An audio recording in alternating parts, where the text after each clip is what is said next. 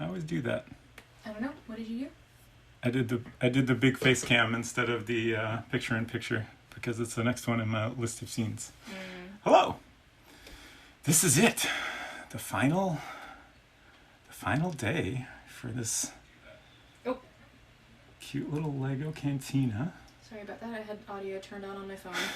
That's all right. We made a huge amount of progress. Let's kind of take a peek here. Get this aside. Can get a better view. We've got Greedo and his rental space pod, which, like, I love that this is Greedo's rental space pod. Like, that's just an amazing piece of knowledge to have. I still want to know how the rental got their pod back after Greedo was no longer able to return it. I mean, it's right outside the cantina, so I'm sure they just, had somebody go over there and... Had it space towed. Yeah, exactly. Here's our cantina. I think we are mostly complete here, except for one little outside area.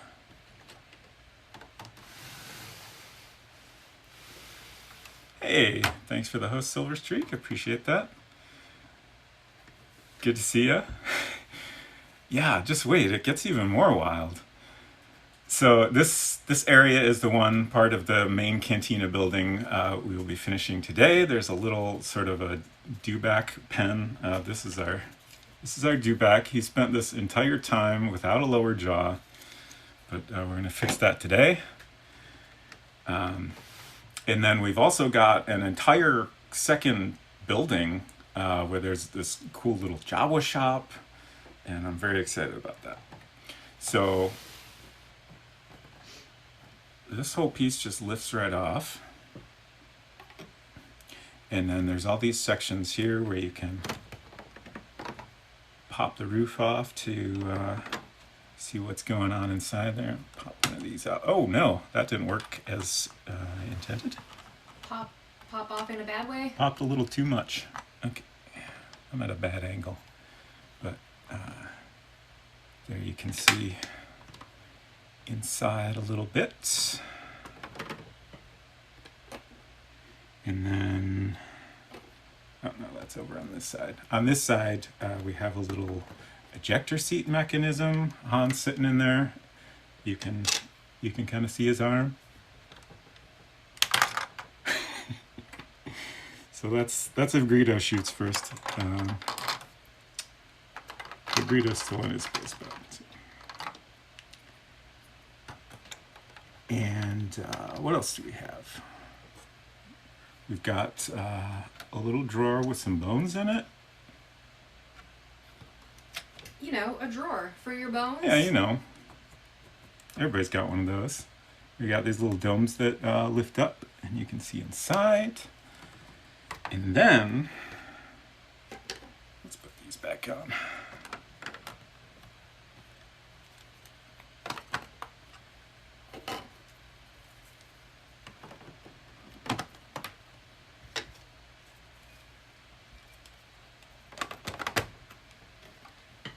And then, gotta make room here.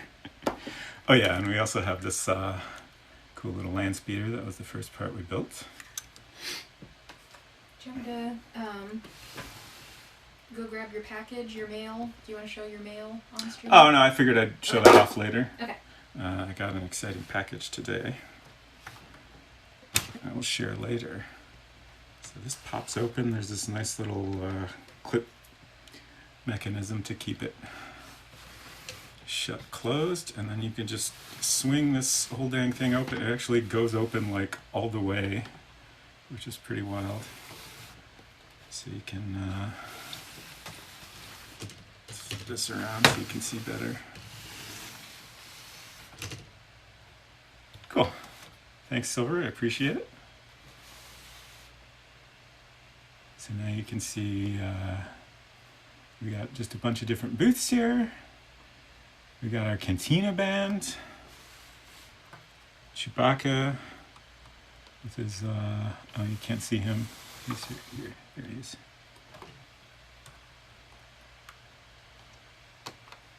It's a little hard to press. There we go.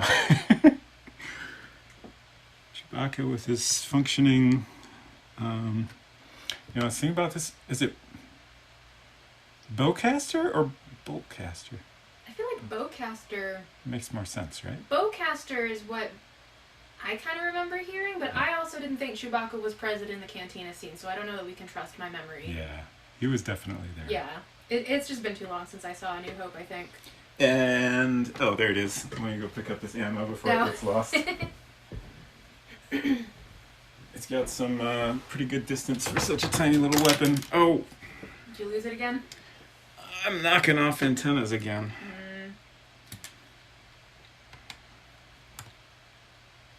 I just saw your Nightbot message. Yes, I set that up the other day. Thank you, Nightbot. I appreciate that helpful message. How you doing on your journey to getting your Bezos nickels? Not great. Let's test my other Nightbot feature. Did I do that right? Oh, I guess I forgot what it is. Forgot your own There it brand. is. 18 out of 50. We got a ways to go, but that's okay. So is that everything I have to show off? Yeah, that's all. That's all the good stuff we got here. Oh, Chewbacca in a bad spot. Just close that back up for now. And just do a little recap of everything we're doing here. Got the box behind me.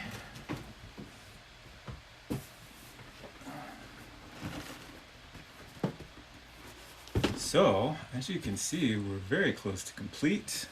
This is the dewback pen we will be probably starting with today. And then this is the building we have not yet started on, so we'll be doing all of that today. And I think we have another antenna to build over here. And we got a whole bunch more minifigs to put together. At least 3 or 4, I think. There's all of them. So we've built most of these guys. We've got this Gurindin over here we have not built. We don't have a Jawa yet, which is just very unfortunate. What else do we have to build? Well, we'll figure it out as we go. Oh yeah, we got another sand trooper. And got a fun little diagram of the whole thing here. So this is the overhead view of the building we have not done yet.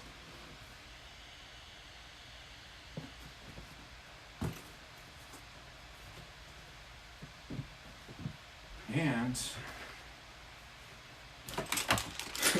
the basket full of Lego bags, which is looking pretty empty at this point. This was quite full to begin with.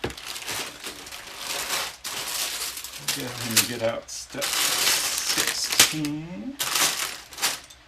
So we got sections 16 through 18 to go.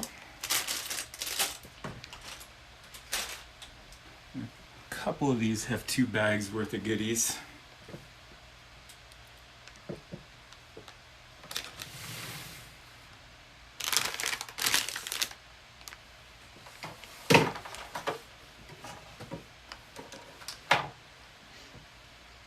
This is a little box they give you for fabric parts, which we still have a couple left.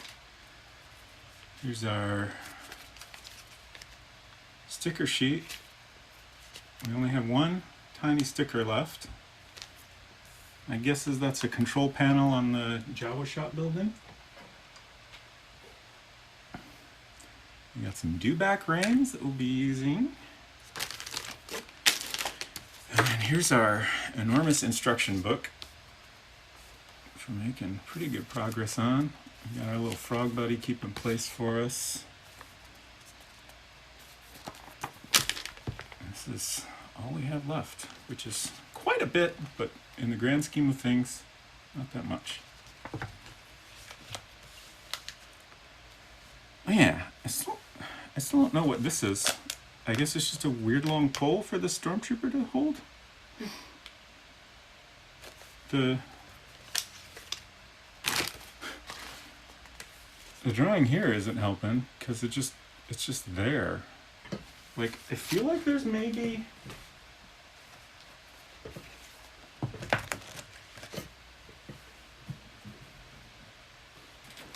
I'm looking at the box here. I feel like there's maybe in the movie a stormtrooper holding a big long pole like that when they're like in the desert looking for the droids, but I don't know. The front of the box doesn't even show that thing, so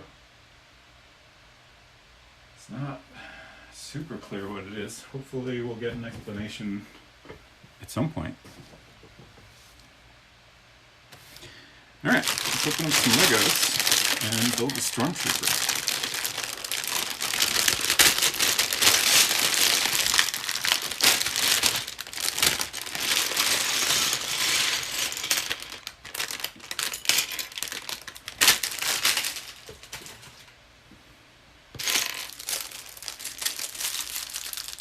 Lots of little bags.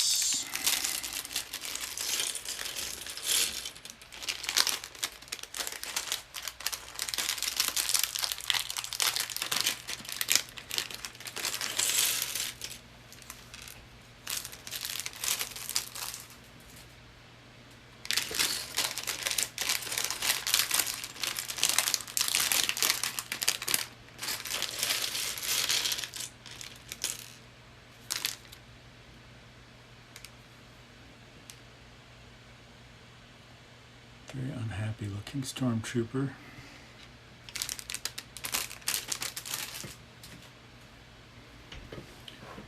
Probably gets, do you think it gets hot in a stormtrooper uniform, or do you think they got some kind of cooling system in there?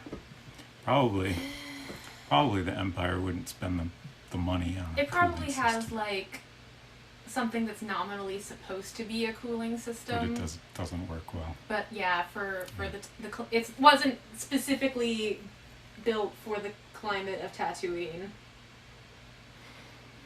These are specifically sand troopers, though, but I guess that doesn't necessarily mean they have appropriate equipment. Right, like they talk a lot about Tatooine being a backwater planet, right? Right, so they probably don't spend a lot of time there, and Right. like it's like the shitty like detail that the guys lower on the food chain get Right. stuck with. Certainly the guys on Hoth seem like they have equipment that's better suited to their extreme environment. Mm-hmm.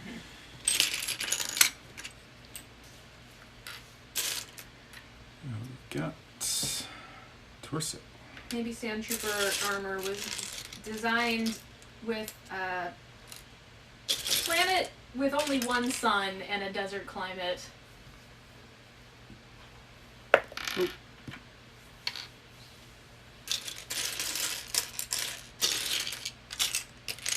And there's some legs.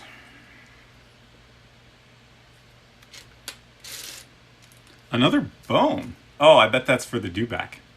I kind of think he's got a little food bowl with some bones in it. A little bone snack. Yeah. Okay. Here. There's this little piece that holds his backpack on, where he keeps his applesauce. There's my fabric parts. Stormtroopers have a little fabric shoulder pad. So they've got this piece is for the Jawa shop. There's a little fabric awning. Got a cape. I think that's for the Grindan.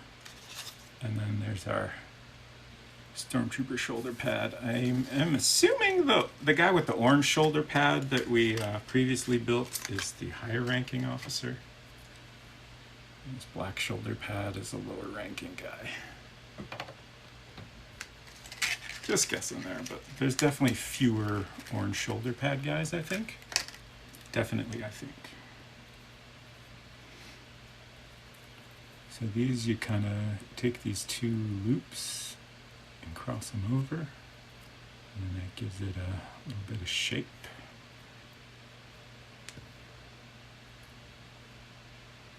And you just stick that on the old neck peg, if you can. And then backpack piece has a hole in it, kind of hard to see because it's transparent.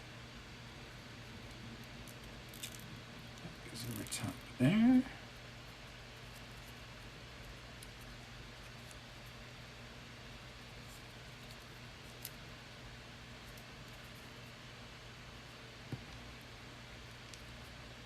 Put a head on.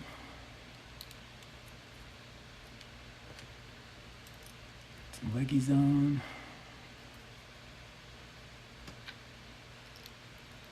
And then we put a helmet on so we don't gotta look at that grumpy face anymore.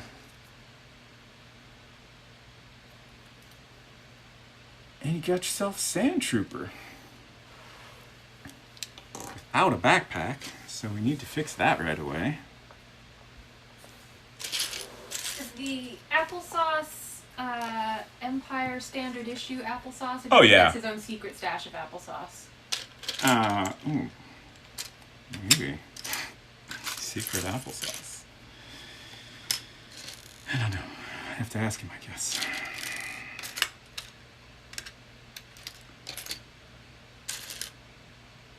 What am I looking for? There's one.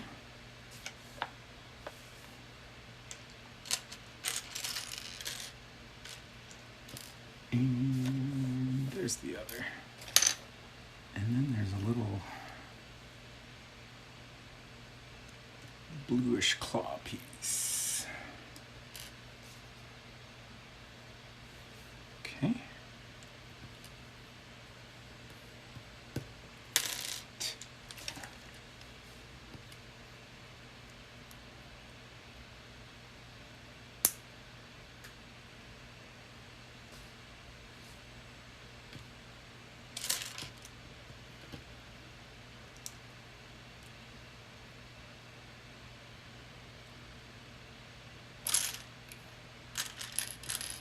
I'm assuming that's his gun. Yeah, I don't know if you noticed, but I happened across this interesting piece here. What's this?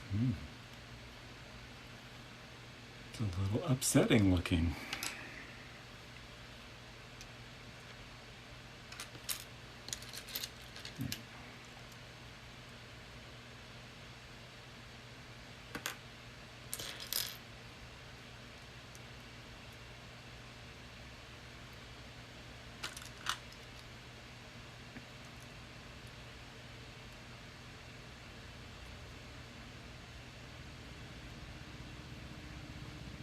And that's our complete backpack. And that just snaps onto this clear piece.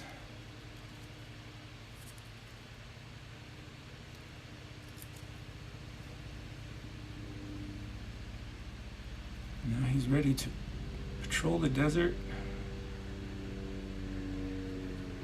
and eat his applesauce snack when necessary. He's also got binoculars. Got just a whole mess of binoculars that come with this set. If you see a crate in this set, it's got some binoculars in it, almost certainly. There's a couple that don't, but it's pretty rare. Fortunately, his arms are not long enough to use the binoculars, but that's okay. So now we're making this pole. It's got like these two black antenna looking pieces. And then this repurposed black lightsaber piece in the middle. Somebody stole Kyle's lightsaber, and this is too early to be Kyle's lightsaber. Darth Vader's lightsaber. And what is this? I don't know. It's a thing that sits in front of the stormtrooper according to the instructions. I don't know if we're going to get to a later step and it's like, here's where that weird pole goes. It doesn't really seem like it. I guess we'll find out. Got a gun now. Okay, set him aside. Set this weird pole aside. And now...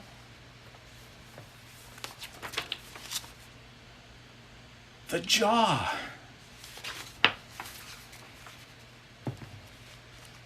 Dewback finally gets his jaw. I'm so happy.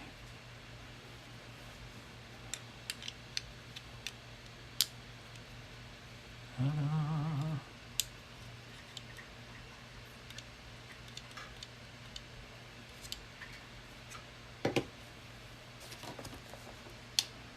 And now we're going to build a little saddle. Jaw time, yes. A little saddle for a stormtrooper to sit on.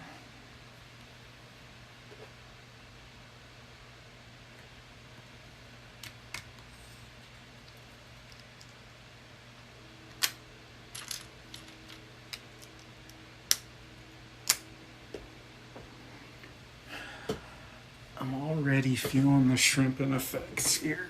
I'm going to try to take more frequent breaks today, but I think it's a little too early for that.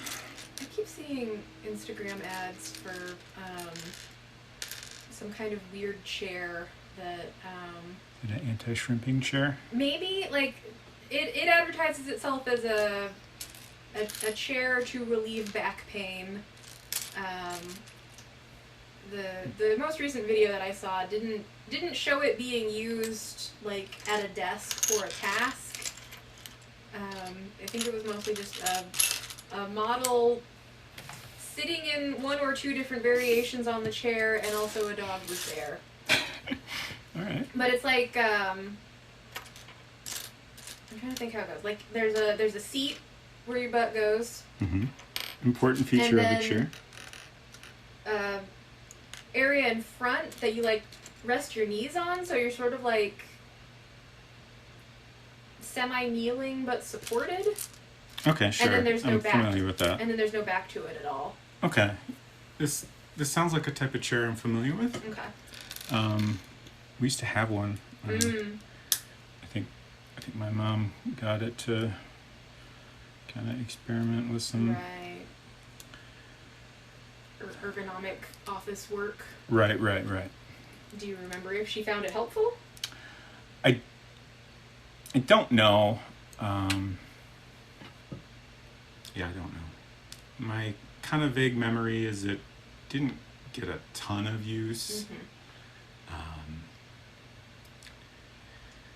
I feel like I used it occasionally and kind of found it hard to sit in just because I need to like shift around a lot when I'm sitting, and right. It doesn't give you a lot of options for that. Like you can sit in it one way and that's kind of it. Right.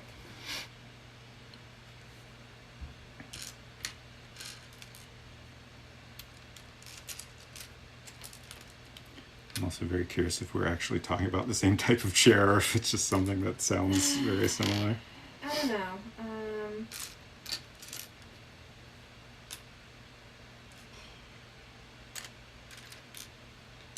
Of course, if I just open Instagram, it's not going to show me that ad at any time. Yeah.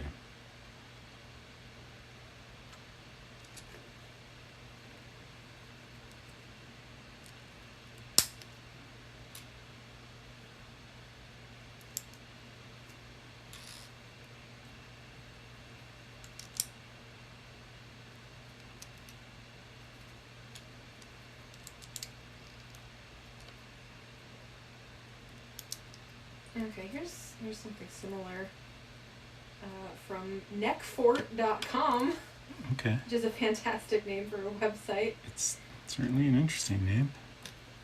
It's like a, it's also Oh kind of yeah, like a rocker. it's extremely similar. Okay. If you want, you could point it at the camera if you would like to share this with our viewers.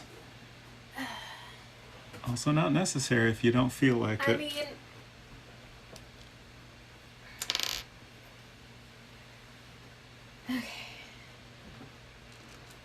I don't know where your camera is.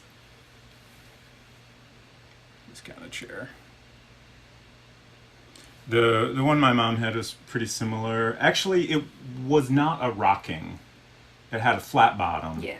And it was a wood frame. But This otherwise, one is also available in a wood frame. But otherwise, extremely similar. Same sitting position. I wonder if the modern version of this sort of thing is a rocker so that people that need to fidget can do so. Like, Yeah, I don't know. Do you think rocking would be a good substitute for your need to fidget? No, not. Like I want to shift positions, you know. Mm-hmm. Like I think that's part of why I have a hard time with my back getting tired during these streams. Is Right. I kind of need to stay the same position the whole time. I feel like a person that wants to sell you a chair would probably tell you that if you're shifting around in your chair, it's because your chair isn't right for your body. Yeah, I mean, I'm sure there's some people that would say that, but personally, I think that's nonsense.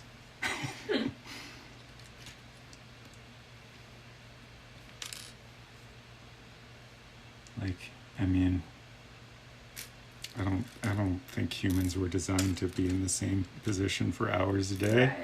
Right.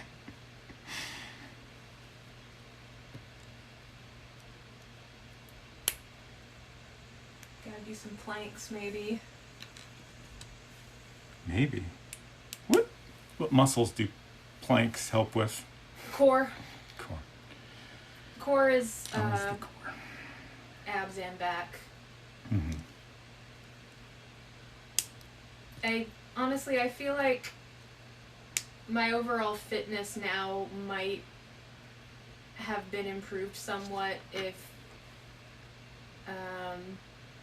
anyone had told me that ab exercises aren't only to make your stomach flat, because I never, like, I would try to do, ab workouts. We had one of those ab rocker things. I don't remember what they were called. Like some kind of assisted sit-up device. Sure. I would do that for a while, and then I never felt like my stomach was getting any flatter, so I'd get discouraged and give up. But if anyone was like, if your back is strong, you will have various other benefits that are not related to the way your stomach looks, and I might not have listened when I was a vain teenager, but Sure. maybe I'd be better off now, generally. Did it fall on the floor? Yeah, it slid all the way off. Piece went flying on me. Thank you.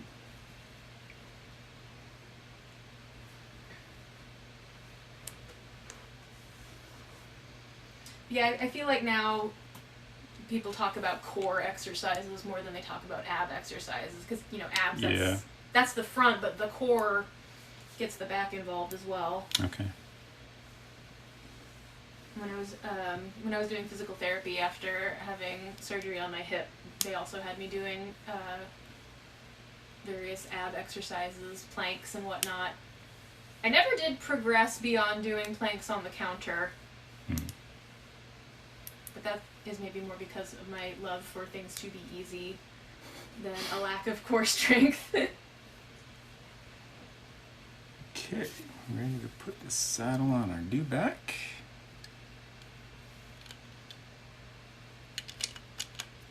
Snaps right in there. And then these parts go down on the sides.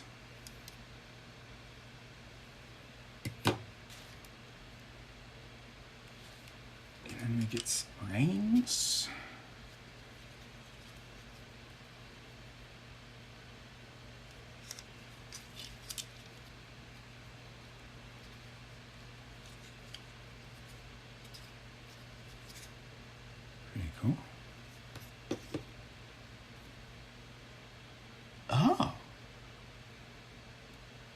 fascinating. What's that? Well, I'll show you once I put it together here. We have these little green pieces that are dewback color.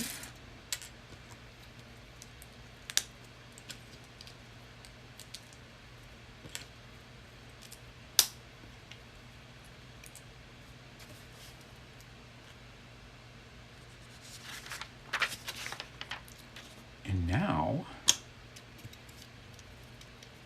fuck these reins. We don't need those. This saddle, get out of here. Is this a wild dewback? This dewback is free, motherfucker. Oh, yeah. Hey, thanks for that follow. Appreciate it. So now you can just run wild in the desert, have a good time. Be free. No stormtroopers to boss him around.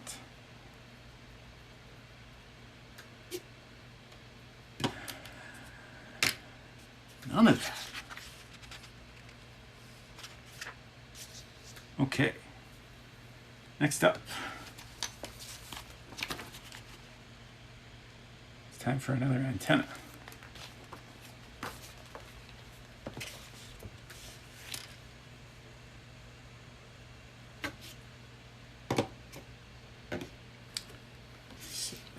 How hard it would be Off to to the side here. get a hold of any additional dewback guys, so you could have like a herd. I'm trying to remember. I know there's a site where you can order like replacement parts for any given Lego set, and I looked at it for this set because I was curious about replacement stickers, which are an option. You can't buy them, but you can request them. I don't know how exactly that process works. Anyways, I know the dewback was listed there. I kind of want to say that it was currently out of stock. Mm-hmm. Like, I feel like it's probably one of the harder pieces to get a hold of, because Interesting. probably a lot of people have that same thought, I imagine. I just googled Lego dewback, and Uh-huh. one of the first results in images, at least, is a YouTube video that I'm guessing is like a comparison of all of the different versions of stormtrooper riding a dewback that have existed. Oh, okay. And there's quite a variety of appearances. Uh-huh. Yeah, that makes sense, I suppose.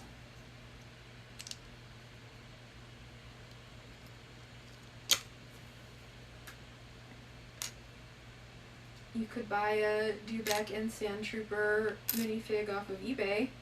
I'm sure you could. That Well, looks at one point, I can't remember how I came across this, but I think it might have been when I was trying to get a hold of this set initially. I did a search for Eisley Cantina, and there were a lot of people that were selling like different parts of this set separately. Like you could buy just the land speeder, or just the dewback and stormtrooper or whatever. I assume people were doing this. There were people selling just the minifigs. Like, I assume this was a way to like get more money out of right. reselling the set than you might be able to get otherwise, since it's such an expensive set to begin with. Little unfortunate that people are doing that.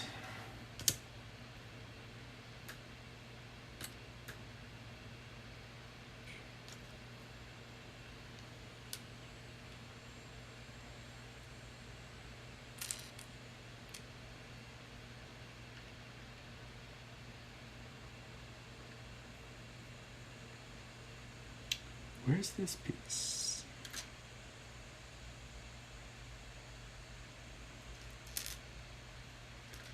It's like this, but wider. Oh, there it is. And we need a little square.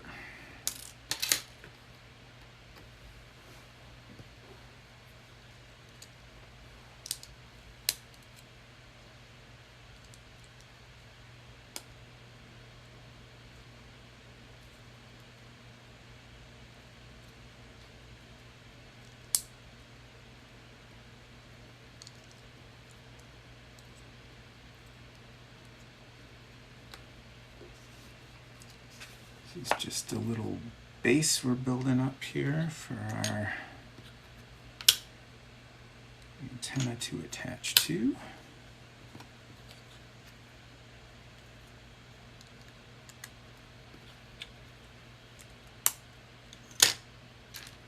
It's a good orange. It's a shame we're going to hide that and never see it again.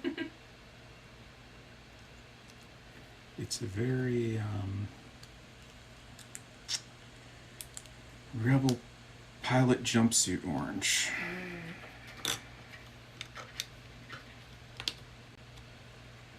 If you ask me.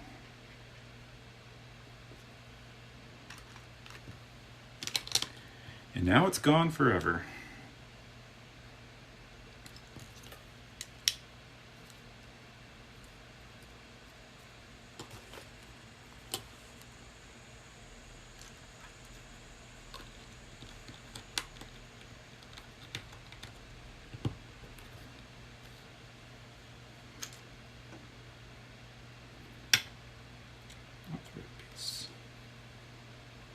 That's the right piece.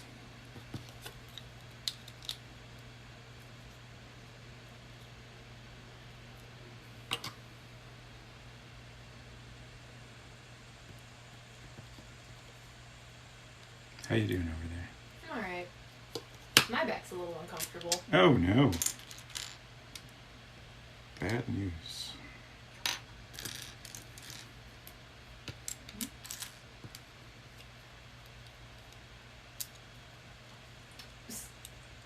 Some thing happened. Oh, okay. There's a little sidebar on the mod view that tells me how many other channels that I follow are live, and I guess when one just goes live, it changes to the profile picture. I see. I'd never seen that happen before, so I was like, what?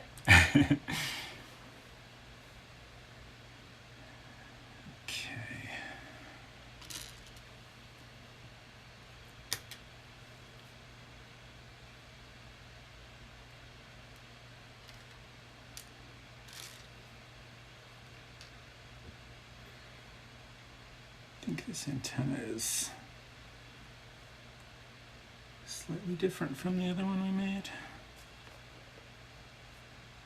Possibly smaller and slightly simplified.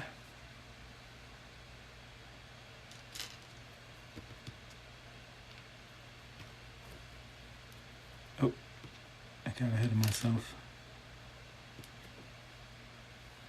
This goes on this. And that goes in here, which is a type of piece I don't remember using on the first one.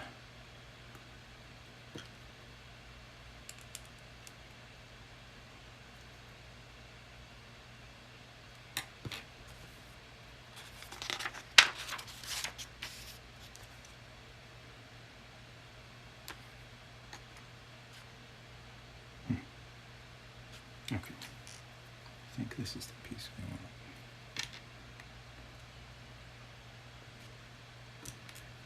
And then this weird one.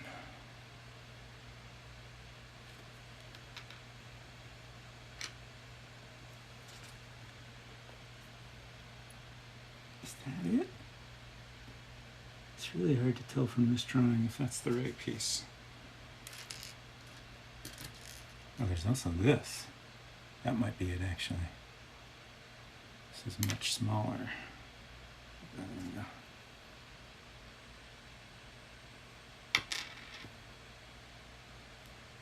think that's the one we want. Slides in there in the middle there, and I guess it's kind of loose.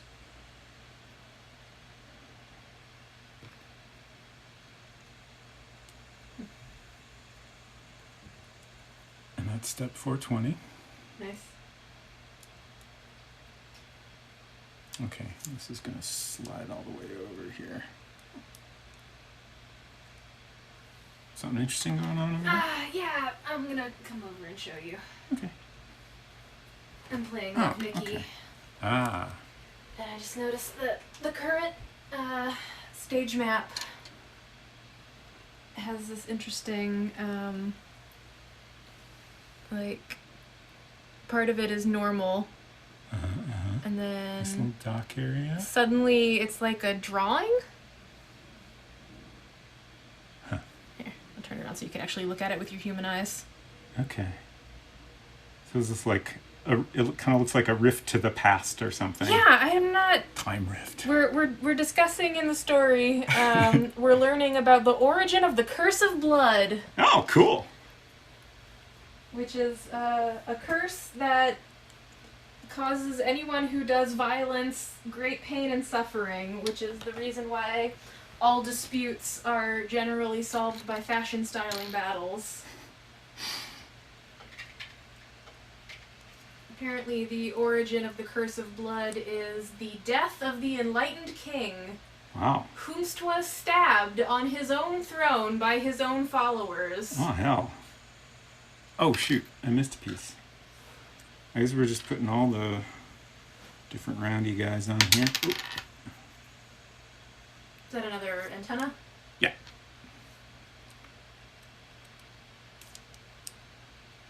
So I'm really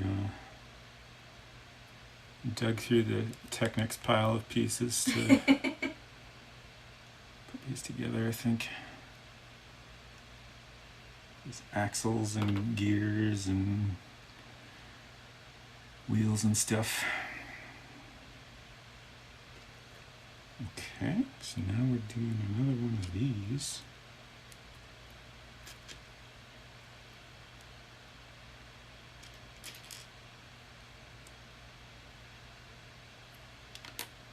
This time. Oh. First we got these little pieces. Pop into the holes there.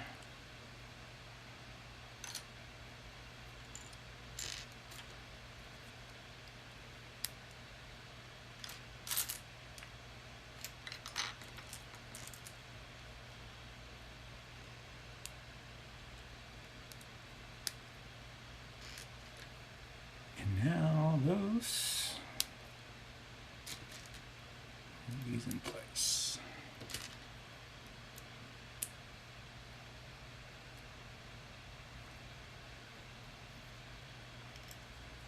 And then we put it all together.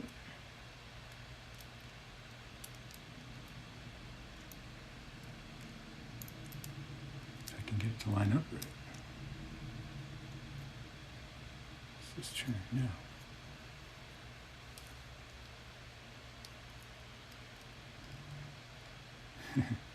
Gotta find the right. There we go. Okay.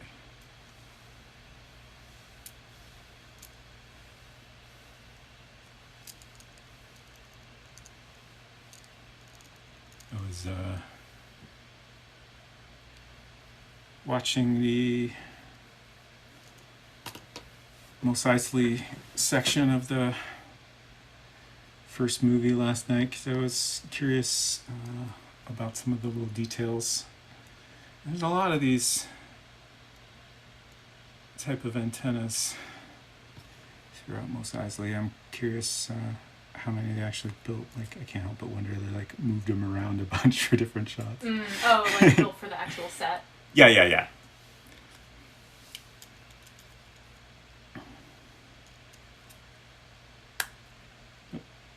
Okay. I took a bunch of screenshots. I think maybe I'll wait till we're done. And there was a lot of little details I was curious if they just kind of made up for the set. But some of them seemed unusual enough. Like there's these transparent red and blue pieces in the walls that show up in a bunch of different places. Like that was the one that got me the most curious, just because it seemed like a really odd detail to make up. So I figured it must be in the scene somewhere. So I went through and took screenshots of some little details like that to compare things. I thought it would be interesting.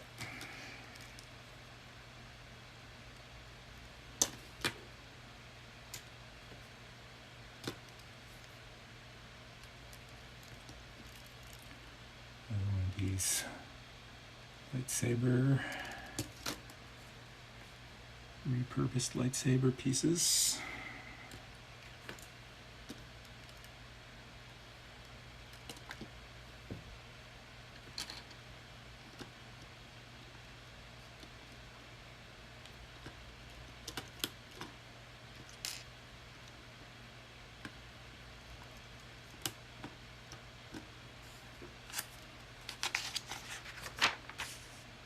Okay, and that's our little antenna.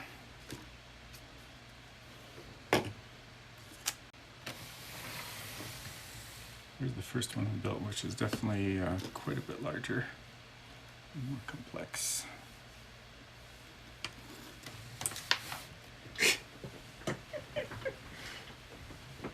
It's just so easy to knock these smaller antennas off the roof when I'm moving this thing around. Okay, so come over here. And there's a little hole here that we can slide this peg into. And there you go. Now, I think we're going to take a short little break, just do a quick stretch, hydrate, etc. And we'll come back and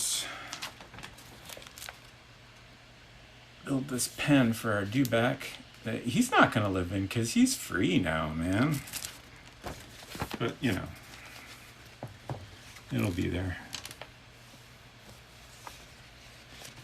He might come back for food now and then. You never know. Back in a few.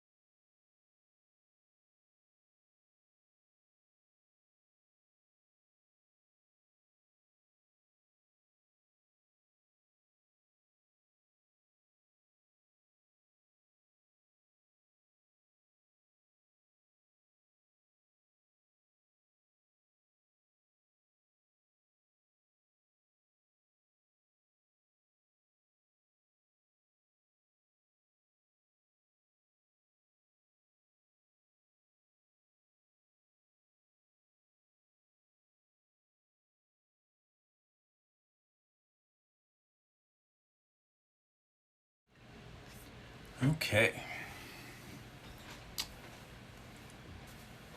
Let's build this dewback pen. Okay, it looks like he's got a little water bowl, which is adorable. Gotta keep your dewback hydrated.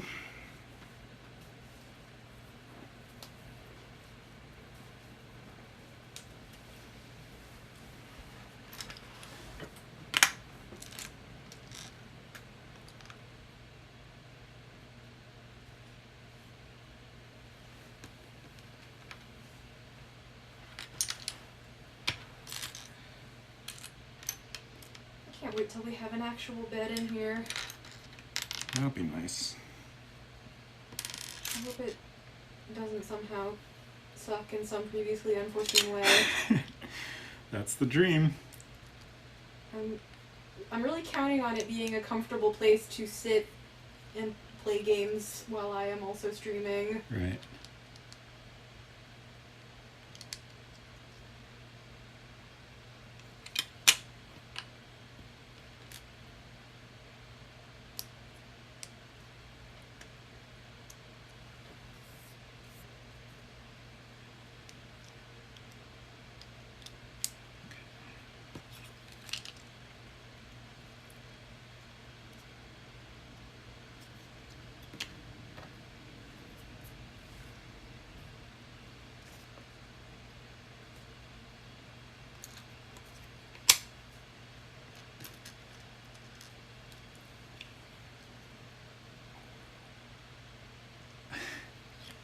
What's wrong?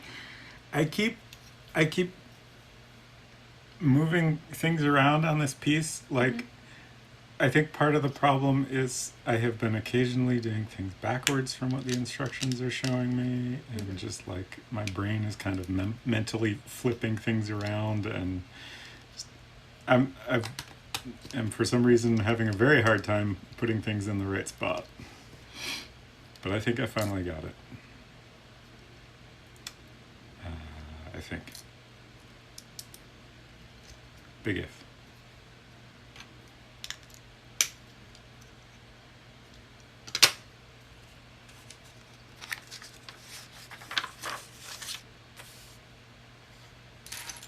Okay, we got lots of ground to build up here. We need a little bit more room.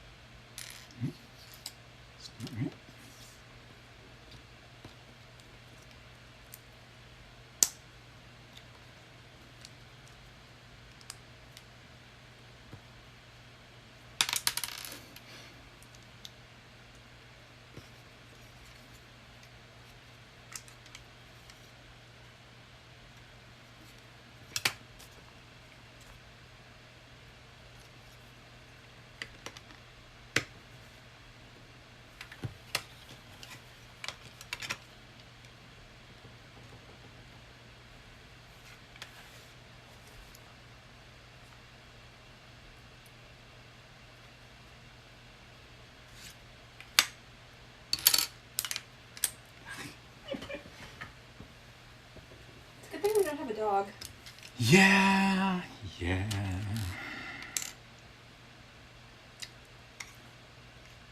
It's a good thing we don't have a poorly trained dog. Yes, at that's the true. least. But we could have a well-trained dog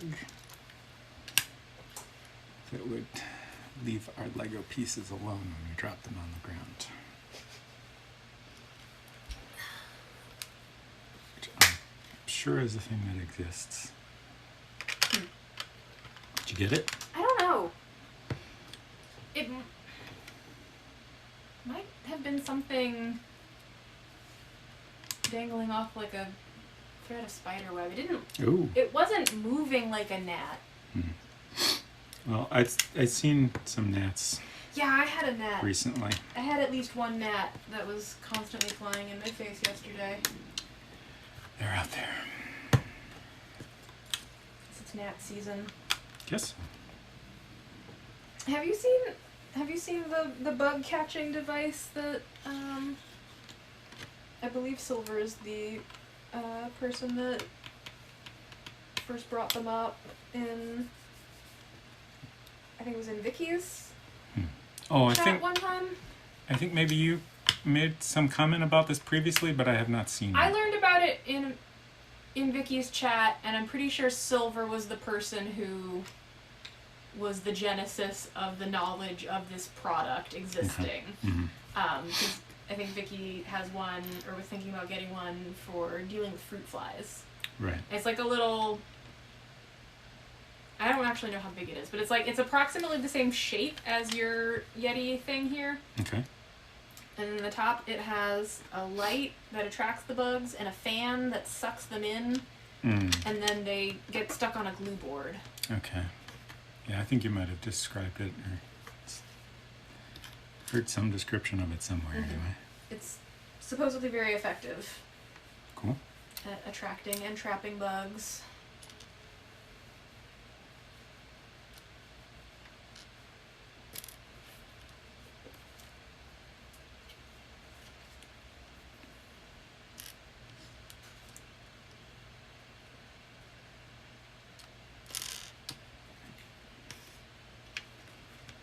So many different little pieces.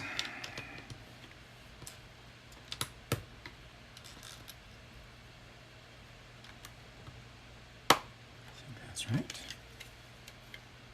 Just kind of building up this sandy area here.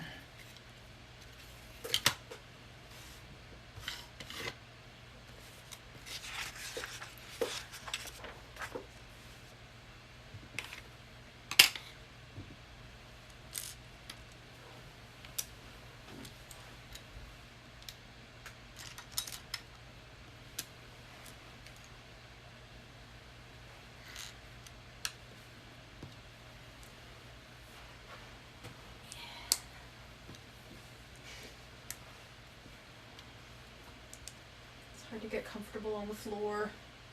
Yeah, I can imagine.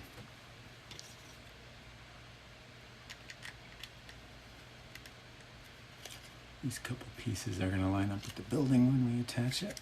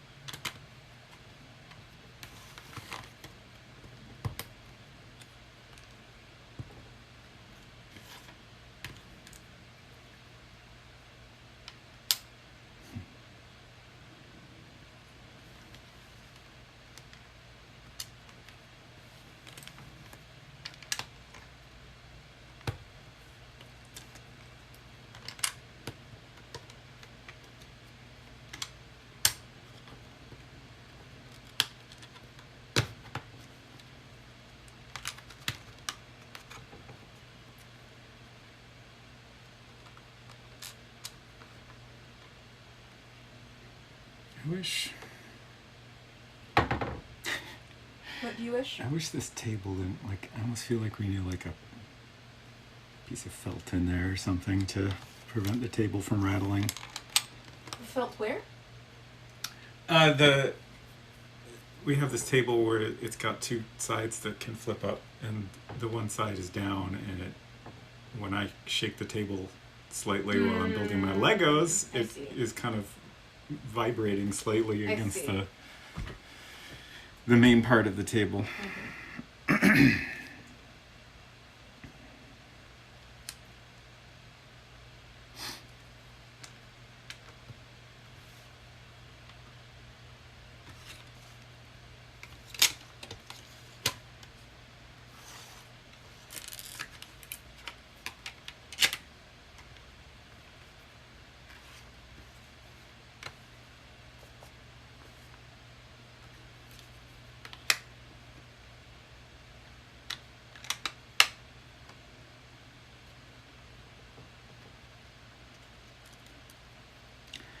I gotta say, after watching the Eisley scene last night, I don't think the dewbacks in the movie are this well taken care of. I think in the movie they're just kind of there's one outside the cantina, like in this same spot by the entrance, but I think it's just kind of standing there, tied up. I don't think it has a bowl of water or a little bone to chew on. You know, I could be wrong. Maybe it's just hidden behind some stuff, but extremely skeptical.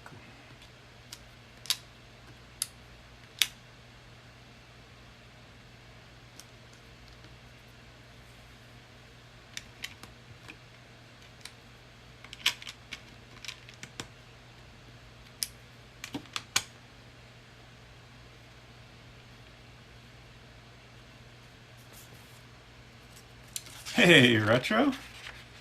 Good to see you. Hi, Retro. Long naps are good, so that's great. I hope it was a refreshing one.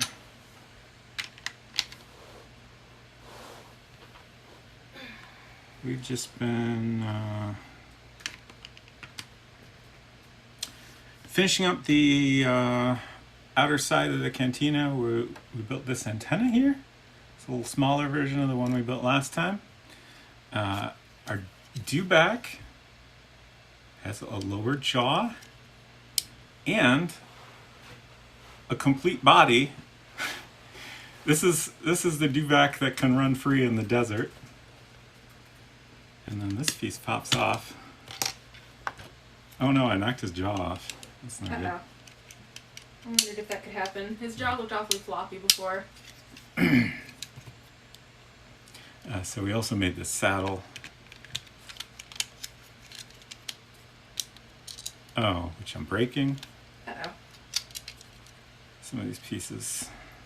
You're not too far off. I just happened to be on the floor. I was fully laying down on the floor, and now I am sitting up so I can speak to you out loud and also typing on my computer.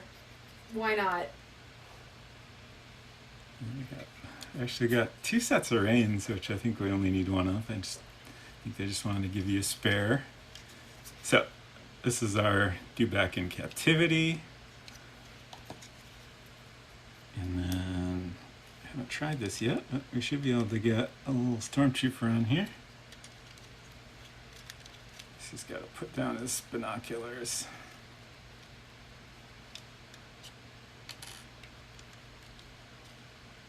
You can hold on to the reins there.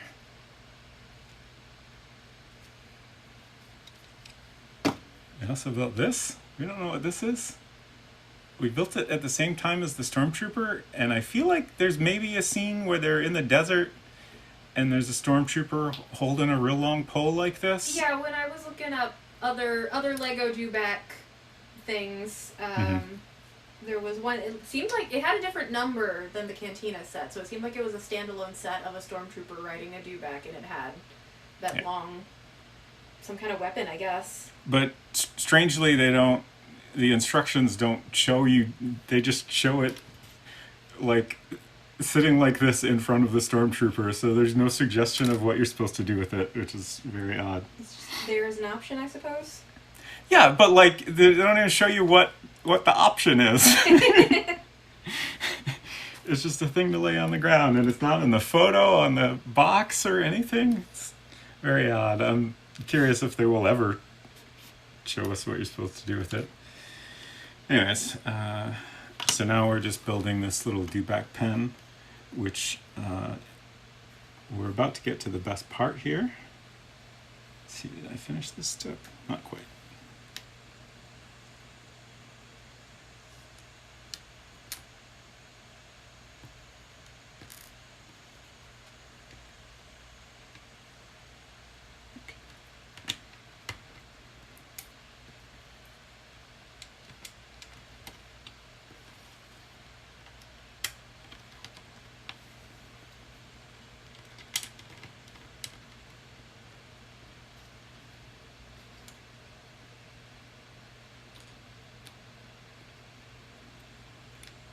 This is a complex little feeding bowl here.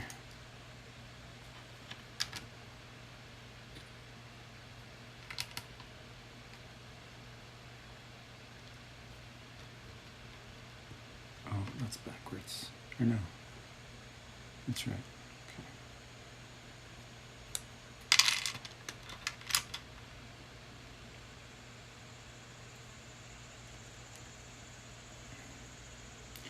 And you know what? What?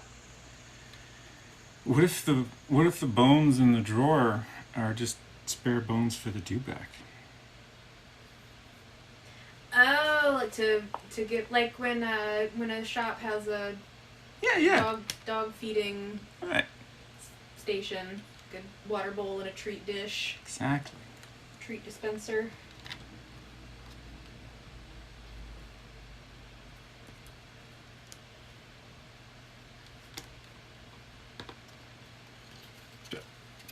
We got our little feeding dish here. Here it gets cute. We got these clear little blue pieces.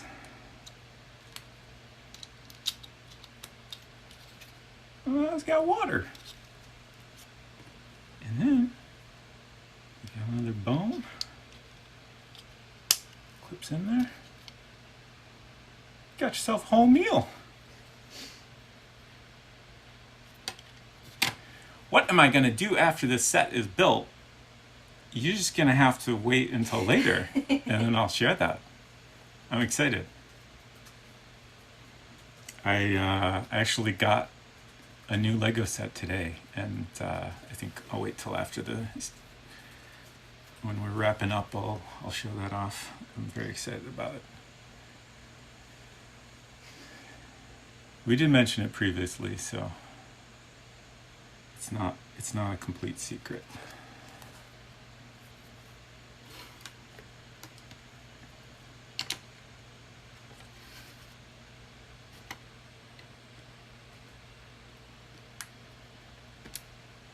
And then also in non-Lego what's next news, we've been talking about Unsecret Crush and I doing a video game stream together, which I finally have got all the things I need for.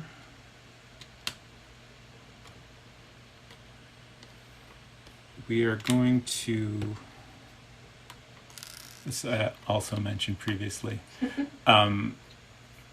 Holly's been playing Genshin Impact, and she's been streaming it, and then I started playing it myself recently.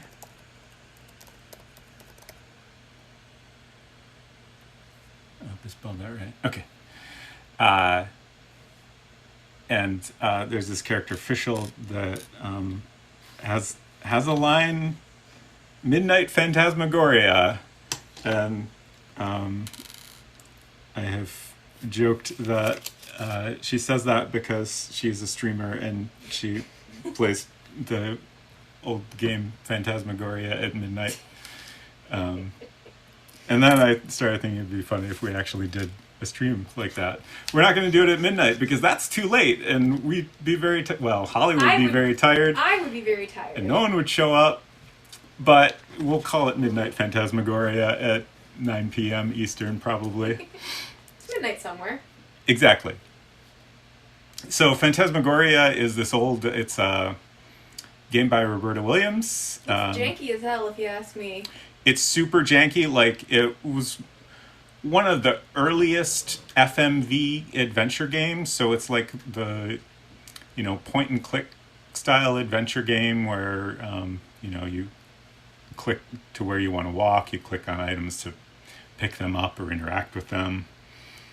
And then you have like an inventory, you click on an item in your inventory, and then you click somewhere in the scene to use that item. And it's one of the earlier games of that style that used live action video clips that are like laid on top of CG backgrounds.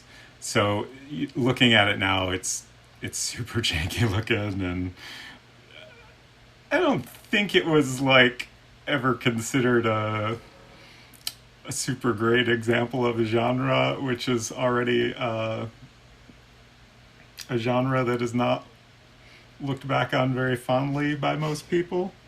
But I think it'll be fun. I know very little about the game myself. I think Holly probably knows even less than me. I know that Sam Barlow tweeted a link to an article talking about the production of it, and I didn't read too much, but I did see the part where they said that Yes. the main actress just like showed up wearing clothes. Like, they didn't have costumes. She just came in, and the clothes that she was wearing became the clothes that the character wears, and it took them many weeks of filming, but the events of the game were supposed to be happening like all in one day. So she just had to wear the same clothes, and her pants, I think it was her pants, had to be held together with duct tape and prayer by the end of filming. And that's everything I know about it. That sounds real bad. But we're going to find out how that game is. I previously have not. It was a Windows, and this sounds wild, but I want to say there was like a Sega Saturn version of it.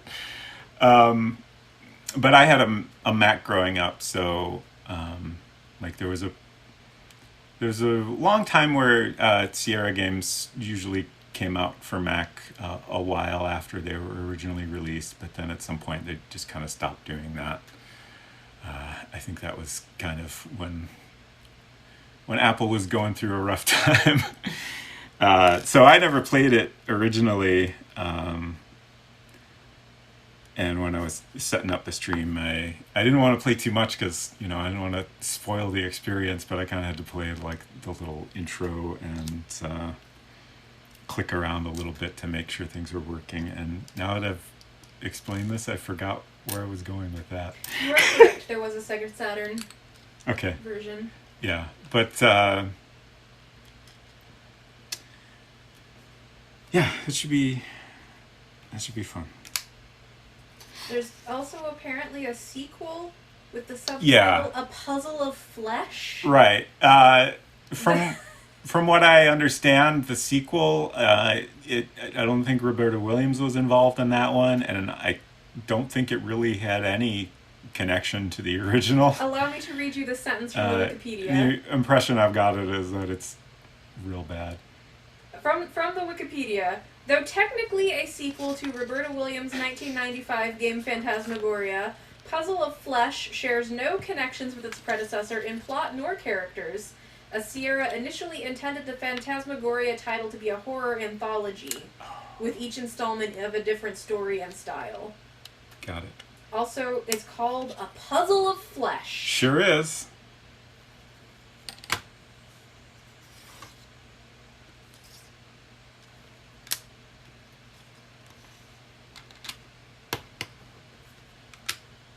Man, I don't spend a lot of time using my computer. So like, I'm on Wikipedia on my computer. I had no idea when you mouse over a link in an article that it pops up a little thing that gives you a little like preview of the linked article, including a picture. That sounds. So That sounds like a thing I'm not even familiar with. Do you also not spend a lot of time Can you on show me? Wikipedia on your computer? Oh, okay. Wow. I haven't noticed this before. Do you have something set up that might be blocking it? Maybe, but it might also just be new. All right, we're gonna hook this all up here. I guess these are all extra pieces. Leave them there for a second.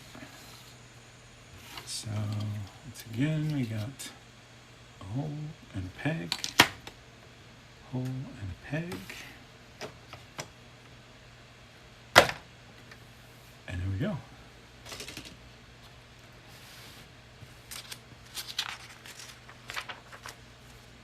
And now,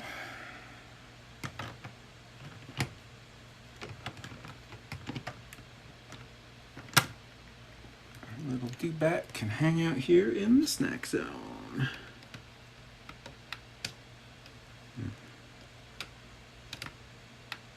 This is not enough room to have him open his jaw.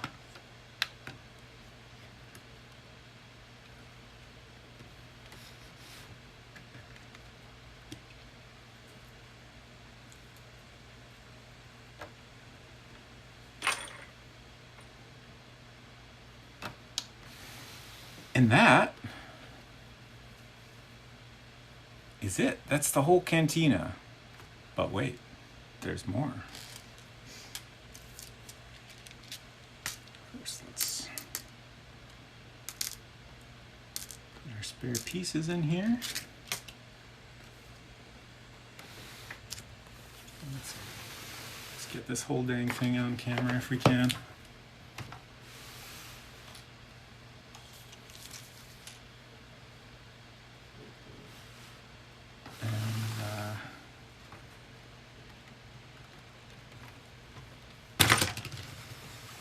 This open again.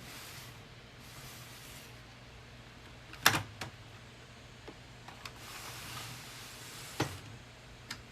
to find a good angle to show this all off.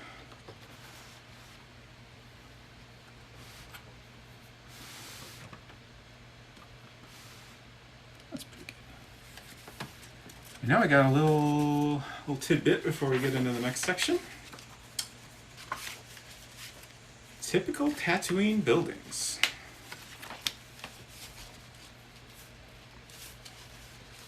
The cantina itself is known for strong drinks, hot tunes, and plenty of action. Outside the bar, there's room for shady action, too. What kind of shade are we talking here? The two extra buildings in typical Tatooine style can connect to the cantina building or work as standalone buildings in your own creative version of the Mos Eisley Cantina. Both buildings open, and you can lift the roofs to see the details and accessories. The two buildings function as a one-room house and a small junk shop operated by the Jawa minifigure. This could be where the fastest hunk of junk in the galaxy gets its spare parts from. You'll find pieces of scrap metal, engines, and tools for sale, and its proprietor is quick to make dubious deals with unsuspecting scoundrels passing through the spaceport. Maybe he plans to strip the Brickian 9000 Landspeeder for parts after Greedo is shot. Huh. Is that the name of the space pod? I wouldn't have thought this was a Landspeeder, but the Landspeeder that we do have is not a Brickian 9000. It's a something else I can't remember.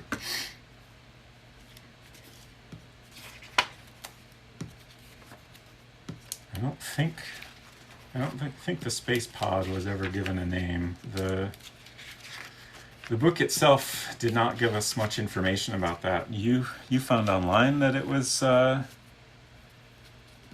Greta rented it to find Han Solo? No, I think it was Valis. It was somebody in chat. Oh, okay, okay. Yeah, I knew someone had found that information elsewhere. The manual did not give us any details. I'm trying to find the tidbit about the land speeder. Okay, yeah, the yellow and white land speeder is a land speeder V35. So that's this guy. So I guess this is the Ubrikian 9000? There's Greedo. So apparently Greedo rented this ship to use to track down Han Solo.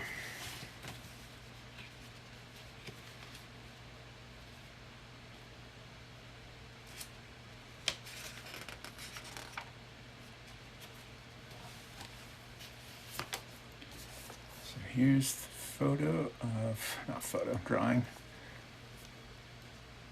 Here's the part we're going to build next. There's a little Jawa.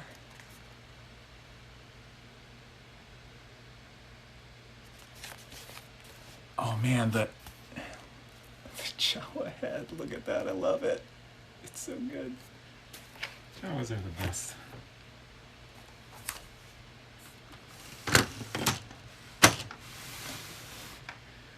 Alright, I hope I don't completely run out of room here. I'm really pushing it at this point.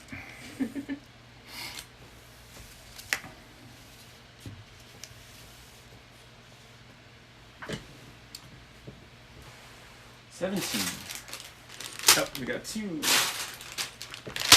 bag 17s.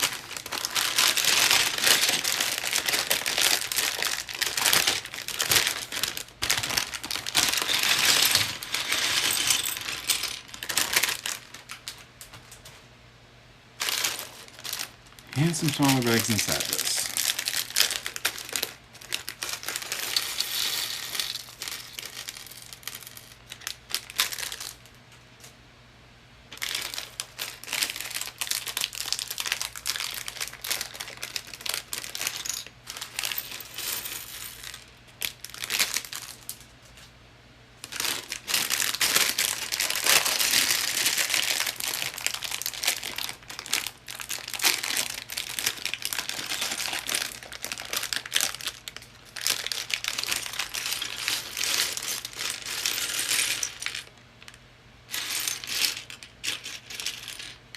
Looking at the drawing and the instructions here, it kind of looks like this building has a little cooking area. Like there's this little pot. It's bigger than a typical like mug, so I think it's supposed to be a cooking pot. And there's beautiful Jawa head. Love it. Torso.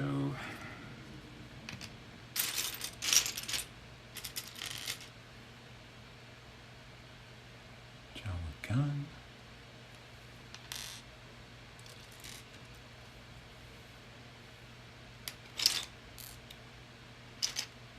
Oh yeah, I just remembered about that Jawa Build-A-Bear.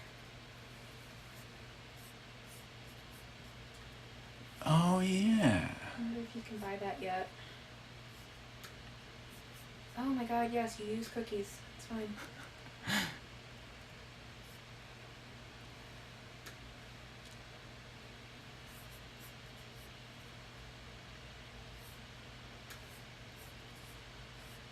Only $58. $58. It's not too bad, I suppose. That includes the little blaster. Uh-huh.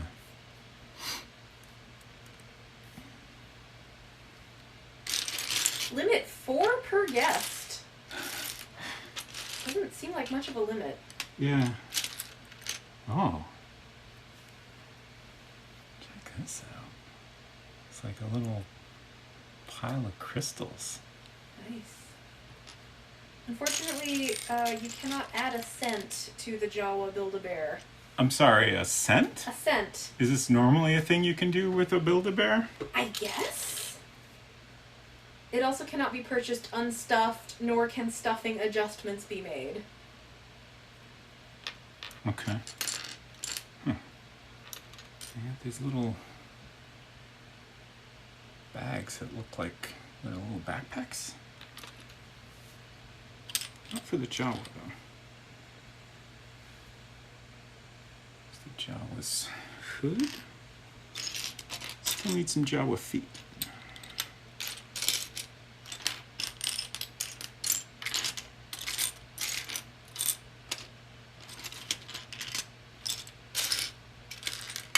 There they are.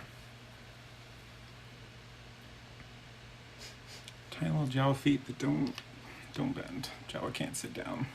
Too short. I'm distracted on the Build-A-Bear Star Wars collection site. Obviously Reasonable. they have Grogu the child. Mm-hmm. You can also buy, like, they have just the base Grogu. They have various, like, pre-made, I guess, customizations that you can do, like with 5-in-1 sound thingy, Mm-hmm. or with a little accessory. You can get Grogu dressed in a graduation robe and holding a little diploma. Or if you prefer, you can get a Grogu in his normal little beige robe thing, but also a graduation hat. That was a little bit cheaper. That's the bargain graduation Grogu. Ah, okay.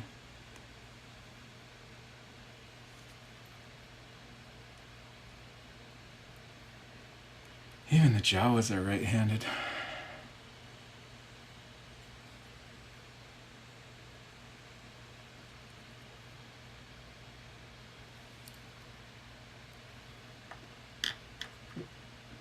Oh, his gun's too heavy. He can't stand up. Uh-oh.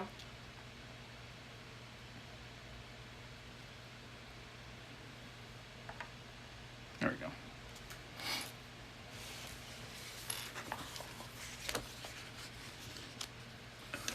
Gotta clear more space for the manual here. Where are our Toydarian toy maker toys? Are they all in the... I think they're all in the ottoman. Okay. I don't know if we have ever shown off our bounty of soft friends. We've got a lot of Star Wars goodies we've not shown off on stream. I was going to show off our little pile of Star Wars Zooms. Do you want to bring those in too?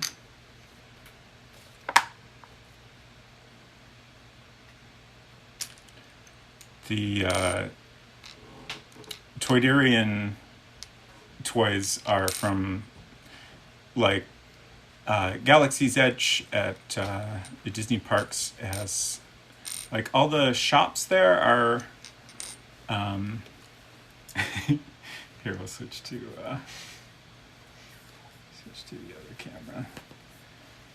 camera. All the shops at Galaxy's Edge are, like, set up as though they're, you know, real Star Wars shops in the universe. So, like, there's this Toydarian toy shop and Watto from the Why can't I hold all these babies? prequels is a Toydarian. And then you can buy all these toys that are like, They've got I guess they're meant to be like toys of legendary heroes. and you can like see the stitching. It's not hand stitched, obviously. It's all machine, but Yeah, they're designed to look like they're handmade. They're designed to look folksy. And they're very cute. And there's a little buck tooth. And then of course we have a porg. Yes. Ah! Oh no. And then they all smell like the inside of our storage ottoman.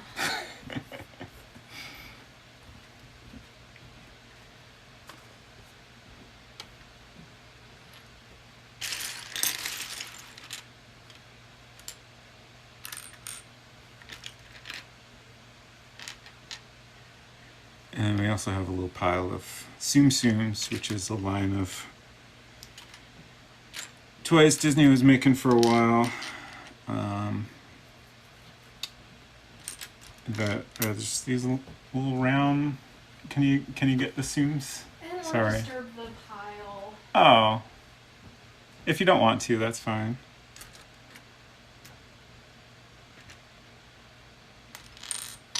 They're just these little round blobs that are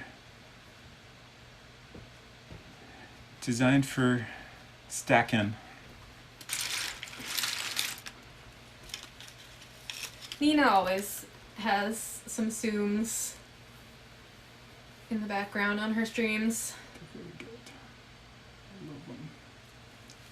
Also we got a lot of Zooms. We have some Haunted Mansion Zooms that I'm a big fan of. We also got have, a variety of like...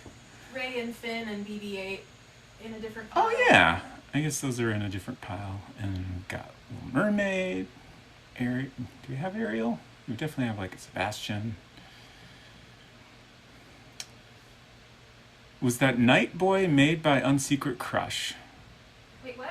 What about me? Retro asked, was that Night Boy made by Unsecret Crush? And I'm confused by this question. Night Boy.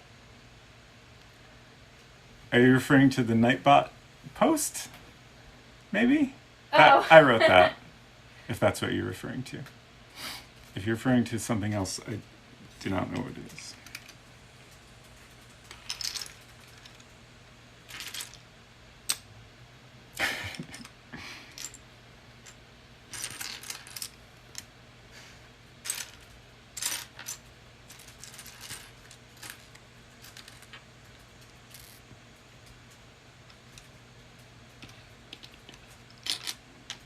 I had a little pile of Legos I set aside, and I think I got them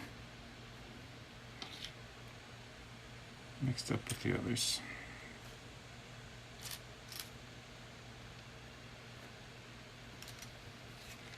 One of my goals with getting the guest room set up with an actual bed is having somewhere to put all of our many soft toys that's not shoved inside of a storage ottoman. Yeah. Yeah, I did definitely steal Bezos nickels from Holly. I dropped a piece again. Uh-oh. Do you need it? Did you get it? I got it. It's fine.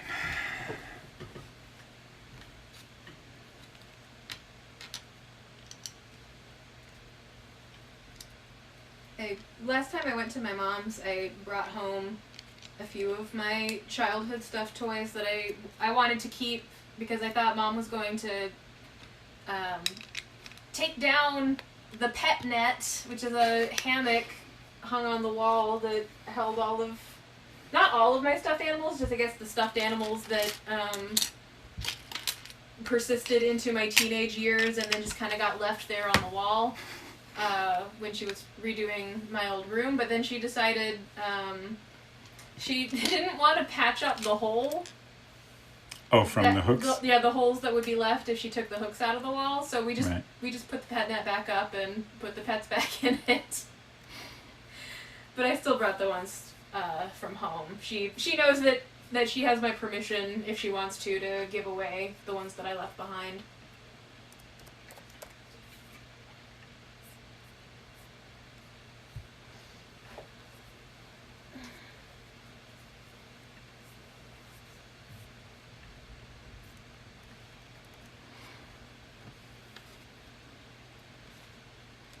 Okay.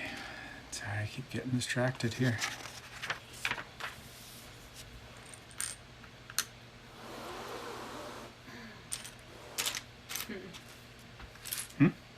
Richard asks, would you drink the blue or green milk from this cantina? From this cantina in particular?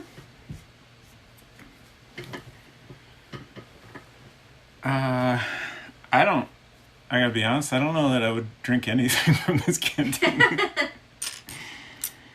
I don't know how much I trust Brewer. But I will say, blue milk is the good stuff.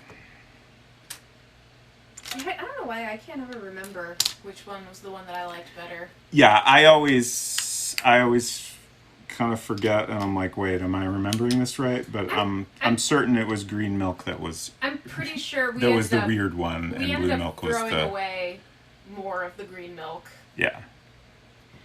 The blue milk at Galaxy's Edge has like kind of a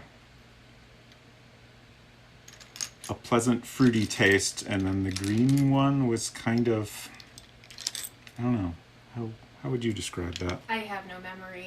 Okay. I mean, they're both fruity. I think just one was a more appealing fruity to us personally. My memory is that the green one was not, at least not as fruity. I mean, what would it be then if it wasn't fruity? I don't remember. It's been too long now that I can no longer even attempt to describe it, apparently.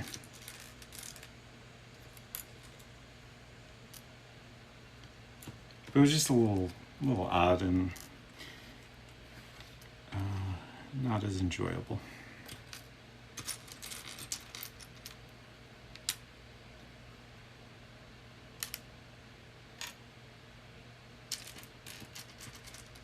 Oh, dang. Hollywood Studios has alcoholic green and blue milk. Oh, that's interesting. I was going to say, I feel like someone suggested that mixing them was a good combination. I remember hearing, but I don't know about that. That sounds made up. I'm skeptical. At some point in the recent past, I think I was Googling Cantina secret menu, and don't think I found what I was actually looking for, but I did find a blog post where people were talking about a supposed secret menu drink at the Cantina, which is you order 2 drinks and then mix them together, and like the particular blog that I am half recalling reading this on was like, our server said no, we will not, like, we can't literally, like, however the drinks are prepared would not be conducive to making like a custom blend, and they wouldn't themselves put 2 different drinks in the same container, but like, you know, what you order and do with is between you and God, I guess. So I don't remember what the 2 drinks were either, but they ordered the 2 separate drinks, combined them in one glass, and were like, the result looks terrible. It turns gray. Oh God. And then it's very expensive. These are like alcoholic drinks, right? Yeah, like these are, like, I feel like Jedi Mind Trick was one of them. Okay. And then I don't remember what the second one was. But like, I mean, it's something that somebody said was a thing, and then a bunch of other people were like, ooh, a thing, a secret menu thing, but it's not a secret menu thing, it's just people buying 2 things and then putting them together and calling it a thing. That's weird. And it's also not even a very good thing. So anyway, the idea of combining blue and green milk sounds like it would have maybe a similar result, where like the colors would turn weird and unappealing, and it wouldn't taste any better than it was before. Right. Retro is offering to do recon for us all. Recon about what? I already forgot. I assume this was about mixing the drinks.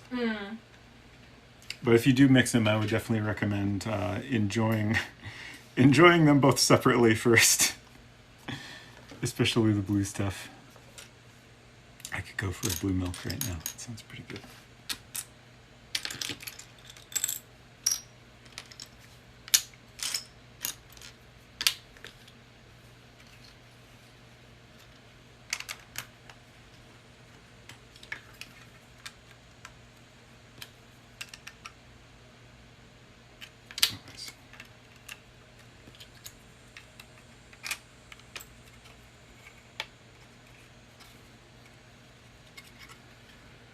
Building up the floor plan here.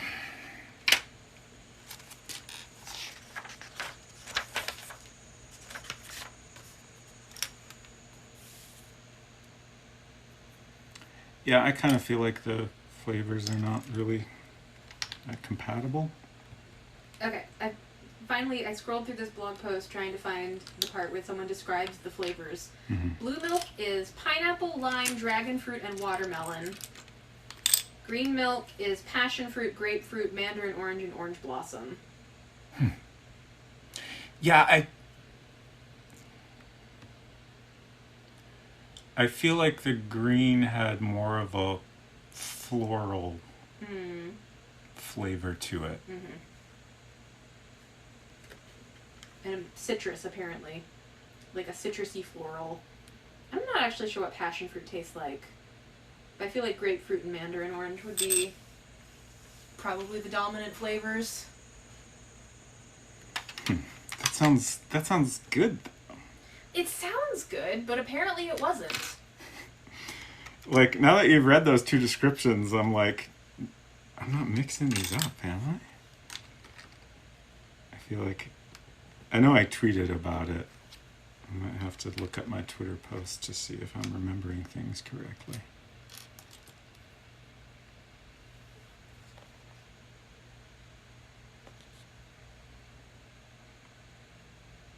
I think this is the piece they're showing me.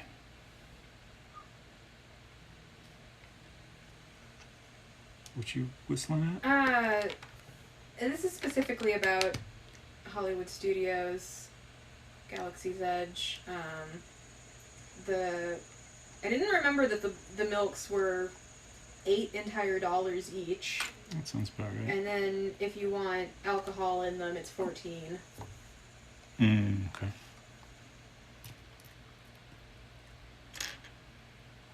It's sticker time.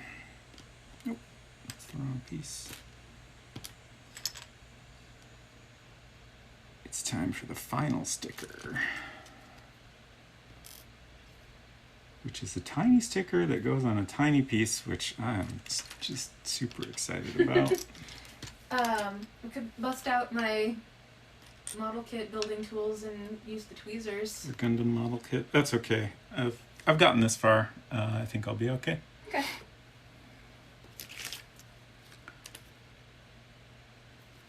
So we've got, this is our last little control panel sticker. It's going to go on this little piece here, which will go next to the door.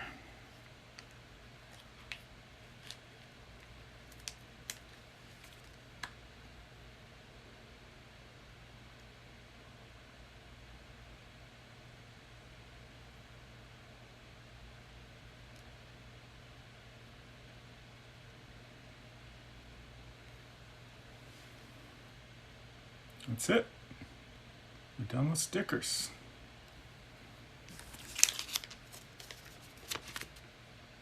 No more.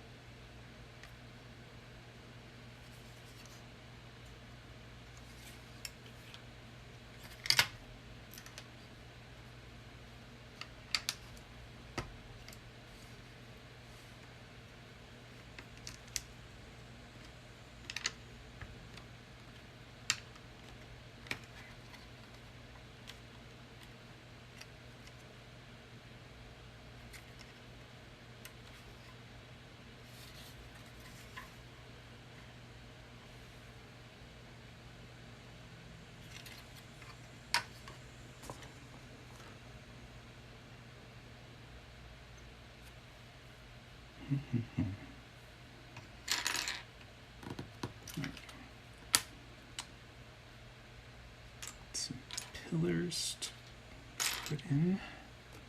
Two of them. Here's the other one.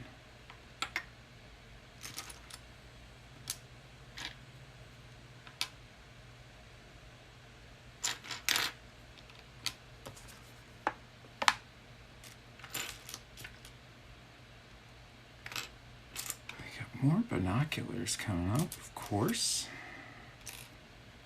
And this is a interesting piece. We're not using this yet. I just happened to find it, and I'm very curious about it. Looks like it's designed for a minifig to hold, but it's hard to tell.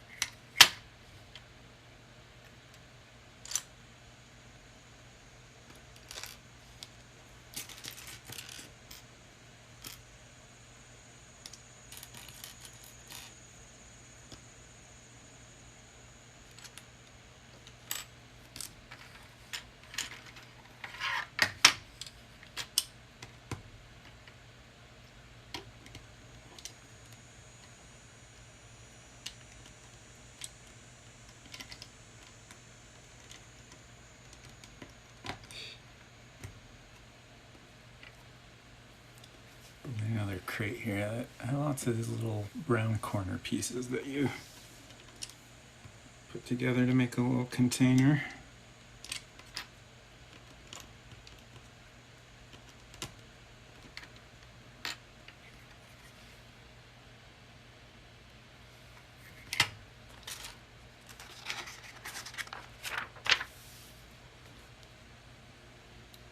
Since this is a Jawa shop, we got lots of little weird parts lying around outside. Lots of scrap.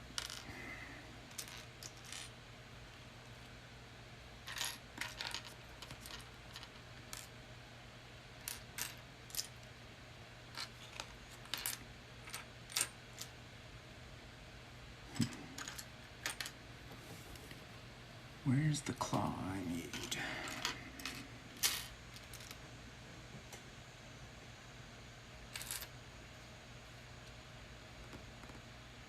That's a claw, but it's not the right one. Oh, there it is. Tiny little claw.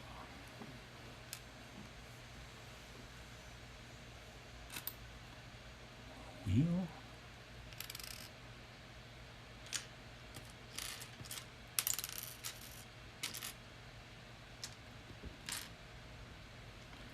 This is a popular Technics piece. Focus. There you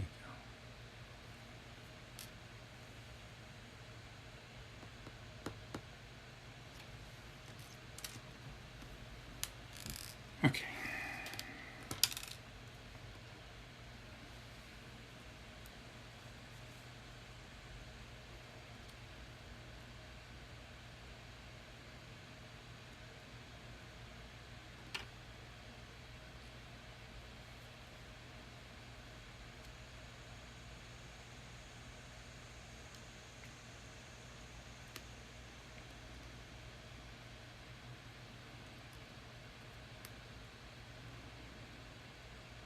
And there's your thing.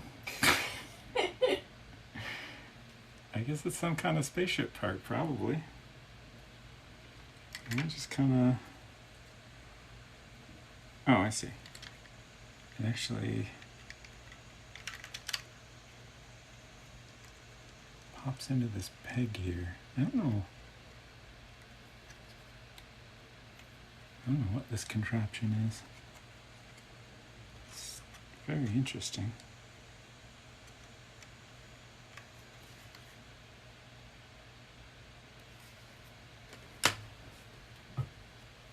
Now you got the box. That goes there. Surprisingly, it does not have a pair of binoculars in it. Ooh. Amazing. It's got this little wheel. I thought binoculars were mandatory in all containers. Not all of them. We had one that had a wrench in it. That's kind of the only other one that comes to mind.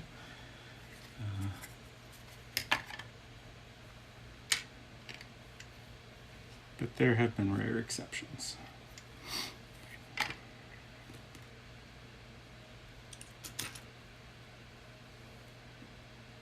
This little doodad. Oh, is that right? Something's not right here. Oh, I see. Wrong piece.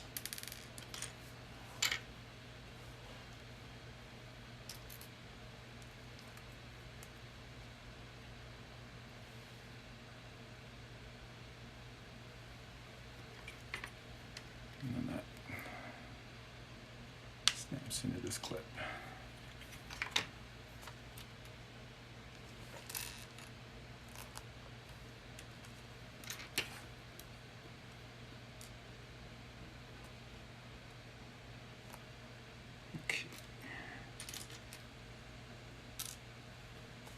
Looks like now we're going to build up this little kitchen area.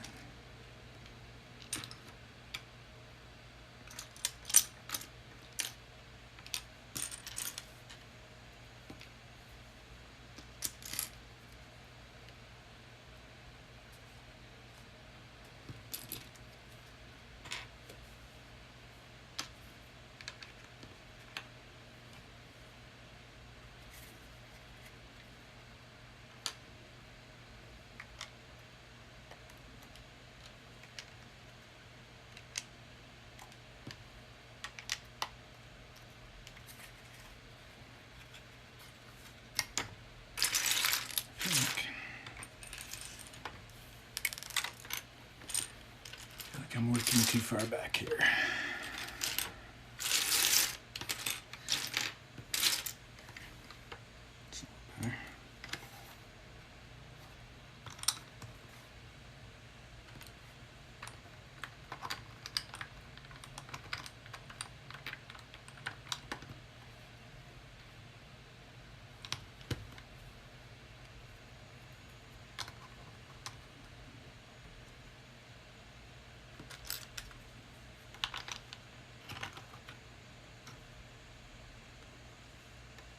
I forgot about these pieces.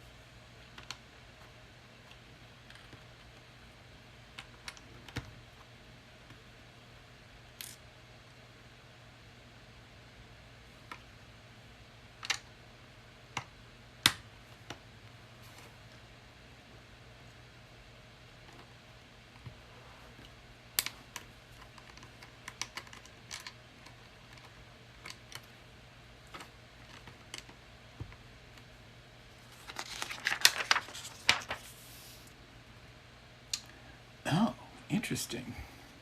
What's that? These little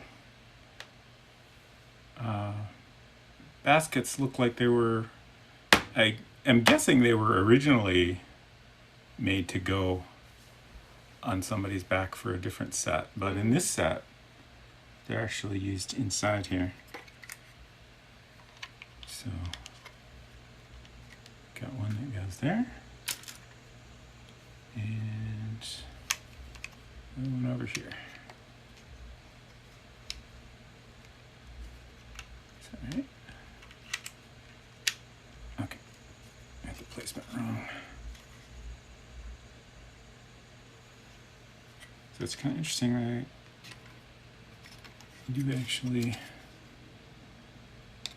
fit, like the bottom of it fits between the pegs.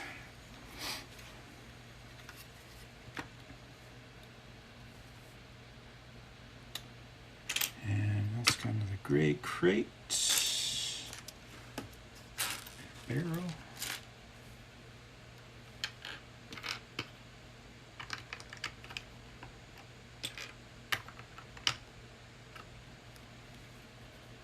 So many different containers.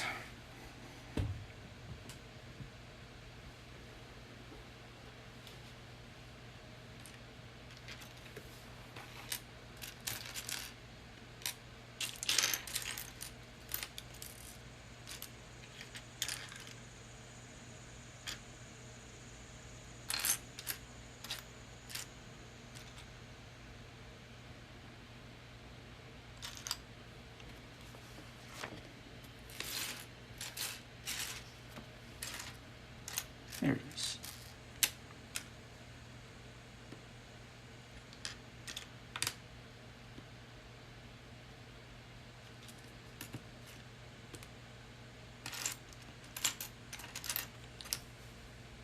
Okay.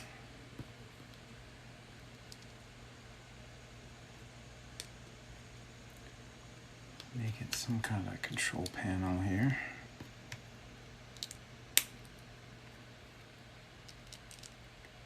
It's a pretty similar piece of the, I guess you can't quite see it, on the back of the cantina.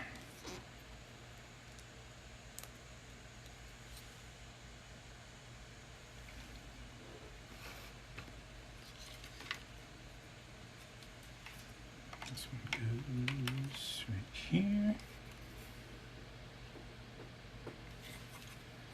Control panel, ventilation system thing, who knows?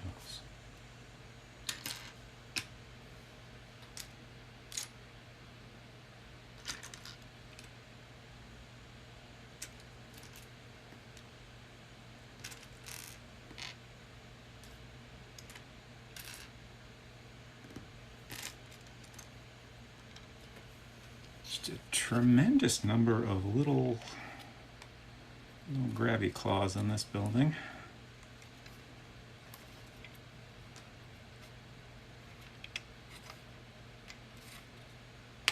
Oh no.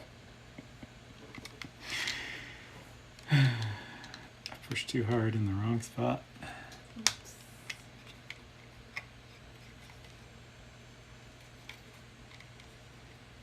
Sets were definitely not designed for you to pick them up while you're putting them together, understandably.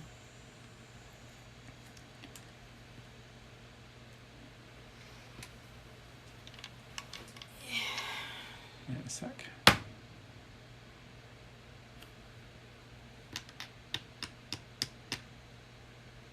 Whoop. Oh, I think I screwed that up just now. I was like, did I screw something up a long time ago? But actually, no, just now I screwed it up. I'm going to put this back on in the right spot. We're all good.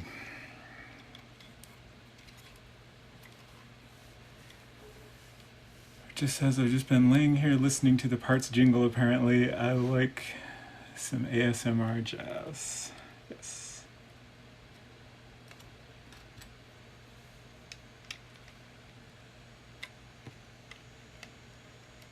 I guess sounds are just good sounds.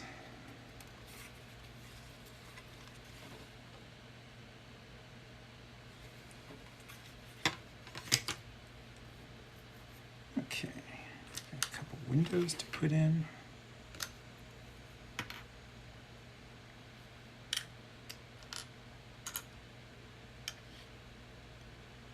Here's my corner piece.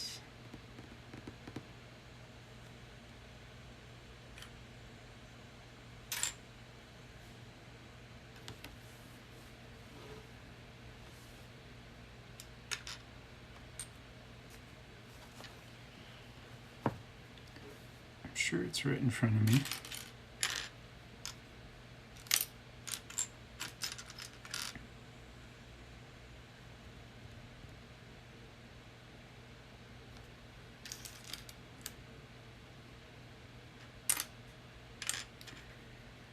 There's too many pieces all the same color here. It's this shape, but it's the tan color and it's taller. There it is. It was at a weird angle for me to be able to see it.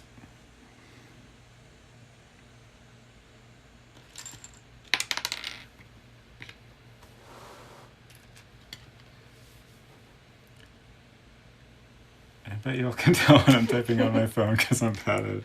Yeah, that's okay. We all do our best. My iPad has a type on our haunted keyboard, telephones. so I never judge.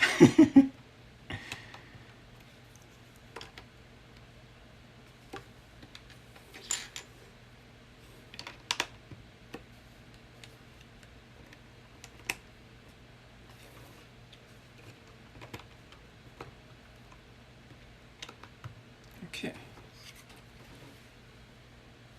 Little corners coming together.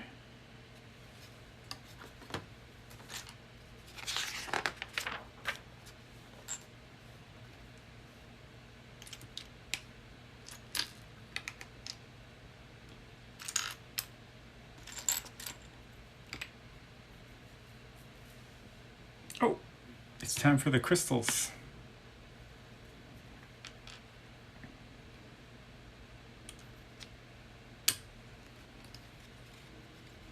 So the crystals. Really set up a nightbot for my channel. Crystals just kind of hang out in one of these little backpacks. I'm assuming a Jawa recently came home from crystal hunting. I was gonna say, is this like a backyard crystal garden?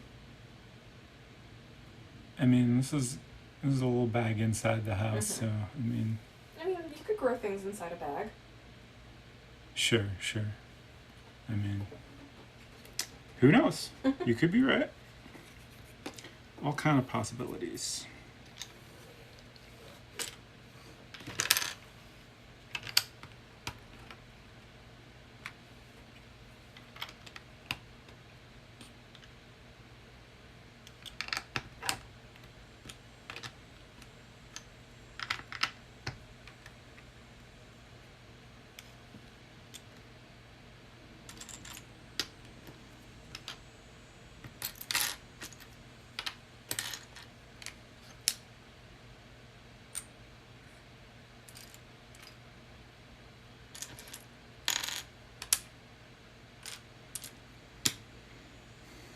Now we're just building up some walls.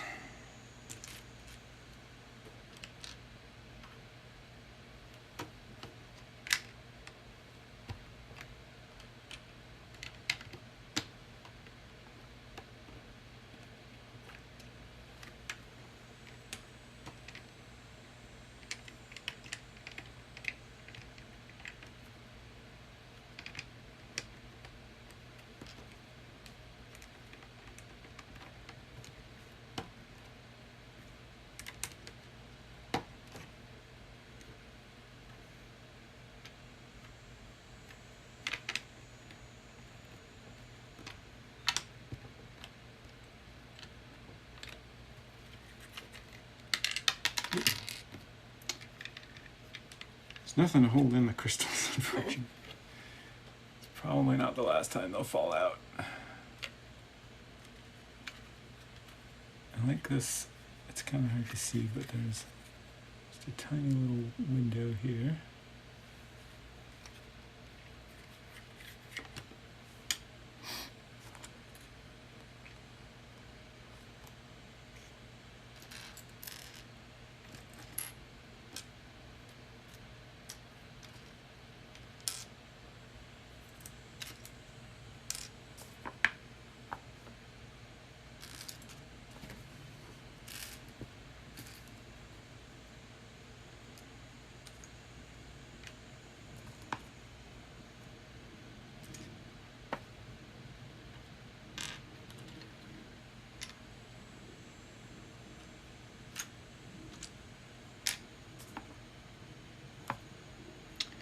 Get another wrench.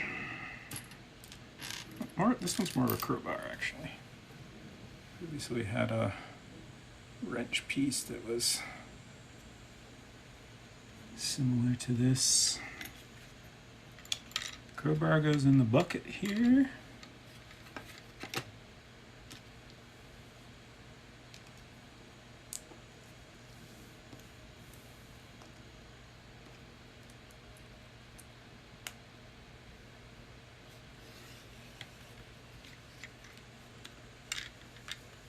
A little claw, probably to hold some kind of lighting fixture.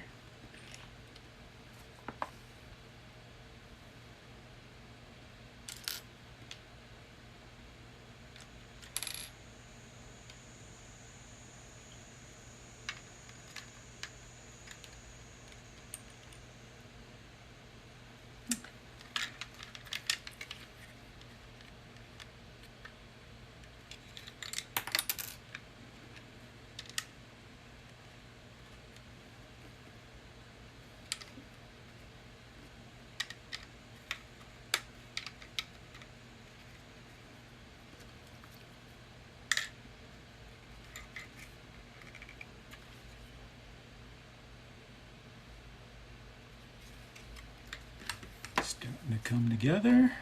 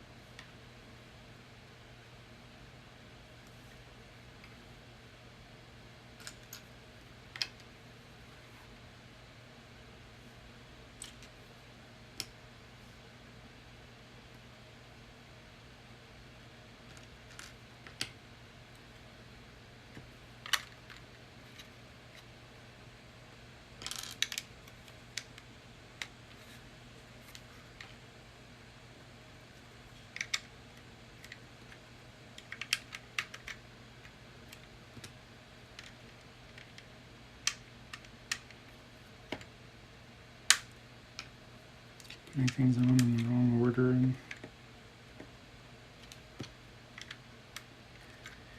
it's harder to squeeze a piece into the middle of two others.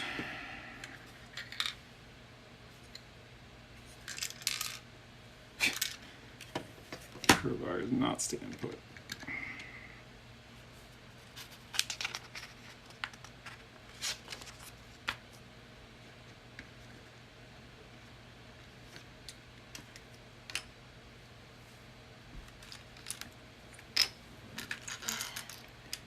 Time to build the top of this door.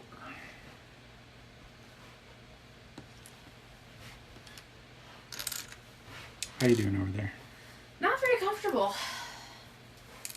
I'm about ready for another break, I think. Okay. Do some stretching. Let me get this door on and then we'll do that. Cool.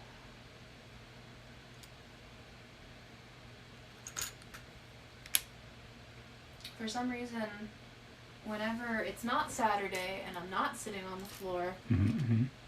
I think, we got that bed ordered, it'll be here before too long. Mid-September is not that far away. And then Saturday comes along and here I am on the floor and I'm like, man, this is not comfortable.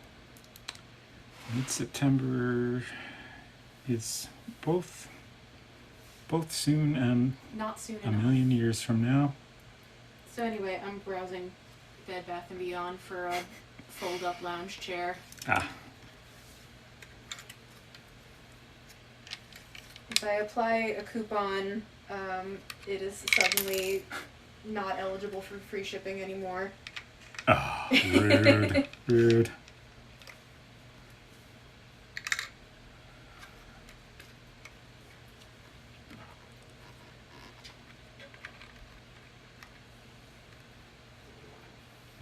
I'm curious.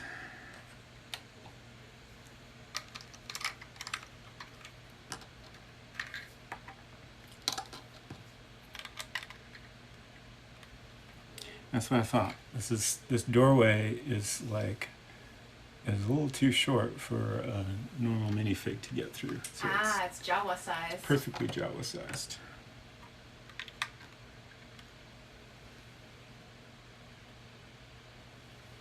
It's also cape sized.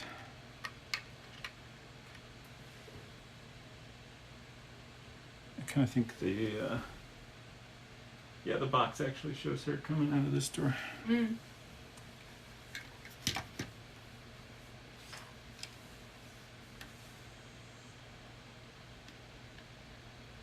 Let's see.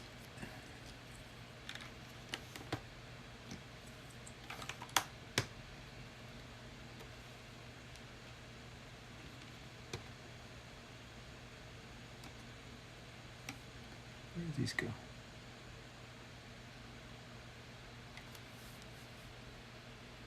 Part of this step.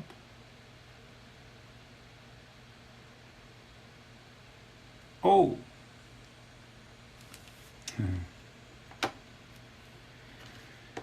Actually made the door a little bit too short. Oops. So it is actually just barely big enough for a normal sized minifig to get through. I believe it is still a little bit shorter than our other doors we've made. There we go. And now we are going to take a quick break, stretch, hydrate, and we'll be back in just a minute.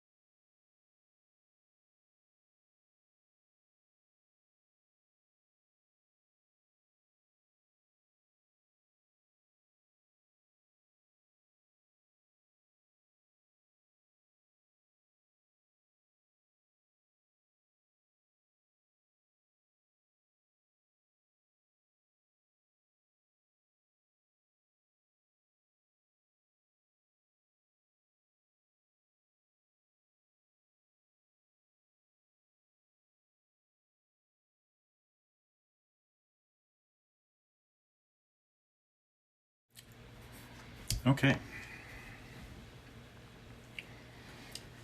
We've stretched. I got some major melon. Ollie made a smoothie. I had a couple bites of granola bar. How come you only eat half the granola bar? I don't really need a whole granola bar right now. Interesting. Sometimes you just need a couple bites. You know? Is that weird? I literally can't relate. Okay. I've never in my life eaten even an entire granola bar and felt, yes, that is a satisfactory amount of food. Oh, really? A granola bar is literally, I have to eat something now, emergency kind of food, Sure. but it's not going to stop me from being hungry. Mm-hmm. Okay.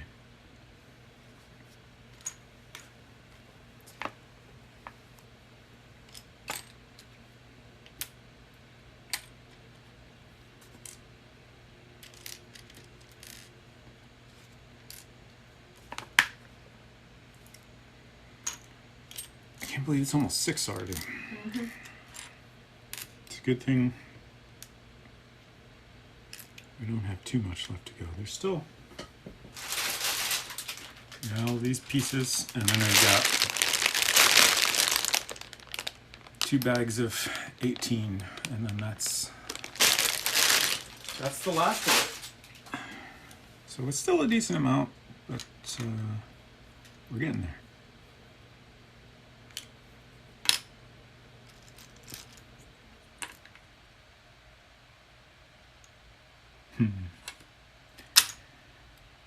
What's wrong? I distracted myself by talking about our overall progress and the time, and then I looked back at the stuff we already did. Did you miss something? No, I just started grabbing the wrong pieces. Ah. I started grabbing pieces we don't need anymore. For now, anyway.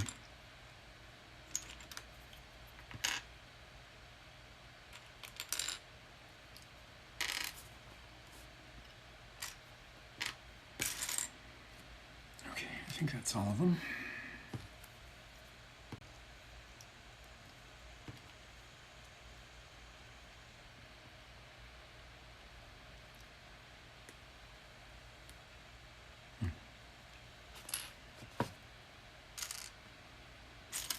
Missed a dot. Where's my other dot at?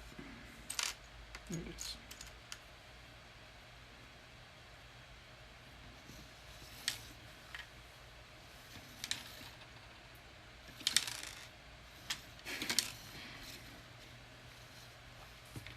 Okay.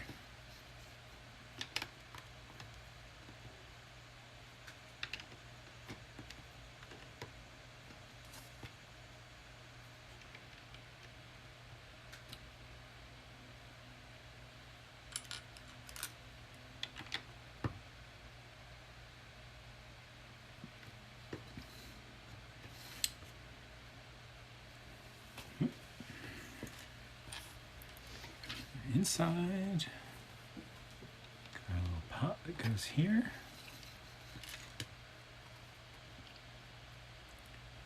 Got some binoculars that clip onto the wall, because you can never have enough binoculars.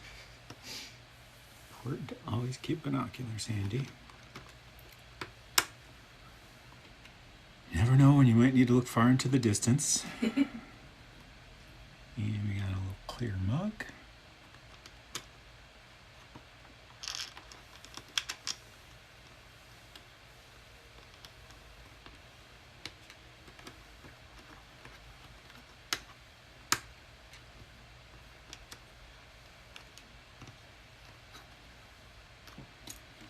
There we go.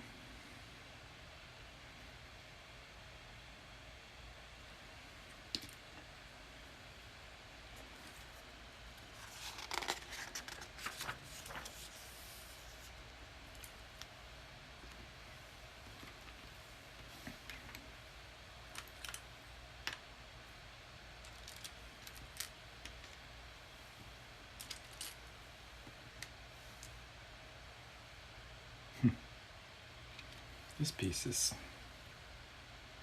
a weird one. It's like a chainsaw or something? I don't know. It just kind of hangs from the wall, apparently. Wow.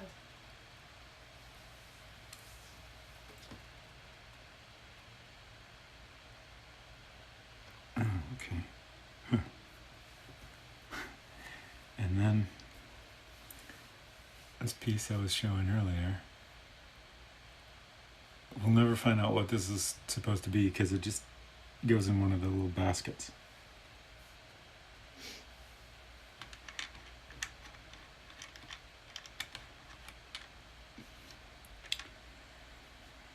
Just some scrap a Jawa found. And then this chainsaw looking thing hangs up in the kitchen here. Never know when you might need to cut up a dewback for dinner, I guess.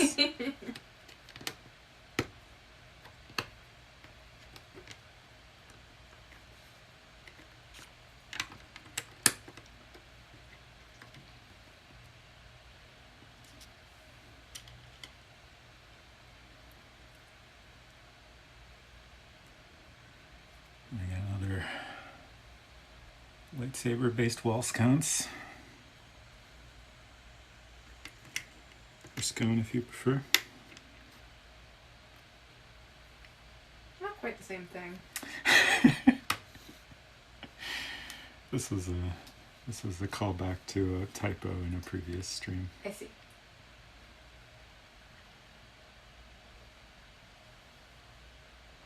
Shovel. Shovel?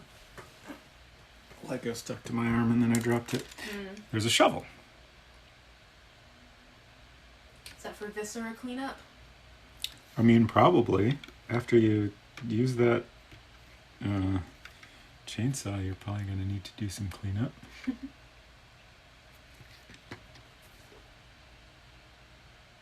And, okay, I think that's everything in that step.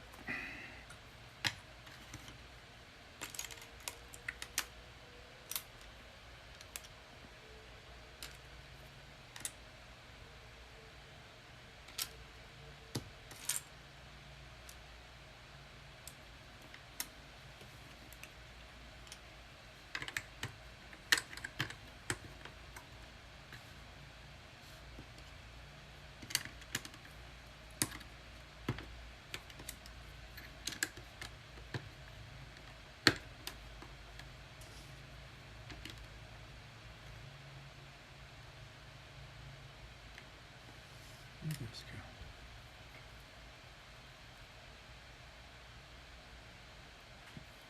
go. Oh, I see.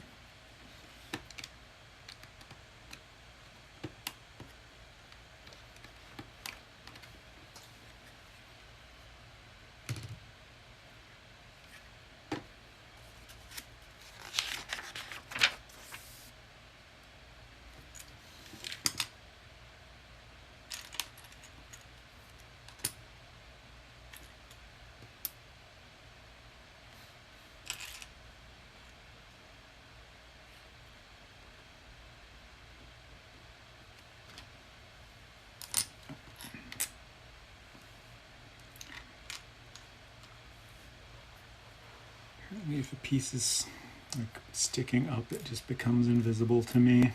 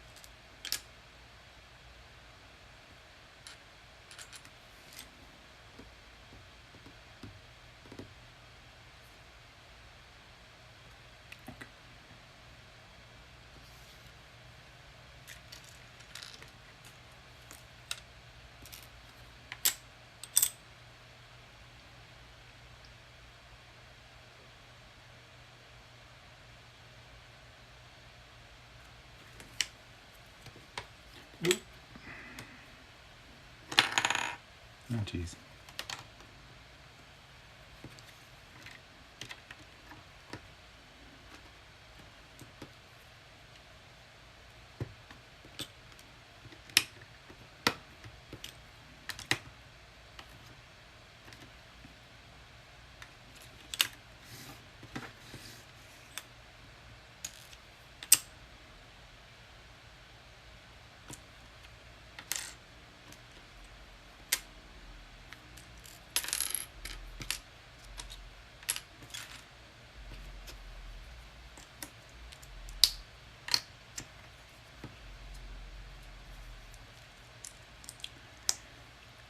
Basic clock outside.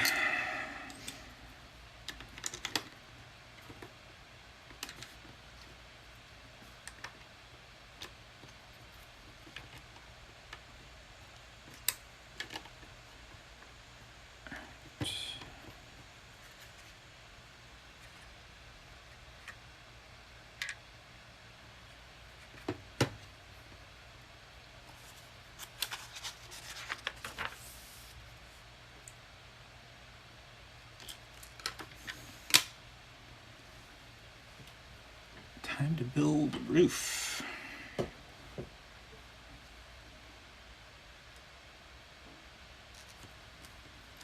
This one's a little more complicated than most of them have been.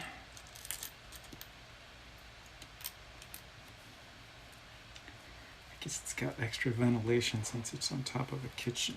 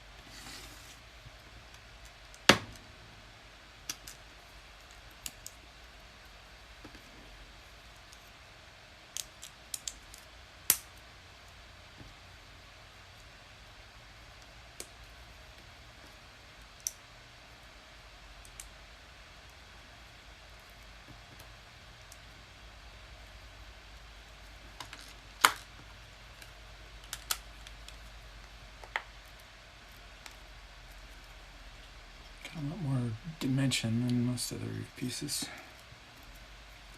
And we're not even done yet.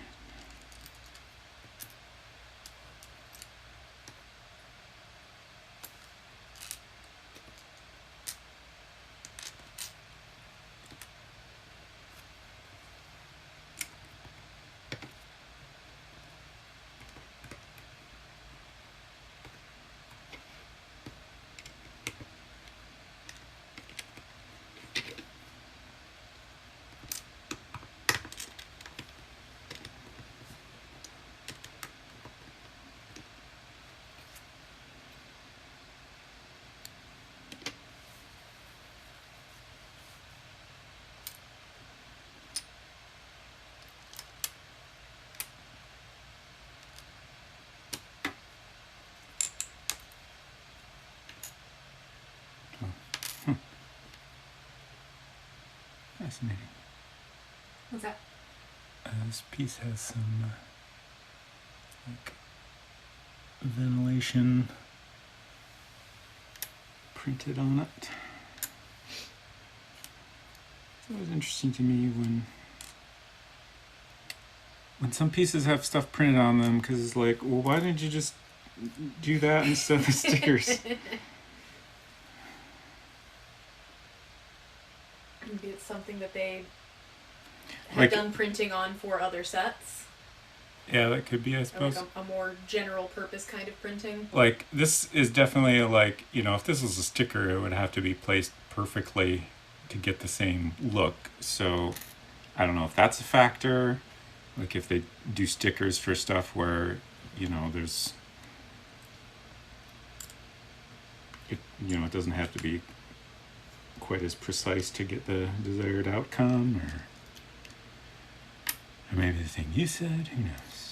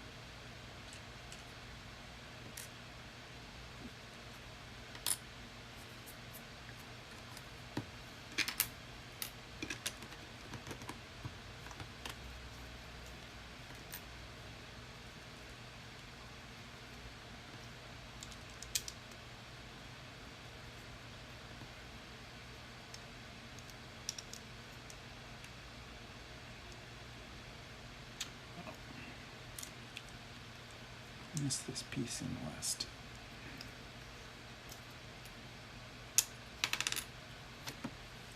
And our fan goes on here.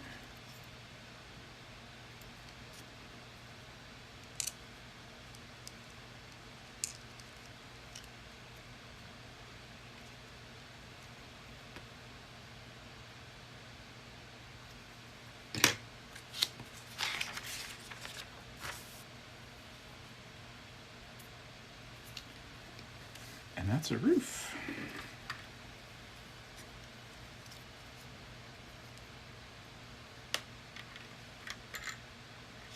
I just got these 2 pegs to hold it in place here so it's easy to pop off.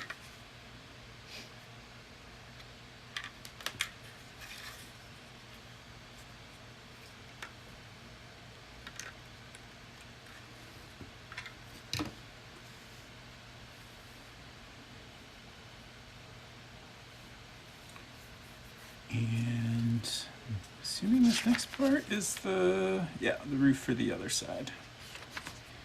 And then we'll be done with this building.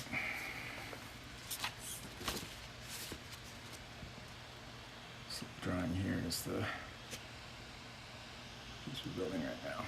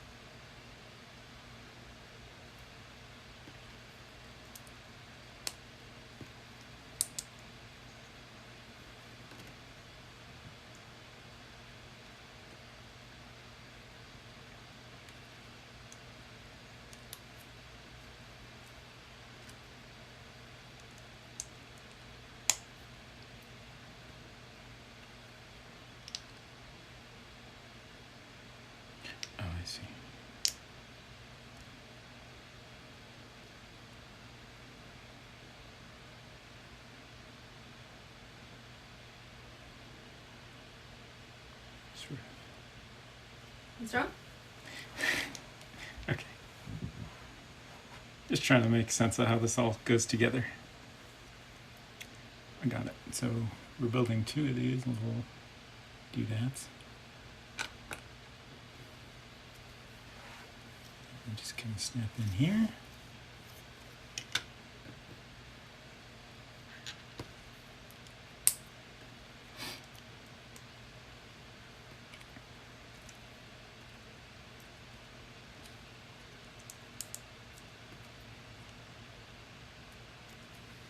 There's the other one.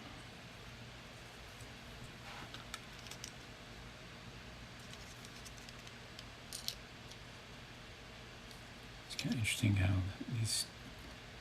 Oh, that fell off. Whoops.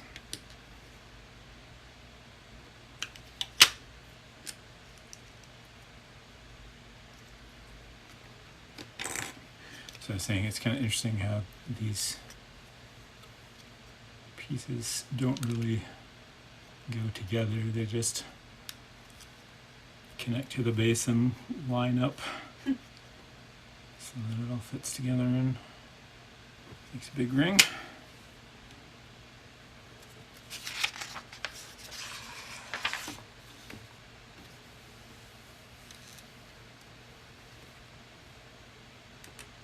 And now we got some more antenna bits.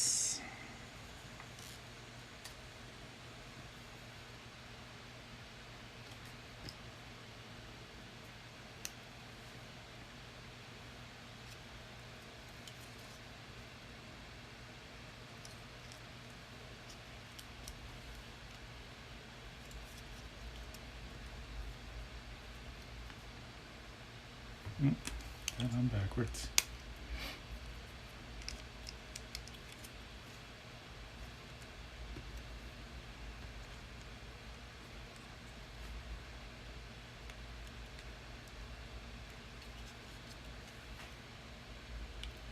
And there's our last roof.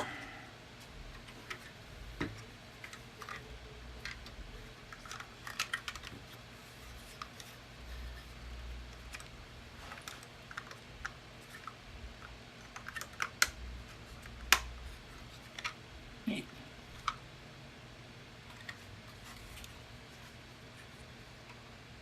It's a fun little building. So is this part of the cantina somehow, or just a, No, a neighboring shop? You weren't paying attention, were you? I'm sorry. It's fine. There was a little blurb. I'll go back and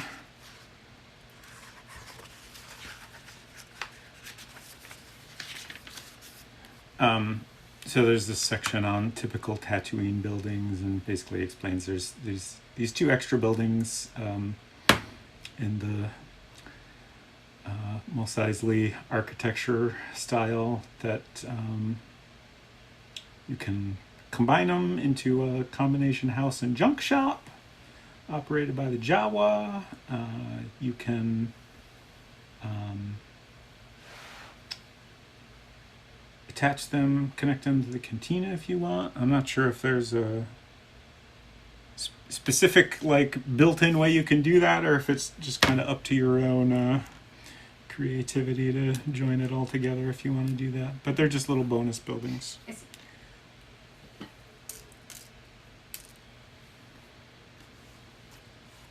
Okay, it looks like maybe this does actually hook up.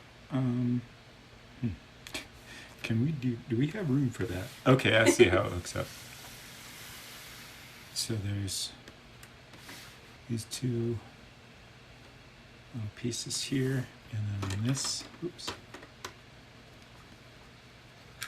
And on here we've got these 2 clips. Uh-oh. Did I do something wrong? I don't know. Oh, I had the wrong side of the building. Actually, these 2 clips.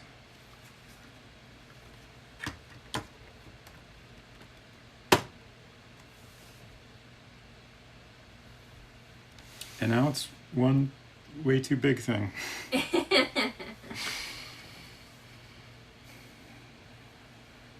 might have to disconnect that immediately. So I have room to work. And then it just kind of keeps on going.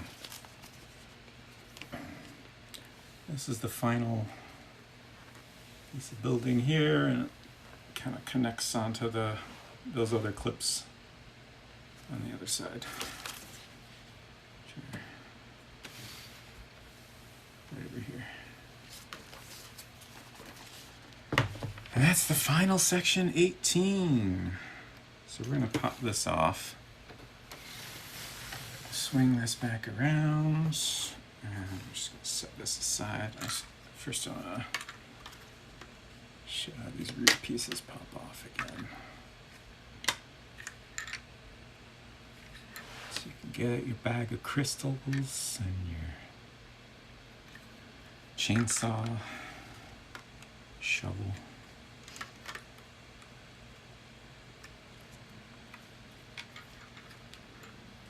Very important to have your chainsaw handy. Absolutely. Okay.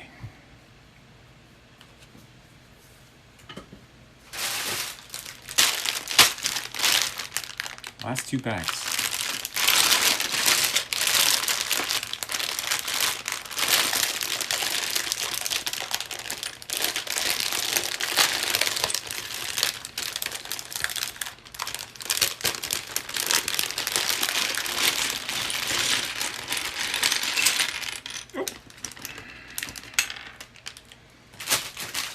Already dropping things. You want me to fetch it? Go. I don't know where it went.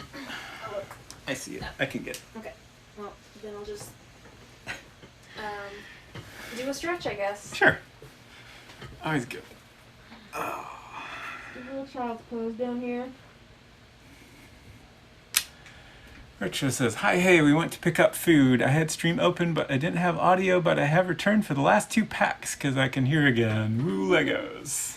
Excellent. Glad to have you back. Glad you got food. We are going to get food later. I'm so excited about the food that we're gonna get. We're going to get some tasty hamburgers and fries. Very excited about that.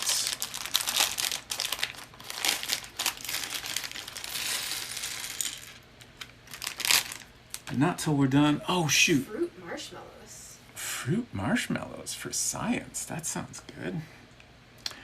I was gonna take a pause. I was gonna do this when I didn't have a bunch of Legos all over, but let's do it. Let's do it anyways. A pause for what? I have I prepared a PowerPoint presentation. Oh.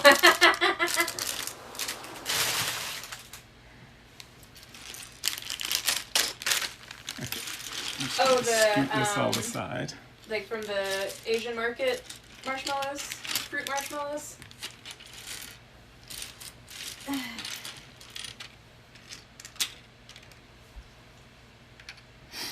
Okay, so let me see if I can get this stuff visible here. So I can show what I'm talking about. There were lots of, I was talking about this earlier, there's lots of little details in this set that I was wondering if they were inspired by certain things or just kind of designed independently. Unfortunately, in particular, there's some, there's no way I'm going to be able to show this. No, it's not going to happen. But there's little red and blue clear pieces that seem like an unusual detail for them to have made up on their own. And so I was especially curious if those appeared in the film because they didn't seem familiar to me. And then there are lots of other details I was just kind of curious about. So last night I watched the Mos Eisley Cantina section of the movie and took some screenshots.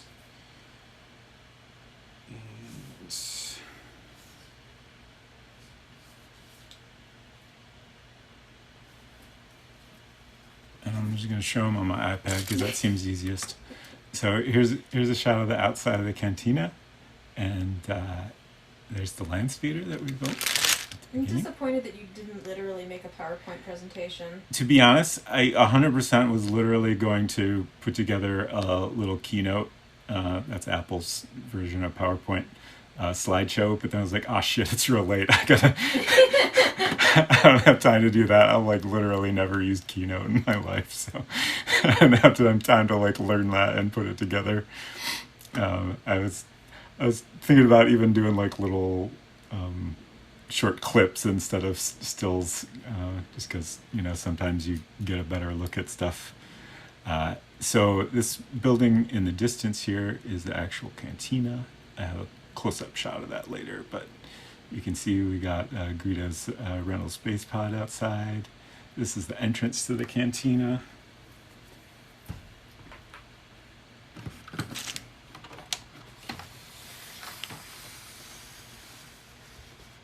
Which we have right here.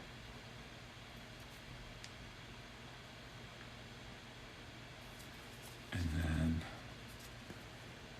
here's another shot where you can see they've got these antennas all over the dang place that are identical to the ones we built.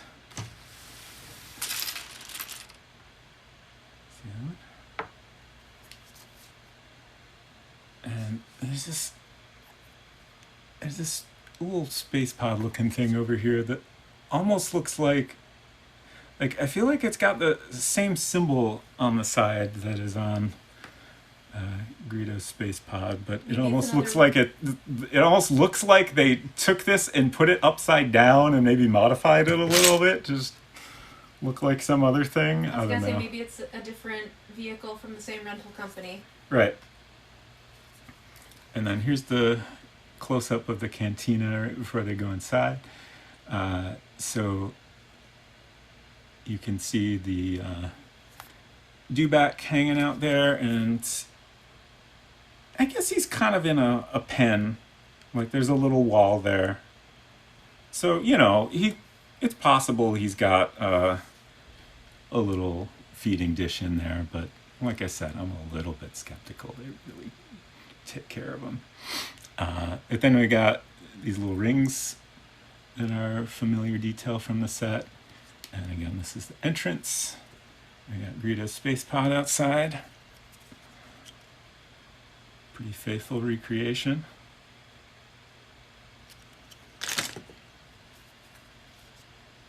So again, this is the entrance to our LEGO Cantina. You can't tell very well, but they do have a lit sign above the entrance, and there's also a sign here that says Cantina in Orabesh. And it's really pretty close.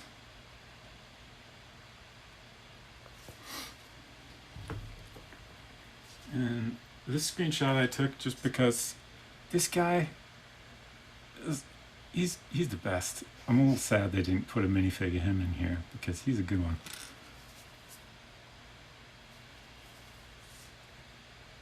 Here's a shot of the interior, where you can see part of the bar area over here. There's Wooher, and then the seating area. And there's a nice shot of the bar. And then one interesting thing I was wondering about is this Lego set has a couple little pieces of the bar that look kind of like IG-88 heads. And if you go to Galaxy's Edge at one of the Disney parks, they have a different cantina. It's not meant to be the same Mos Eisley cantina. They call it Oga's Cantina, but it's obviously based very heavily on this design. And they have the same thing, like they have these parts of the bar that look exactly like IG-88 heads. So I was kind of curious if that was actually part of the original design, And Oh, you broke your antenna. dang antennas. And sure enough, like, they don't quite look like IG-88 heads, but they're extremely similar. And it's interesting because when this movie came out, IG-88 was not a character. He didn't show up until Empire Strikes Back. So what So I was like, household object is Oh, IG-88 that's set weird. made out Did of? they actually like take, some parts of the cantina when they were designing IG-88? But no, it's actually even more interesting. I saved a little snippet here.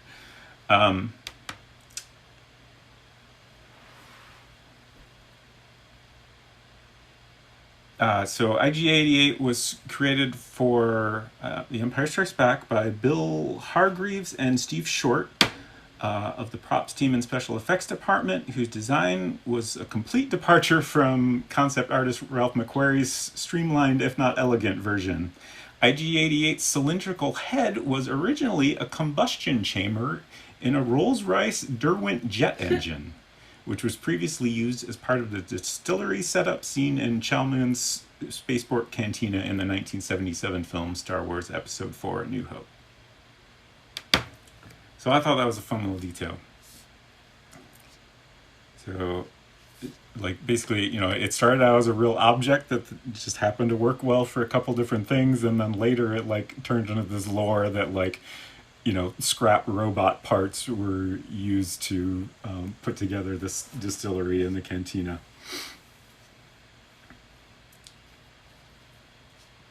And then we got, I'm just going to leave that antenna off because it keeps getting in the way.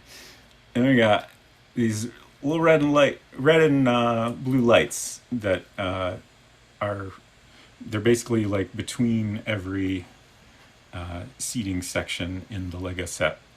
So sure enough, they totally appear in the movie too. And here's another screenshot I took just because. That's just great. Cabe getting some milk.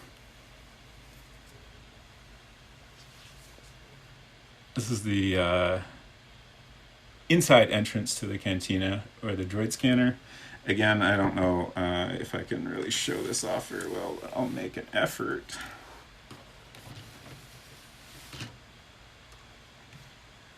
I almost wish this set was like you could completely detach the different pieces, but it's definitely not designed for that. Yeah, I don't think I can get a good angle, but the droid scanner is indeed right here, just inside the entrance. And we can see, oh yeah, there. You can actually see a little bit there. Not the clearest, but. And it's actually got, I was surprised, it's actually got a pretty similar seating area around like a curved wall here. This one's not super interesting, but they do have a lot of these square windows in the actual movie that are used throughout the LEGO set. There's another one with some kind of random looking wall sconces. Also got our hammerhead buddy on the side there. And this is just another shot of the bar showing there's one of those IG-88 jet engine heads, and then we got lots of tubes around there, which we got a couple of here.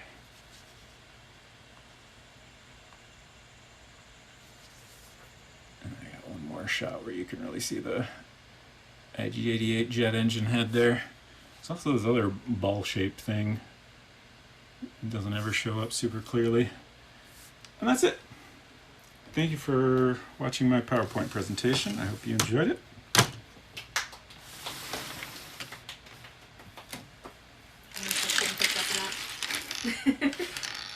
It was probably picked up a little bit. Holly was applauding if you couldn't hear. If the microphone can pick up when I open and close a cabinet in the kitchen, which is, I don't know, distances, a long distance away.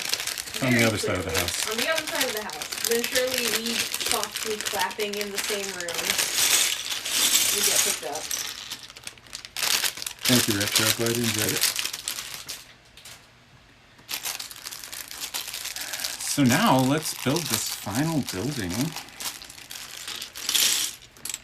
And I think we're also building our last minifig here. Gurindin, the spy. He's the spy. Like, it's not really made clear what he's doing, but they kind of show him like doing spy stuff. Like, I think he's kind of ratting out. Hey, Edgar. Good to see you. I think he's kind of keeping an eye on things, and then he kind of rats out where everybody's hiding and stuff. Lets the space cops know they're in the cantina. Thank you.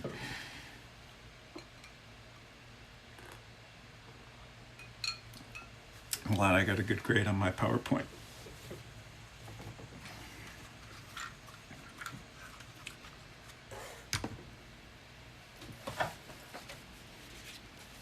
Okay, so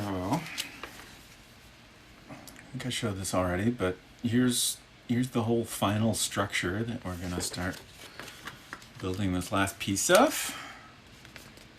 And then we got our Gurindin, which we got some facts on. Love a good little facts section. Gurindin is a member of the long-snouted Kubaz species from the planet Kubindi. He made a living as an Imperial informant during the Galactic Civil War. In Star Wars A New Hope, he tracks R2-D2 and C-3PO to Docking Bay 94, where they make their narrow escape on the Millennium Falcon.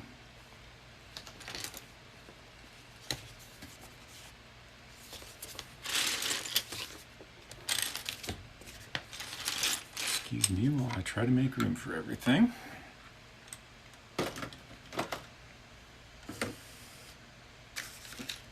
I'm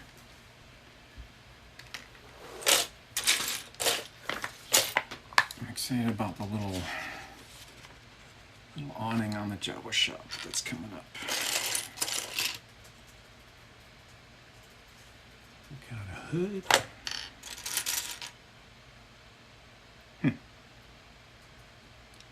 Okay. What's this gun? I guess this gun just goes inside the Jawa shop or something? This is Gurindin's gun. It's a little shorter.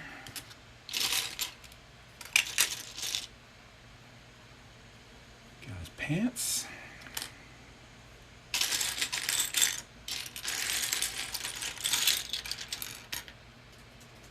Oh, that's kind of creepy. His head is just, it's like blank. Which makes sense because like he's got this thing that goes over his face. So I mean, you wouldn't see his face, but you know, you don't see the stormtroopers' faces either. But they still print one on there. I guess no one knows what Gurindin looks like underneath, so they didn't have authorization to make that up, or just didn't want to.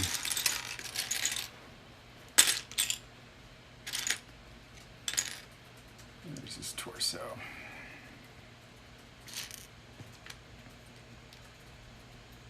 Oh, thanks for getting those shout-outs, Sally. Appreciate that.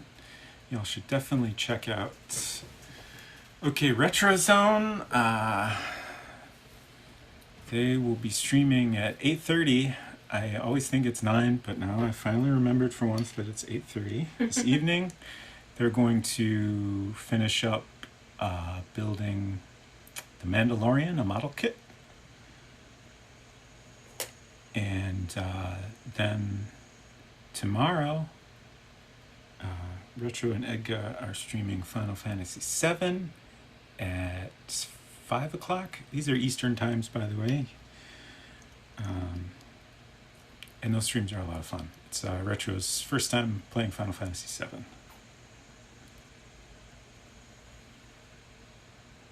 And both of them also have lots of good streams during the week that I would recommend checking out.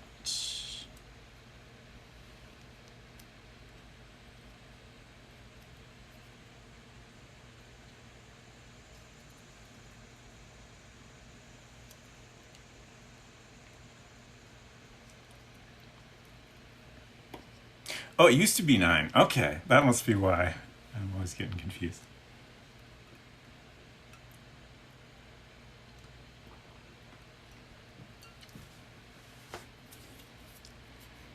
Okay. Oh! I forgot Garindon's cape. An important feature.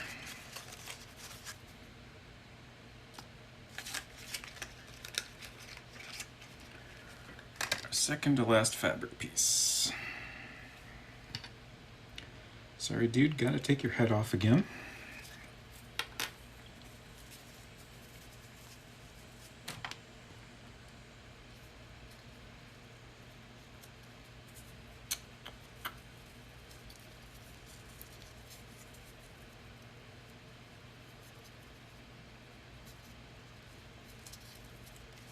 Oh, come on.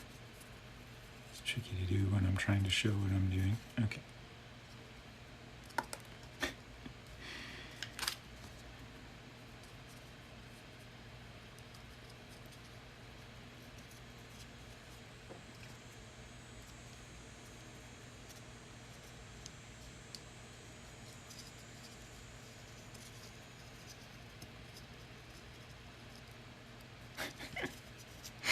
It looks kind of hilarious when he doesn't have his hood on.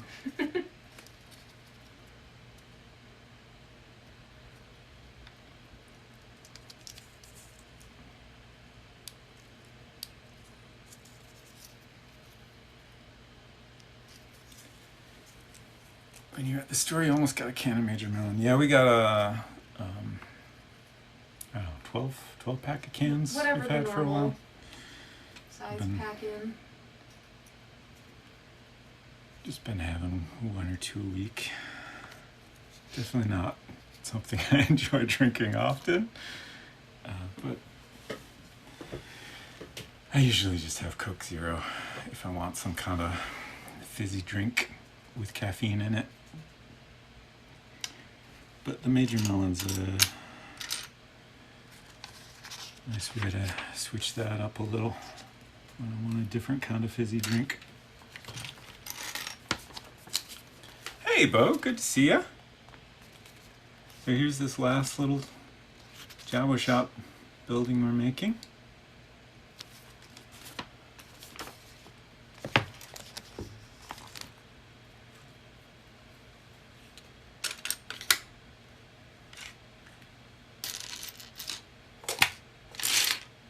And I guess I might want room to work in.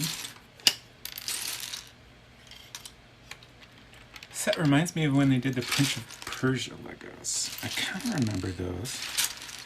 But yeah, I can see why they would have some things in common.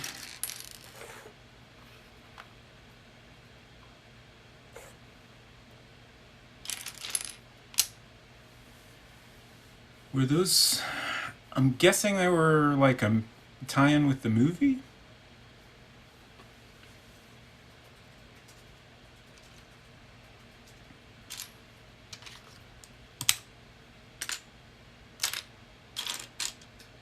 I'm seeing what looks like Jake Gyllenhaal's face on the box art, so I'm guessing yes. Right. Like, I feel like Prince of Persia as a video game series was never quite big enough to justify a Lego tie-in. Mm-hmm. Or at least not a big enough part of like mainstream pop culture. Right.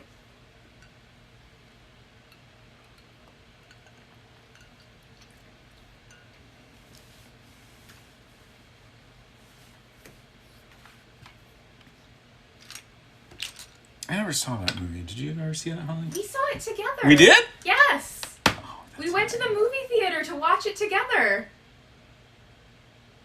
Really? Yes. It must not have left much of an impression it wasn't on that me. good, but we absolutely went to see it together. I'm kind of remembering it now. It had that lady in it that was in a few movies Yeah, for a yeah. few years, and then I haven't seen her in anything since. Uh-huh. That's funny. 2010. Like, you know, I have some vague images of my in my head of the movie, but like I was like, oh, this is just from trailers, I'm sure, because I have no idea what that was about. Like I kind of like it was that had the whole time dagger thing, right? Mm-hmm, yep. Like that's about all I remember. Jake Gyllenhaal is there.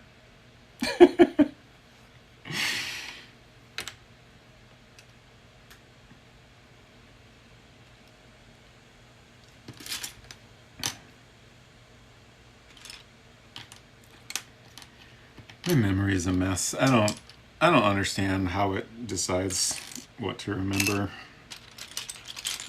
I don't either. It vexes me sometimes. Mm-hmm. Like if I remember a thing happening a certain way and you're like, I don't remember that at all, it makes me question my sanity. Yeah, sure. Yeah, I get that.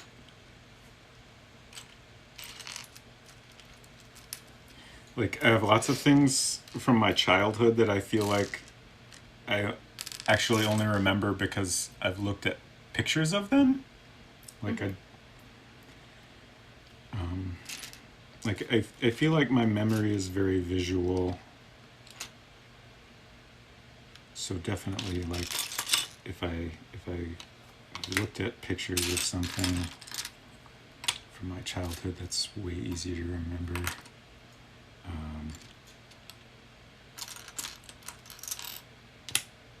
don't know. I'm not gonna try to make sense of how my brain works while I'm building Legos. That's Sure. just gonna be a That's disaster. That's not what Lego time is for.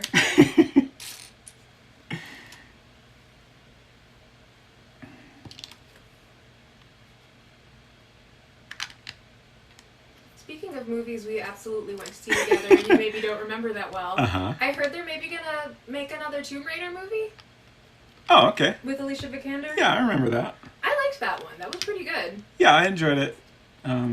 I felt like it captured the spirit of the video games reasonably well.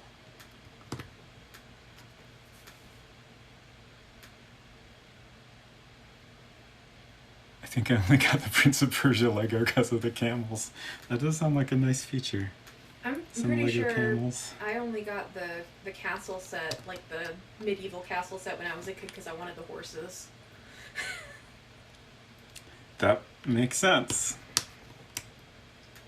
Surely they had some smaller sets that would have come with horses though, right? Oh, I mean, I had at least one, like a jousting set maybe. Yeah, yeah. That was like a couple knights and a couple horses, but then also for, I don't know, probably my birthday or something, I got a bigger castle set that had horses, a princess, and a glow-in-the-dark ghost.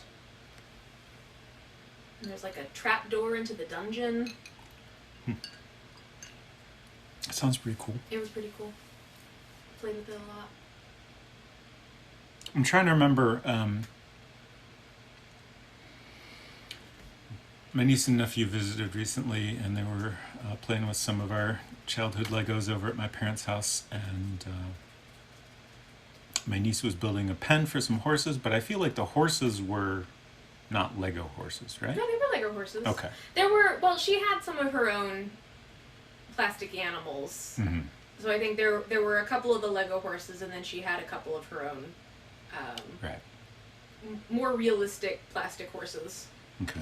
Yeah, like there were some medieval knight Lego guys, so I wasn't sure. Like I can't remember most of my childhood Lego memories, which interestingly I remember them because I remember actually doing them. But most of my Lego memories are about space sets. I guess those left the biggest impression on me. I don't really remember what medieval sets we might have had then. Ooh, a dragon. Nice. And skeletons. Oh man, I'm jealous. I don't remember skeletons. I think I maybe had a Different castle set. maybe. I'm looking up pictures on Google, and the problem is that I can picture the cartoon, not cartoon, but like the commercial that would show while I was watching cartoons, because they made a big thing about the glow in the dark ghost and the trap door. I can picture that better than I can picture the actual thing itself. So like looking at these pictures of sets, like they're gray, and there's a castle, and there's horses, and there's flags. Is that mine? I don't know. It doesn't look like what I remember. Right.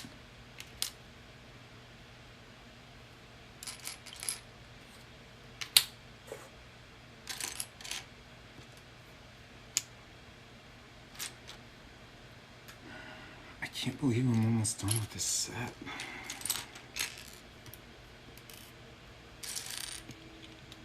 I always wanted one of the big pirate sets, but I guess since I already had the big castle, like I had exceeded my my big Lego set allotment or something. But I remember getting a smaller boat with a sail from the same series as the pirate set. That was like the compromise. Was that I got the cheaper big boat. That wasn't quite as big and fancy as the other boat. Have you ever done a Pirates of the Caribbean set? Surely.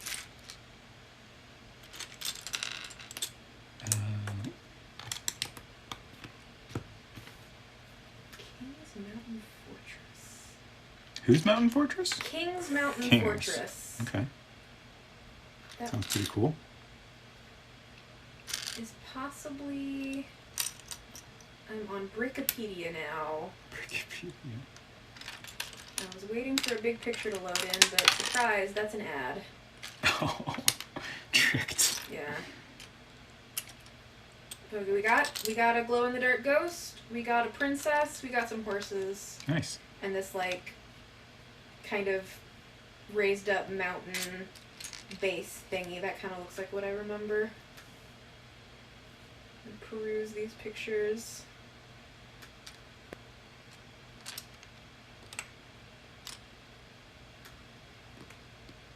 There. 2 rounds.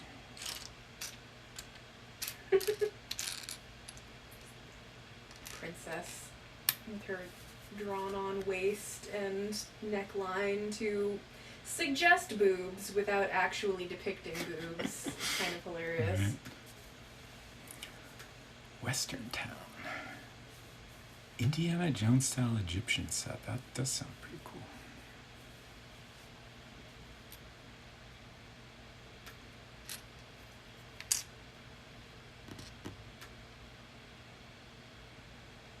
Okay, I think that's all the pieces. Put a link to my childhood castle Oh. set. Apparently, I'm gonna be according to there, yeah. Brickopedia, it was only $58. Oh, dang bargain. And I suppose for a toy set, I don't know how much toys cost when I was a kid, actually. Oh yeah, that's cool as hell. That's 58.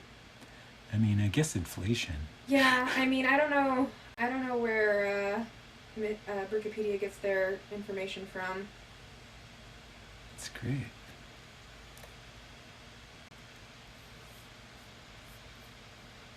I guess this was called the Crusaders series? Oh, there's a Black Pearl set. Nice.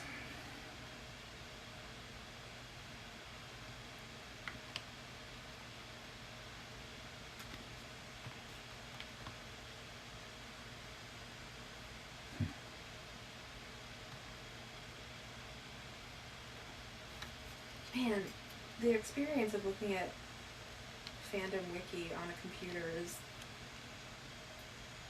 almost worse than looking at it on a phone, where the ad video takes up half the screen. Like, it's just, the video keeps moving around, and Right. there's all these floating pop-up things that I can't actually dismiss. I'm trying to figure out this brown piece here. In the drawing, it looks like it's kind of hanging off this gray base that it's attached to, but I don't know. It seems weird. Like, is that right? I have no idea. I guess I'll figure out later.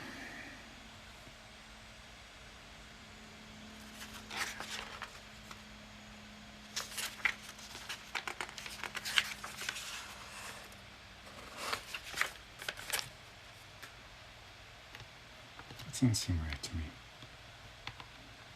I don't know how else it could go. Like, it's definitely not...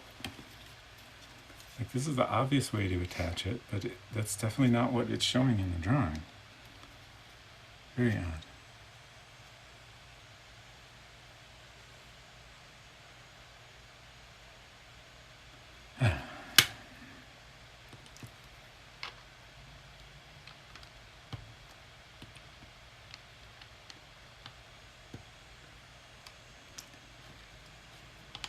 I'll definitely check out that picture later.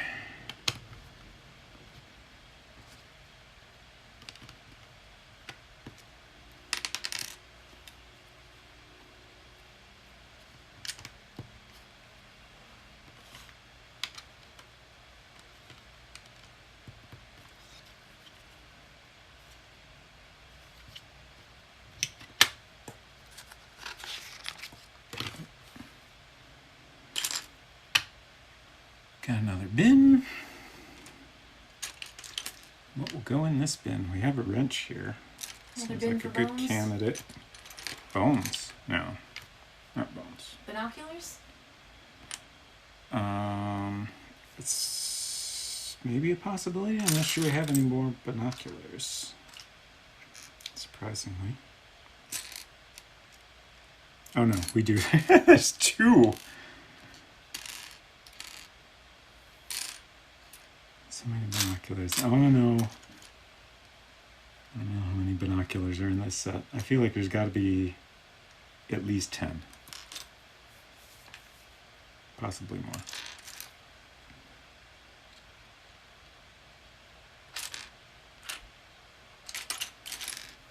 I wonder if when I was making Lego sets, if they didn't do bag numbers. Bag numbers. Yeah, like I just envy saying that they used to be a degenerate and dump all the pieces out rather than build by bag number. Ah, okay. Yeah, But, I like, don't remember anything like that from my childhood either. The memories I have formed of building my castle was like, there was a booklet with steps and everything, but I don't remember Oh, bags. the back page. That's a good tip. Well, they're different kinds though, so we gotta find them all and add them all up. Sorry, what are we adding up? Both said that I could look at the back page to see how many different binoculars there are. Oh. But like, there's so many different pieces, and there's multiple kinds of binoculars. So I think that would take me just too much time. Mm-hmm. I might do that later, but I won't do it on stream because that sounds very boring to watch. Okay, we got a bin. We got those two. We got this one. We got this one. Okay.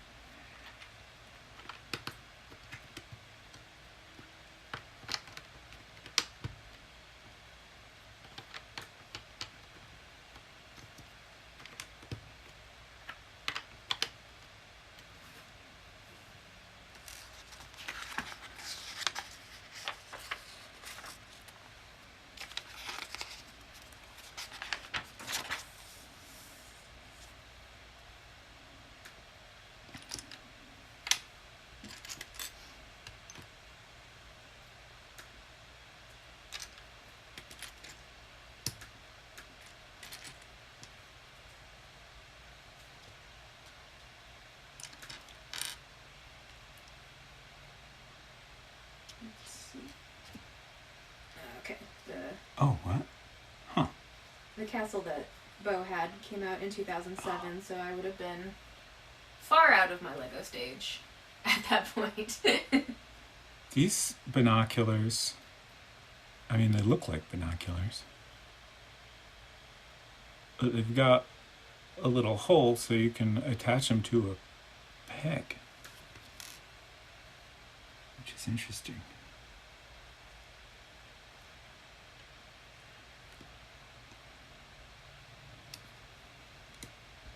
I feel like there's enough of an age gap between Robot Spacer and I and Bo that there probably was a time when Lego sets didn't have different bags for the pieces when we were kids. Right. In Wild West times. In the olden days.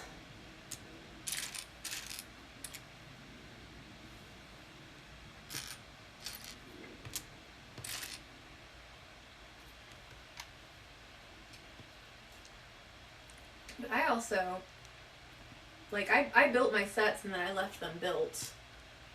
Whereas it seems that you and your brother built your sets and then immediately dismantled them and put them all in the same bucket. Yeah, like we definitely took things apart and, you know, made our own creations and stuff. And then, you know, when we were done playing, like, you know, we might have thrown some built things into the Lego bucket temporarily, but definitely things got all jumbled together and mixed up over time. I only had a couple, I guess, moderately big sets, and then a few smaller sets, and then I had a big bucket of off-brand bricks, like basic bricks.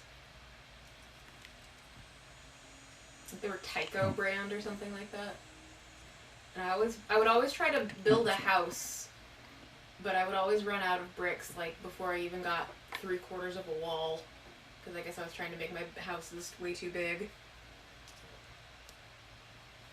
Exactly, yeah. You build them and then you have a little play set to play with all the time.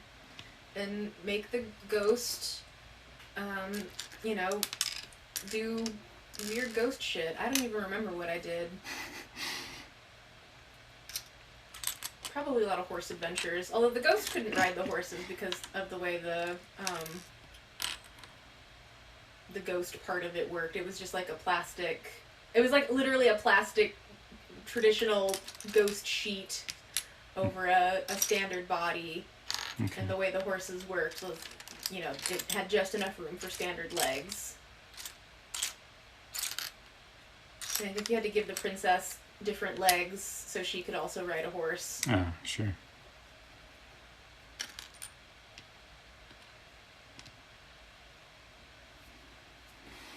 I have a Lego, like a townhouse set somewhere. Do you know where that ended up? Like, I think your mom got it for me as a Christmas present one year. Right. And then I put it together, and then I think... Where is that? Put it back in the box. Right. Because it mostly fit in the box assembled. And then we probably moved. So it's wherever it ended up when we moved.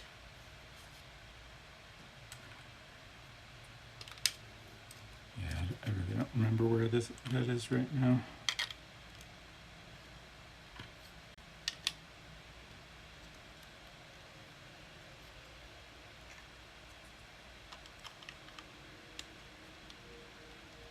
Spider-Man Daily Bugle.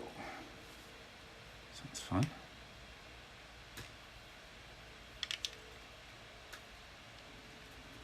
There are so many Lego sets I would love to have and put together.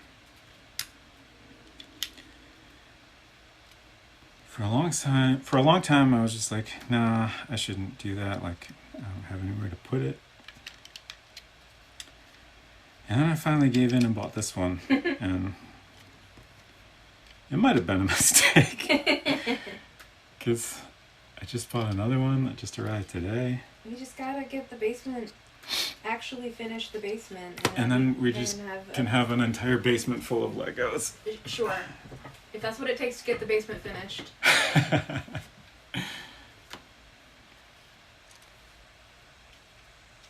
Apparently it took both of us deciding to start streaming to actually fix up our guest room. Yeah, this room just used to be full of boxes, pretty much, and other crap lying around. And now it's, well, you can't see very much of it, but you can see the wall and stuff, and it's mostly usable. There's still more boxes in here than we would like, but we made a lot of progress. And soon we're going to have a bed, day bed back here that, you know, we can kind of use as a couch. Hopefully that will work out conveniently when we're doing video game streams, because Holly's been doing her Genshin streams in here, and we're going to do some other game streams eventually. And then we also have a bed for when we have a guest.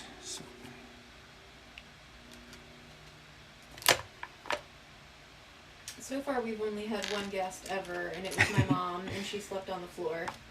Like, on an air mattress, not literally on the floor.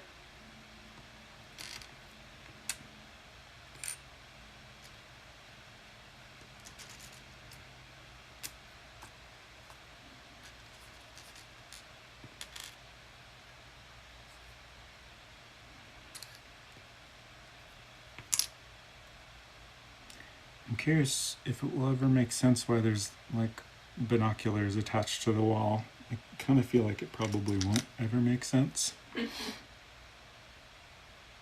mean, you just always gotta have some binoculars handy. On the wall, in a crate, in a drawer. You never know when you might have a binoculars emergency. Yeah.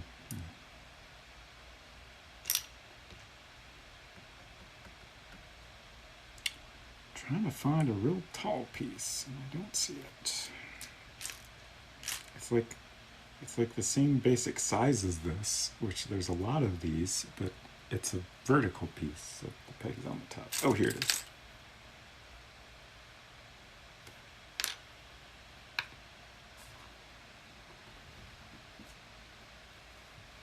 Oh, geez, it's 7 now? Yeah. Time keeps passing. It does keep passing. What's up with that?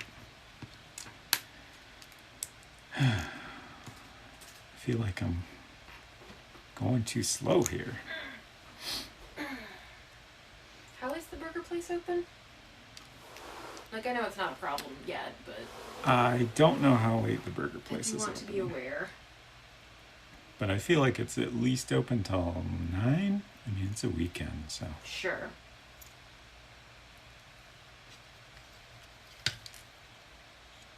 I would guess probably 10, but at least 9.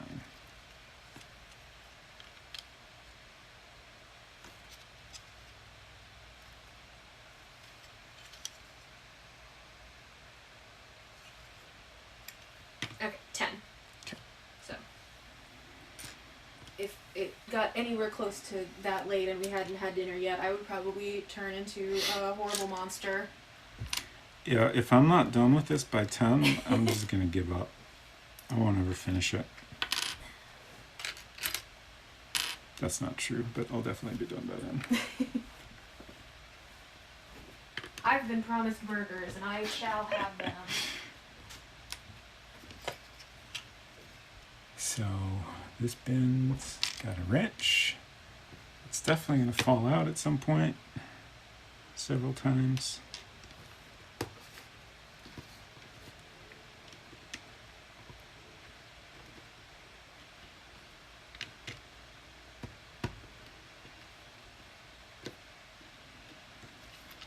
It's like there's a little shelf for these binoculars on the wall. It's fascinating.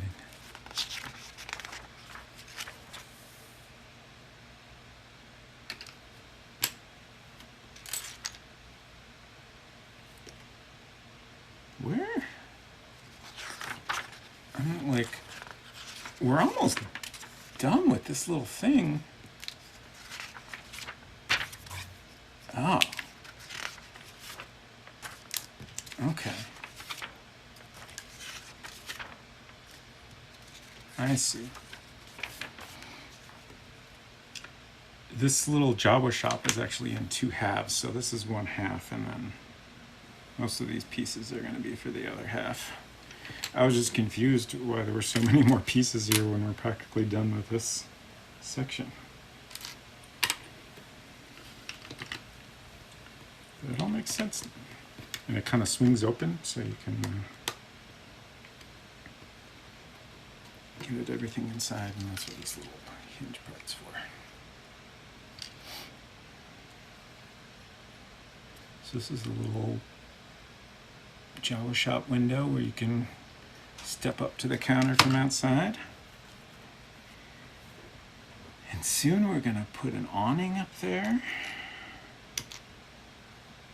Very excited about that.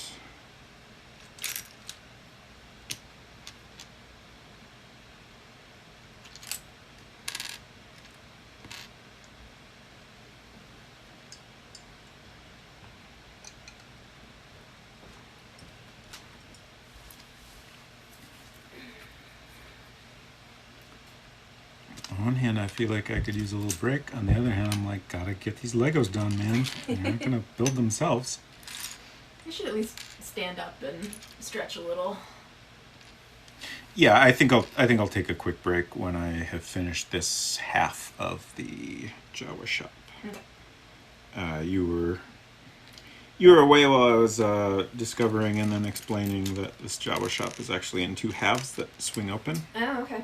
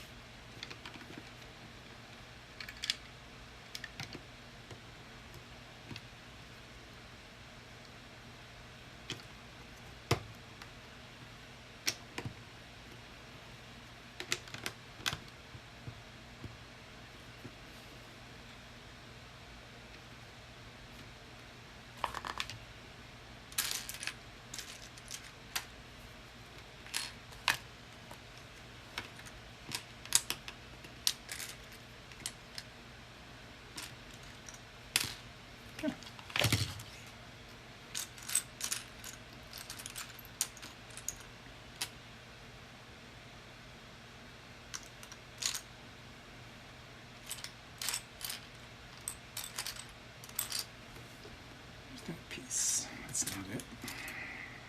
Oh, I already got it. I thought I only had one of those. Okay.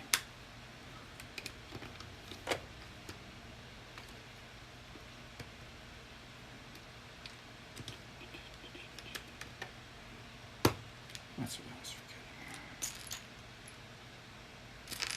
These little squares.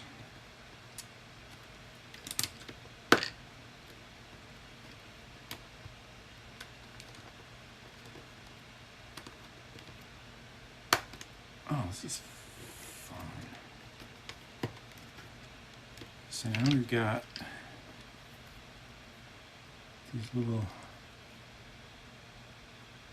support pieces. There's two of these. And there's holes on either side of here that pop into.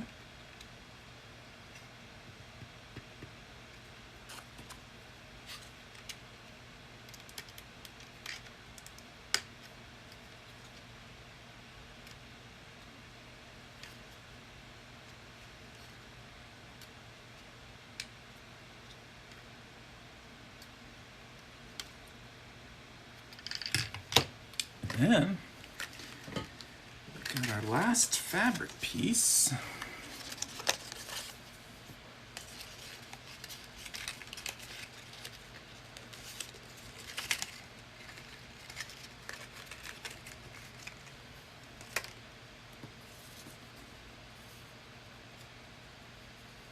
So this has little holes on either side.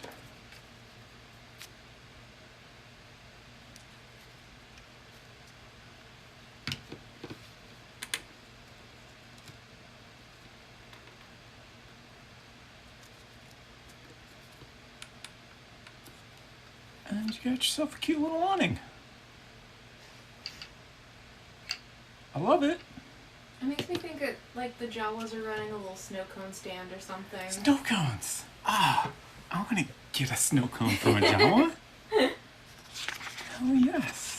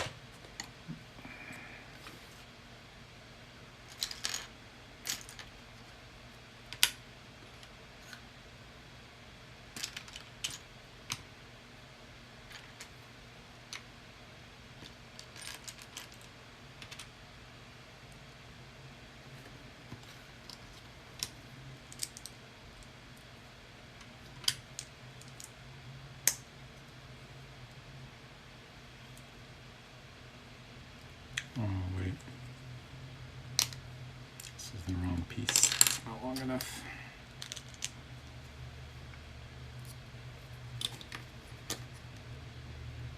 There we go.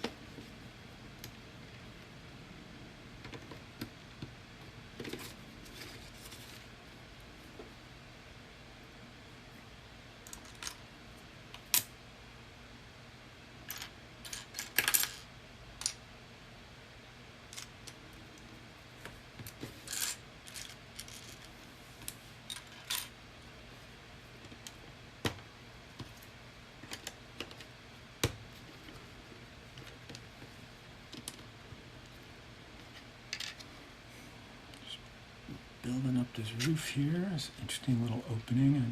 I don't know if that's going to be functional. I'm guessing it will be.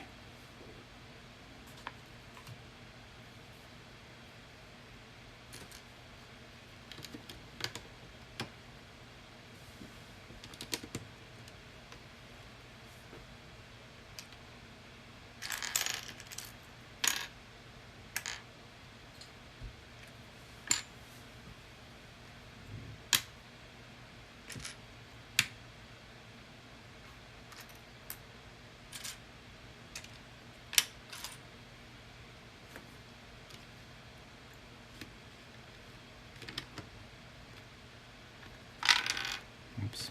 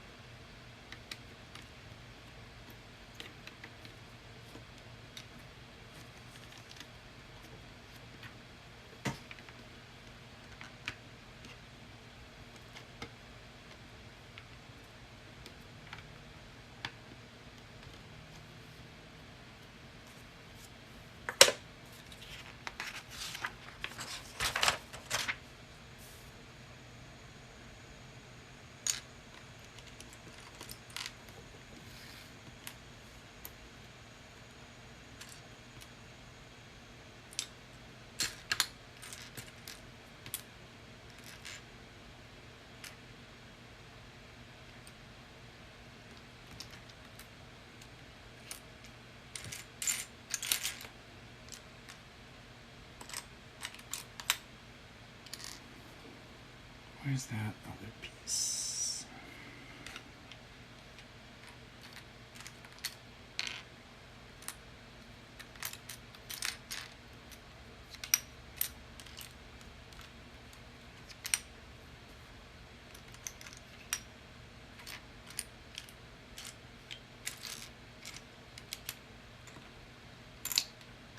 I know it's here.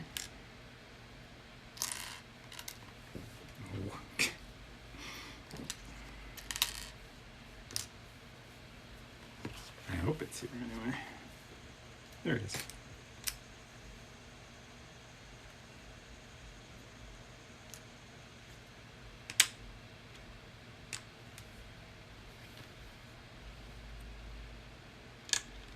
Got a couple of dome clips here.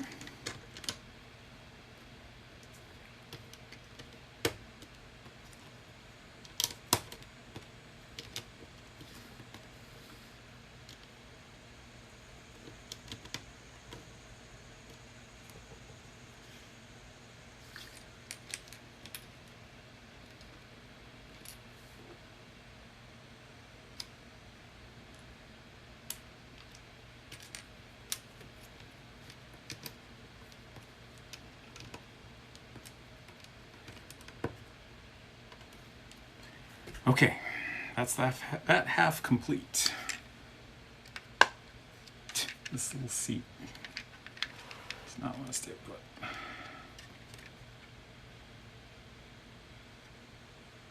Very cute little Jawa shop.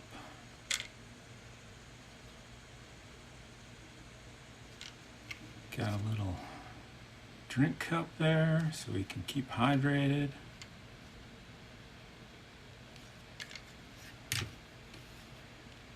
Now I'm going to take a quick break, and then I'll come back, and this is all the pieces we have. Whoa! Look at that. It's fun. I'm almost surprised they didn't use a piece like this for, like, this looks like one of the Cantina band's instruments. Oh, yeah. Anyways, these pieces here are all we have left. Most of them, if not all of them, will become the other half of this Jawa shop. Be right back.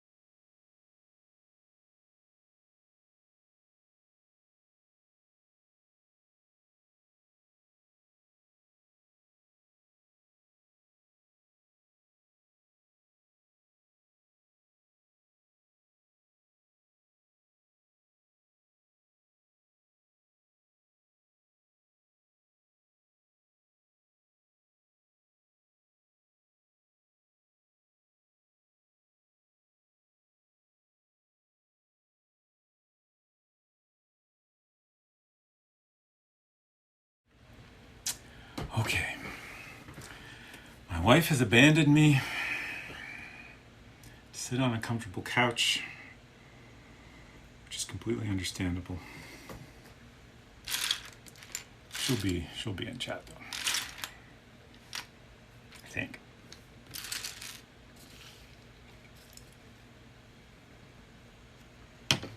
I'm trying to find room here.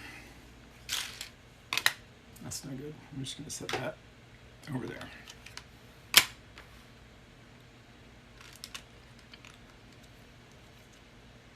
Yeah, that's what I was saying. You're still here. Just not in the room anymore.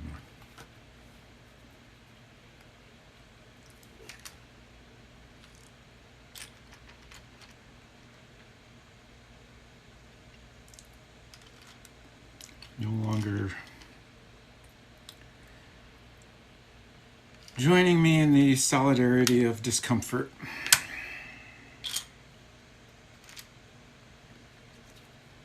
Which, as I said, is completely understandable.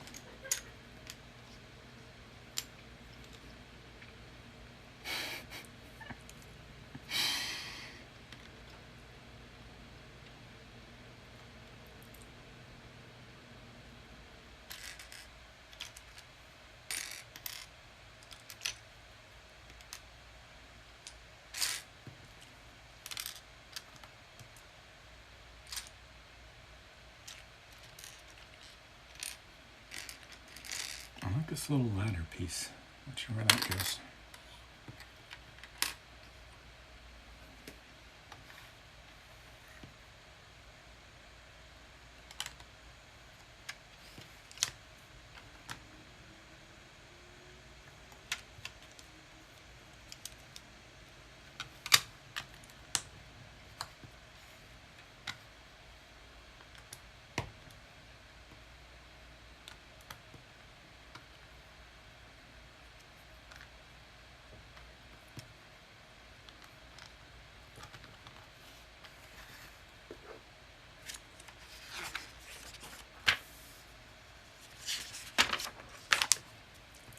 I didn't show the picture here, but this is the last section we're building. Other half of the Jawa shop. It's got another sliding door on it. Looks like it's pretty similar to the back door of the cantina.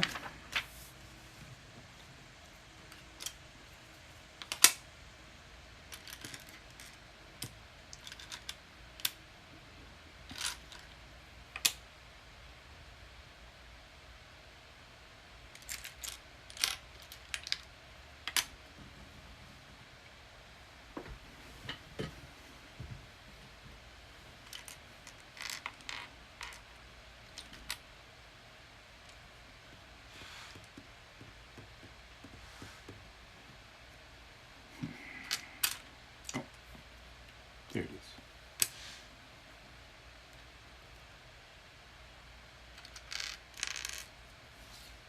Oh, we already got those.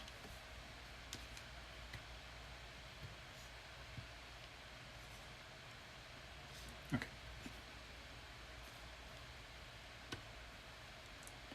420 place. You've been live for 420, by the way. I see. Yeah, I was thinking, I think my last stream was 4 hours and 44 minutes, which was quite long. And at the end, I was debating whether to go for as long as I did, because I was worried I would end up having a real short stream this week. But I decided to keep going, and clearly completely misjudged all of that, because the stream has been much longer than I expected. Just like looking at the bags in the basket, I think it's just like, it looked like so little left compared to what we started with. I thought surely it wouldn't take that long to finish it all up. But what do you know? I was wrong, and then I had to do a PowerPoint presentation.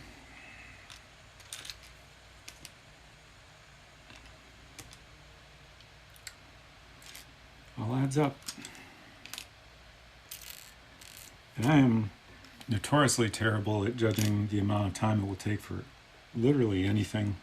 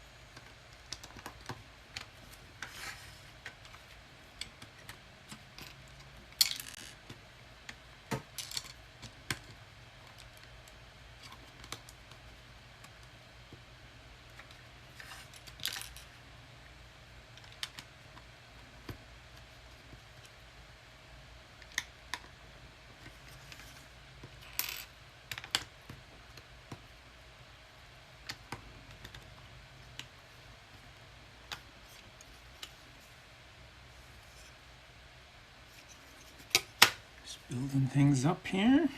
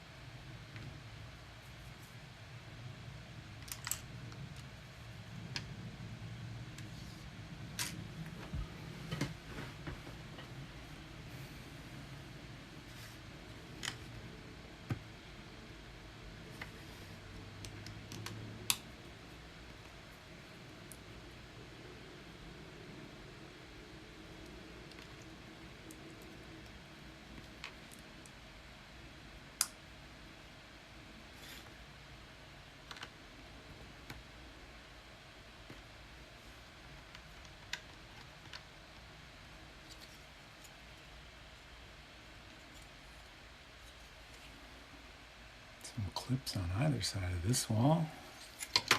Lots of different places to keep your binoculars.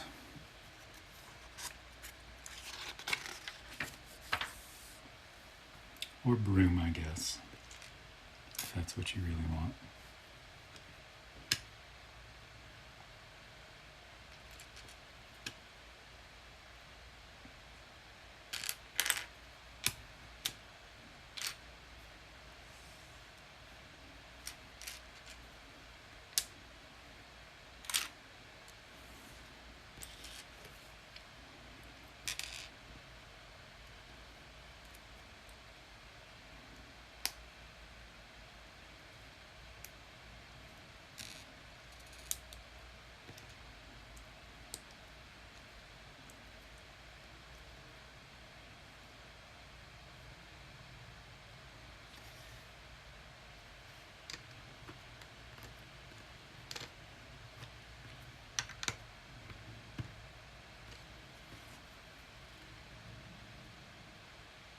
Cute little broom. We had one of these before? Yeah, I think they... Yeah, there's also a broom in the back of the cantina. So it clips into the wall here.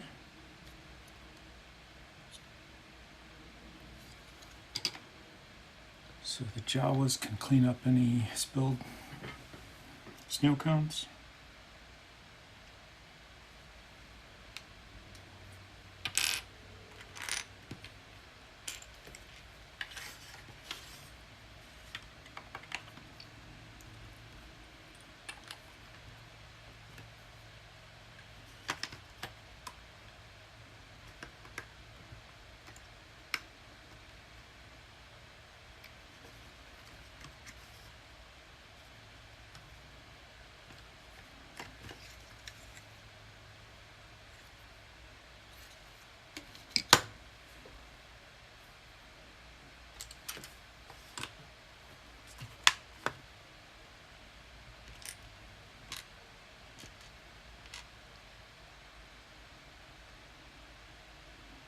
Oh, where'd I put that gun? There it is.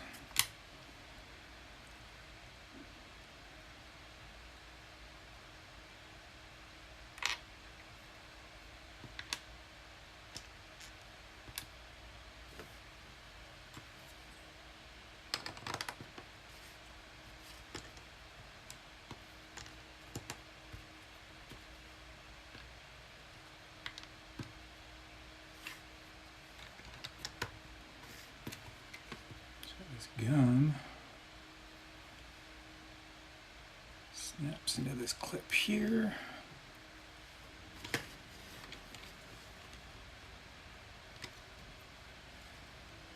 So it can hang on the wall. Sometimes the line gets a little rowdy for the snow cones, and you gotta keep everybody in line, I guess.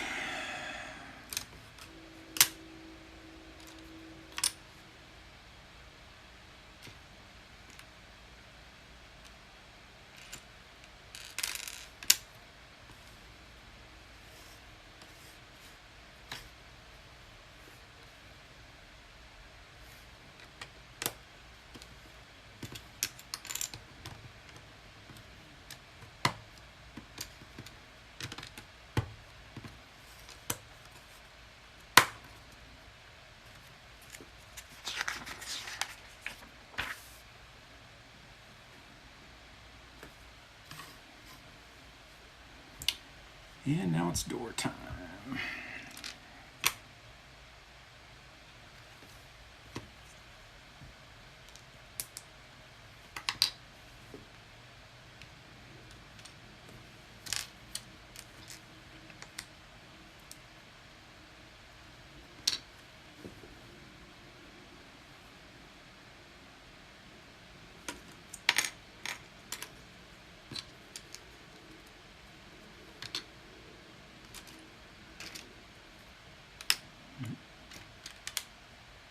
Is that it? It looks too long.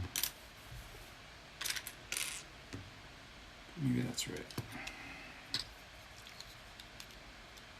Okay.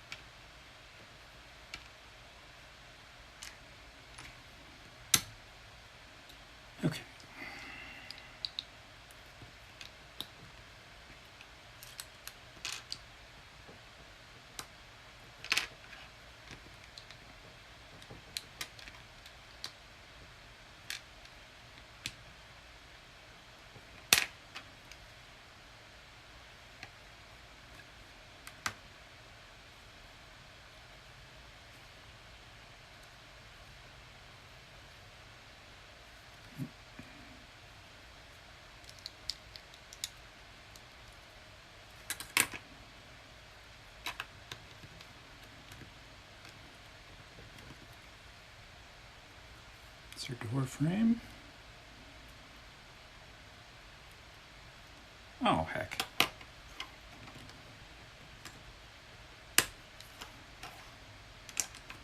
One side on wrong.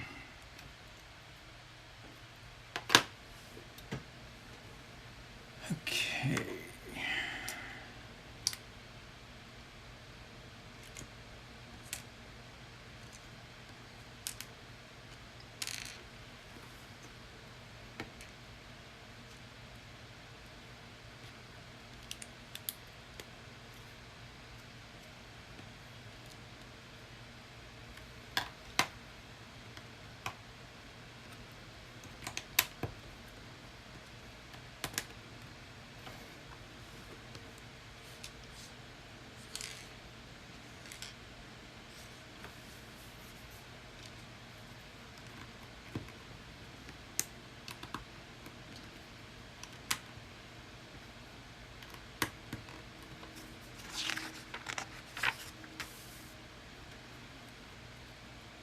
Okay, I think that's our door frame complete.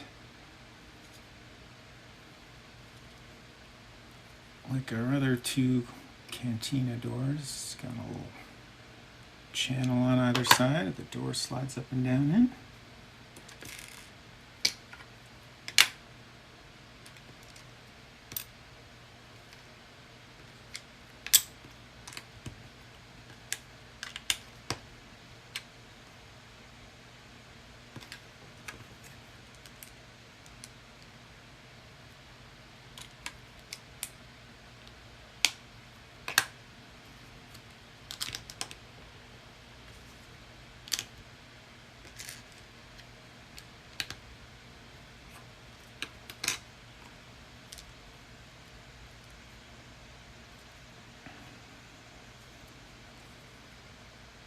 Door.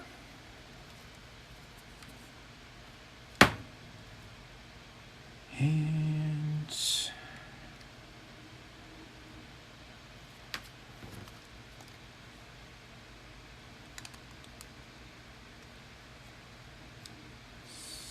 into there. I think I have it right. There we go.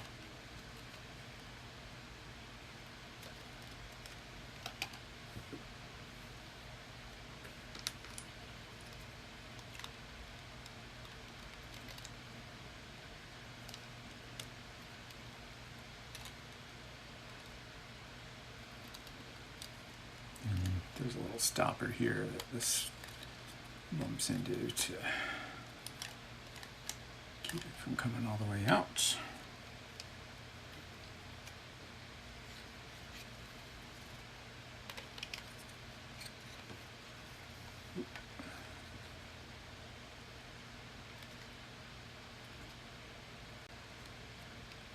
Oh no, my AirPod died.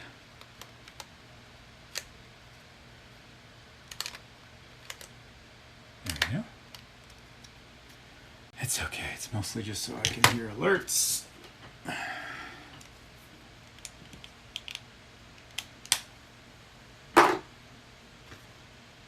We're almost there. This is all we have left.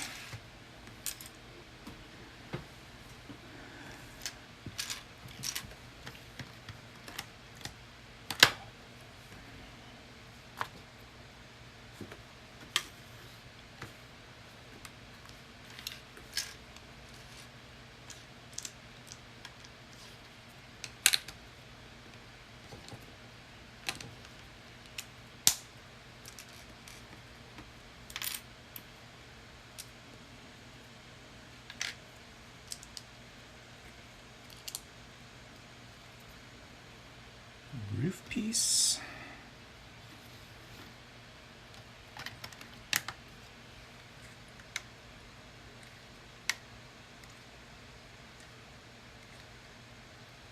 How to tell you've streamed too long. I already forgot what what is this in reference to, which is another good way to tell you've streamed too long.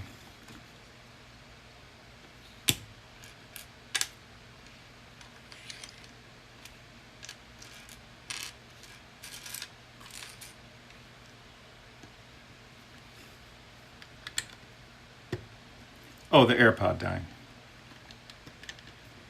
Yeah.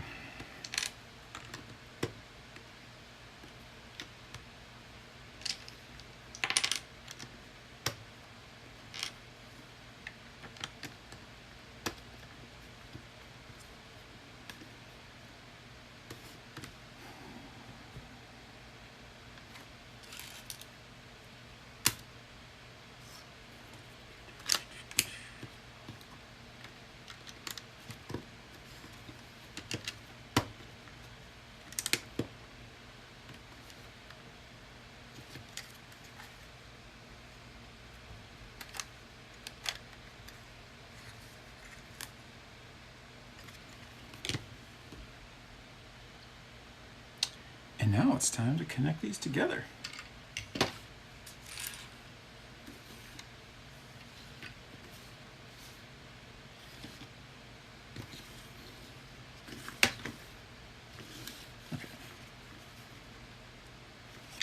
So this side's here. That pops onto there.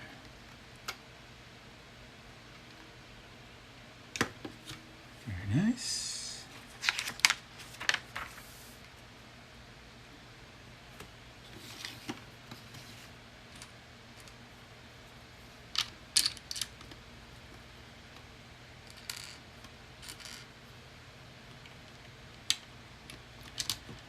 Step 550. It's a heck of a lot of steps.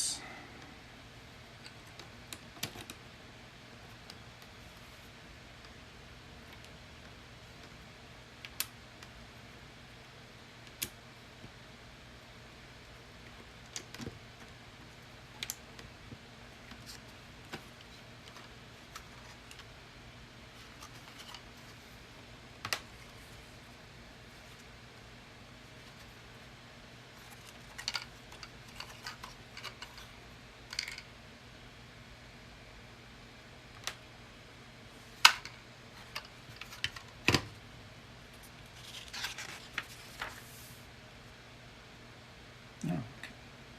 It's dome time.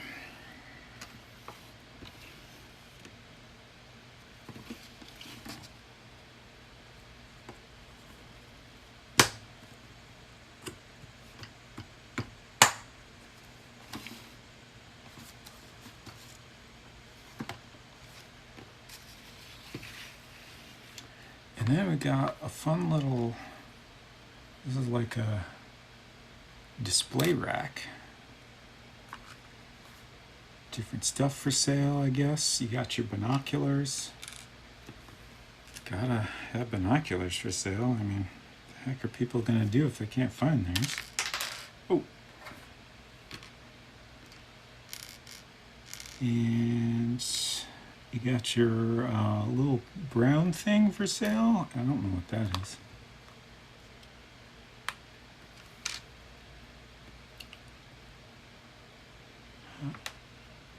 Oh, I see. Connects to the back of it. I do not know what this is supposed to be. It's just a brown thing. And then these are both on little clips.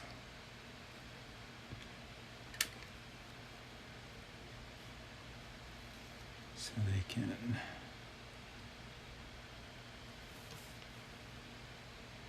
snap onto there.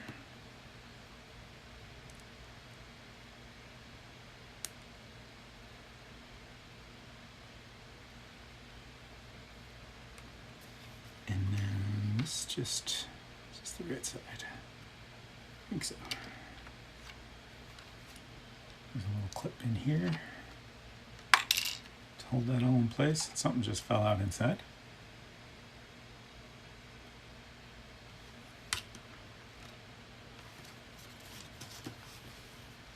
Oh, the wrench.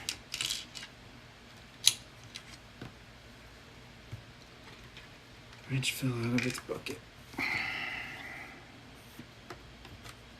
Oh, I didn't even notice this detail. There's this little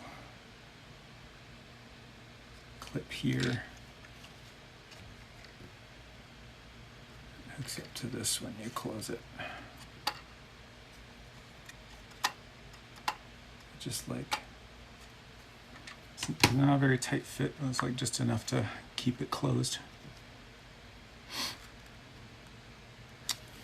Then we got some more goodies for sale. We've had a few of these crates that say cargo and Orabesh on the side, and a little Imperial logo. Obviously, Jawa was selling some stolen Imperial goods. I expect no less. Got another one of these doodads. Goes in that bucket. And then this thing, which again sure looks a lot like a Cantina band instrument. This is just another piece of junk for sale. Clips into here, which is a little tricky because it's like a rubbery piece.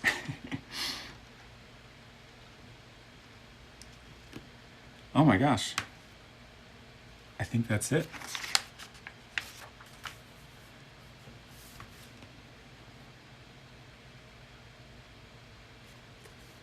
That's it.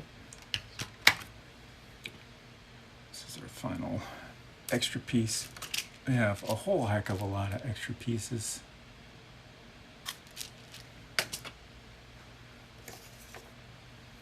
And now we get to hook it all up. It's almost burgers time. We're getting extremely close to burgers time.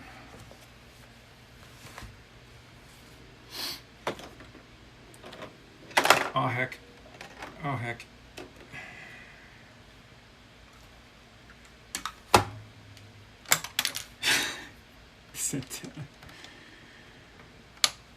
Antennas do not want to stay put. Let me remember where everything hooks up. Okay. I don't think it's going to stay this way for very long, but we're going to at least hook it up.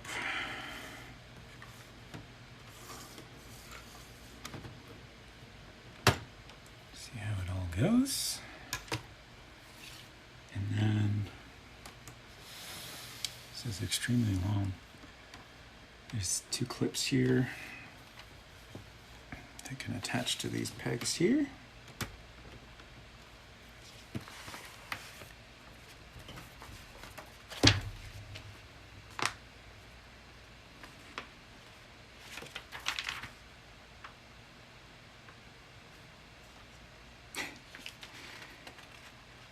I'm just looking at the last couple pages here. That's pretty much it. The last few pages here just kind of show you different things you can do. You can lift the lid off the various roof sections.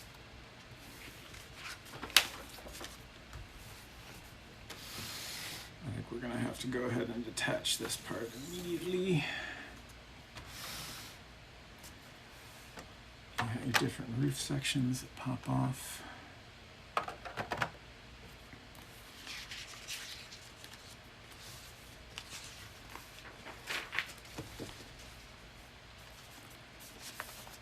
Show you how this center section slides out, which we don't actually have in place right now. So I was showing that off earlier.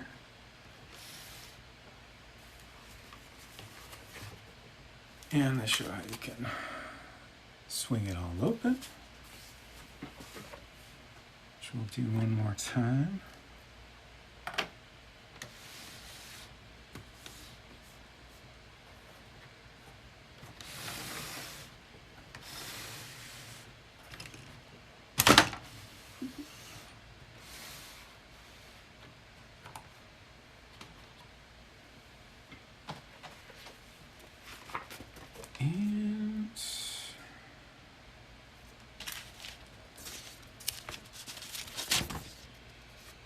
This is just showing you how you can open it up all the way so it's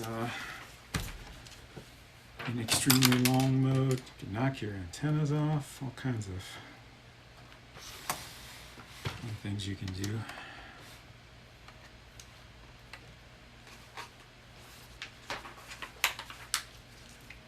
And then we got a little demonstration of the seat ejection mechanism. Gotta be careful, don't put your eye out. As you can see here, Greedo has been shot first, as one would expect. Poor Greedo. Oops, there it is on. Can't see. There. Greedo's currently in his space pod.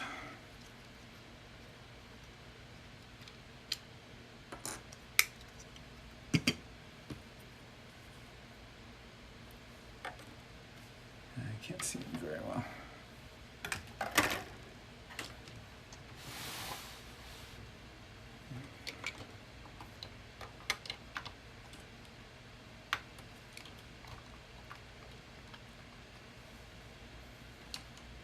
Still a little tricky to see, but the idea. And then there's these little mechanisms.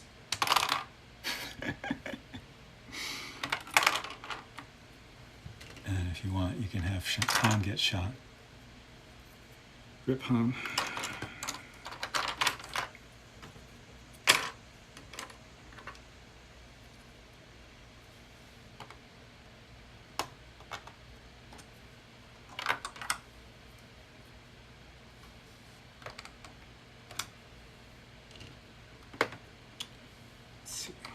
I'm gonna have our little hammerhead buddy. I like the photo on the box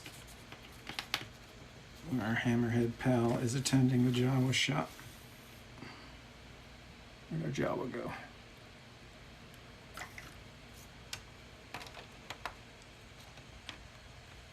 Does anybody know where I put my Jawa?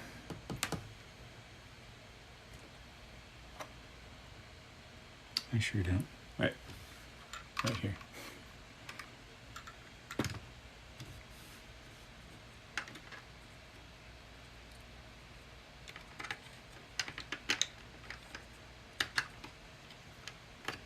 There we go. Oh, it's kind of dark in there, but there's a Jawa in there. Ready to sell some snow cones to this hammerhead.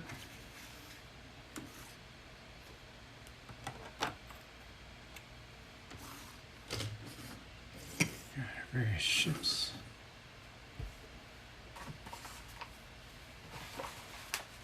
And I think we've reached the end of the book. The rest is just a list of all the many parts.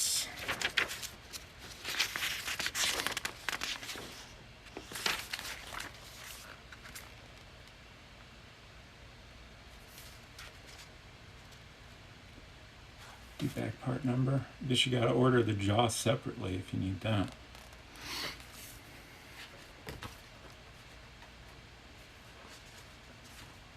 And that's it. The end.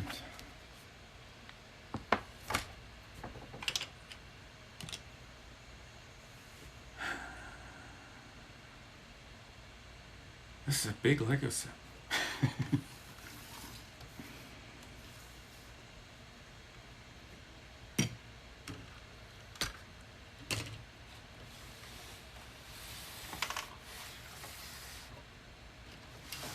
I have been posting progress photos on Twitter, so I will take some more photos now that everything is complete if you want to get a better look at it. Keep an eye out for that.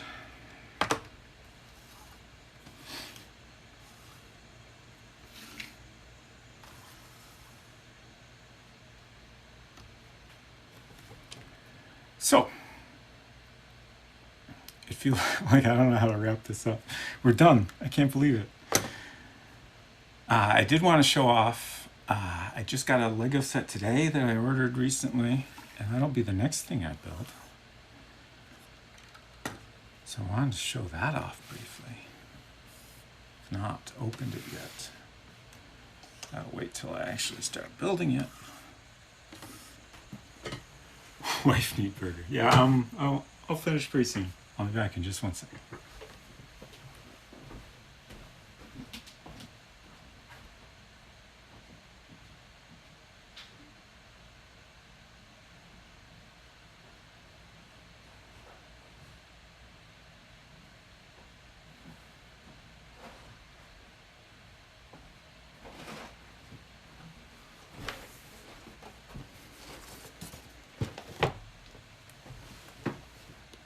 So I'll switch cameras here.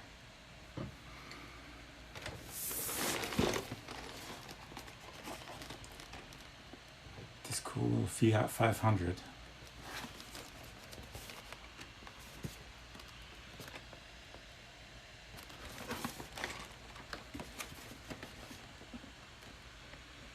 And it's not marketed as being Lupin III's car, but it basically is. Exact same car, exact same color.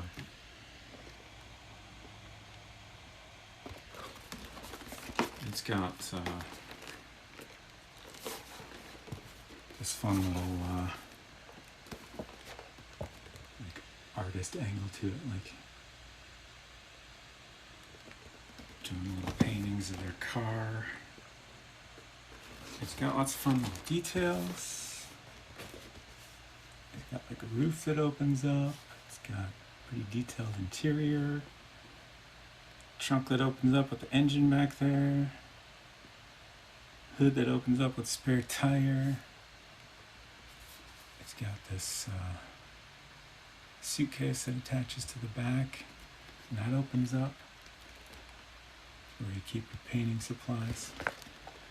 So at some point I will build this. I'm not sure yet if I will start on this next week. I might take a short break, but I might not, because I really like doing these on Saturday. I will definitely do shorter streams in the future, I think. These last two have been a little longer than I meant.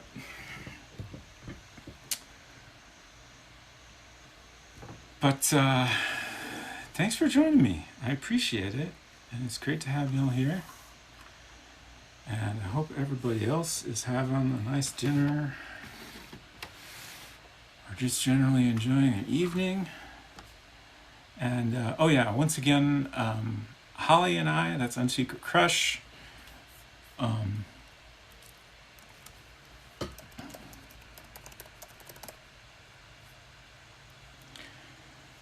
are at some point going to be streaming the game Phantasmagoria. We haven't figured out the exact detail of that yet, but I think we're going to start on it in September so we can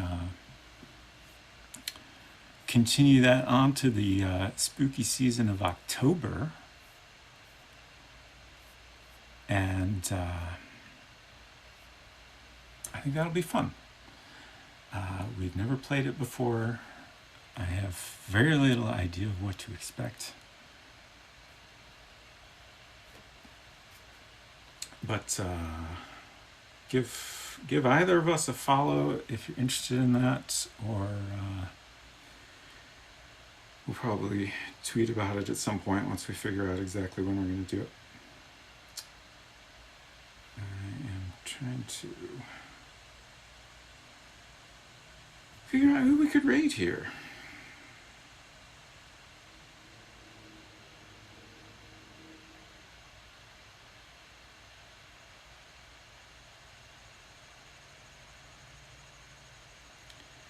I think that we might just pop on over to some Turtles and Chill, especially since Holly and I are going to have to run off pretty quick to get some dinner. We're both very hungry. So we'll go on over to our turtle friends. It's always a nice time. And again, thanks for joining us on this fun little Star Wars LEGO journey. It's been an enjoyable way for me to start the weekend, and it's fun to chat with y'all.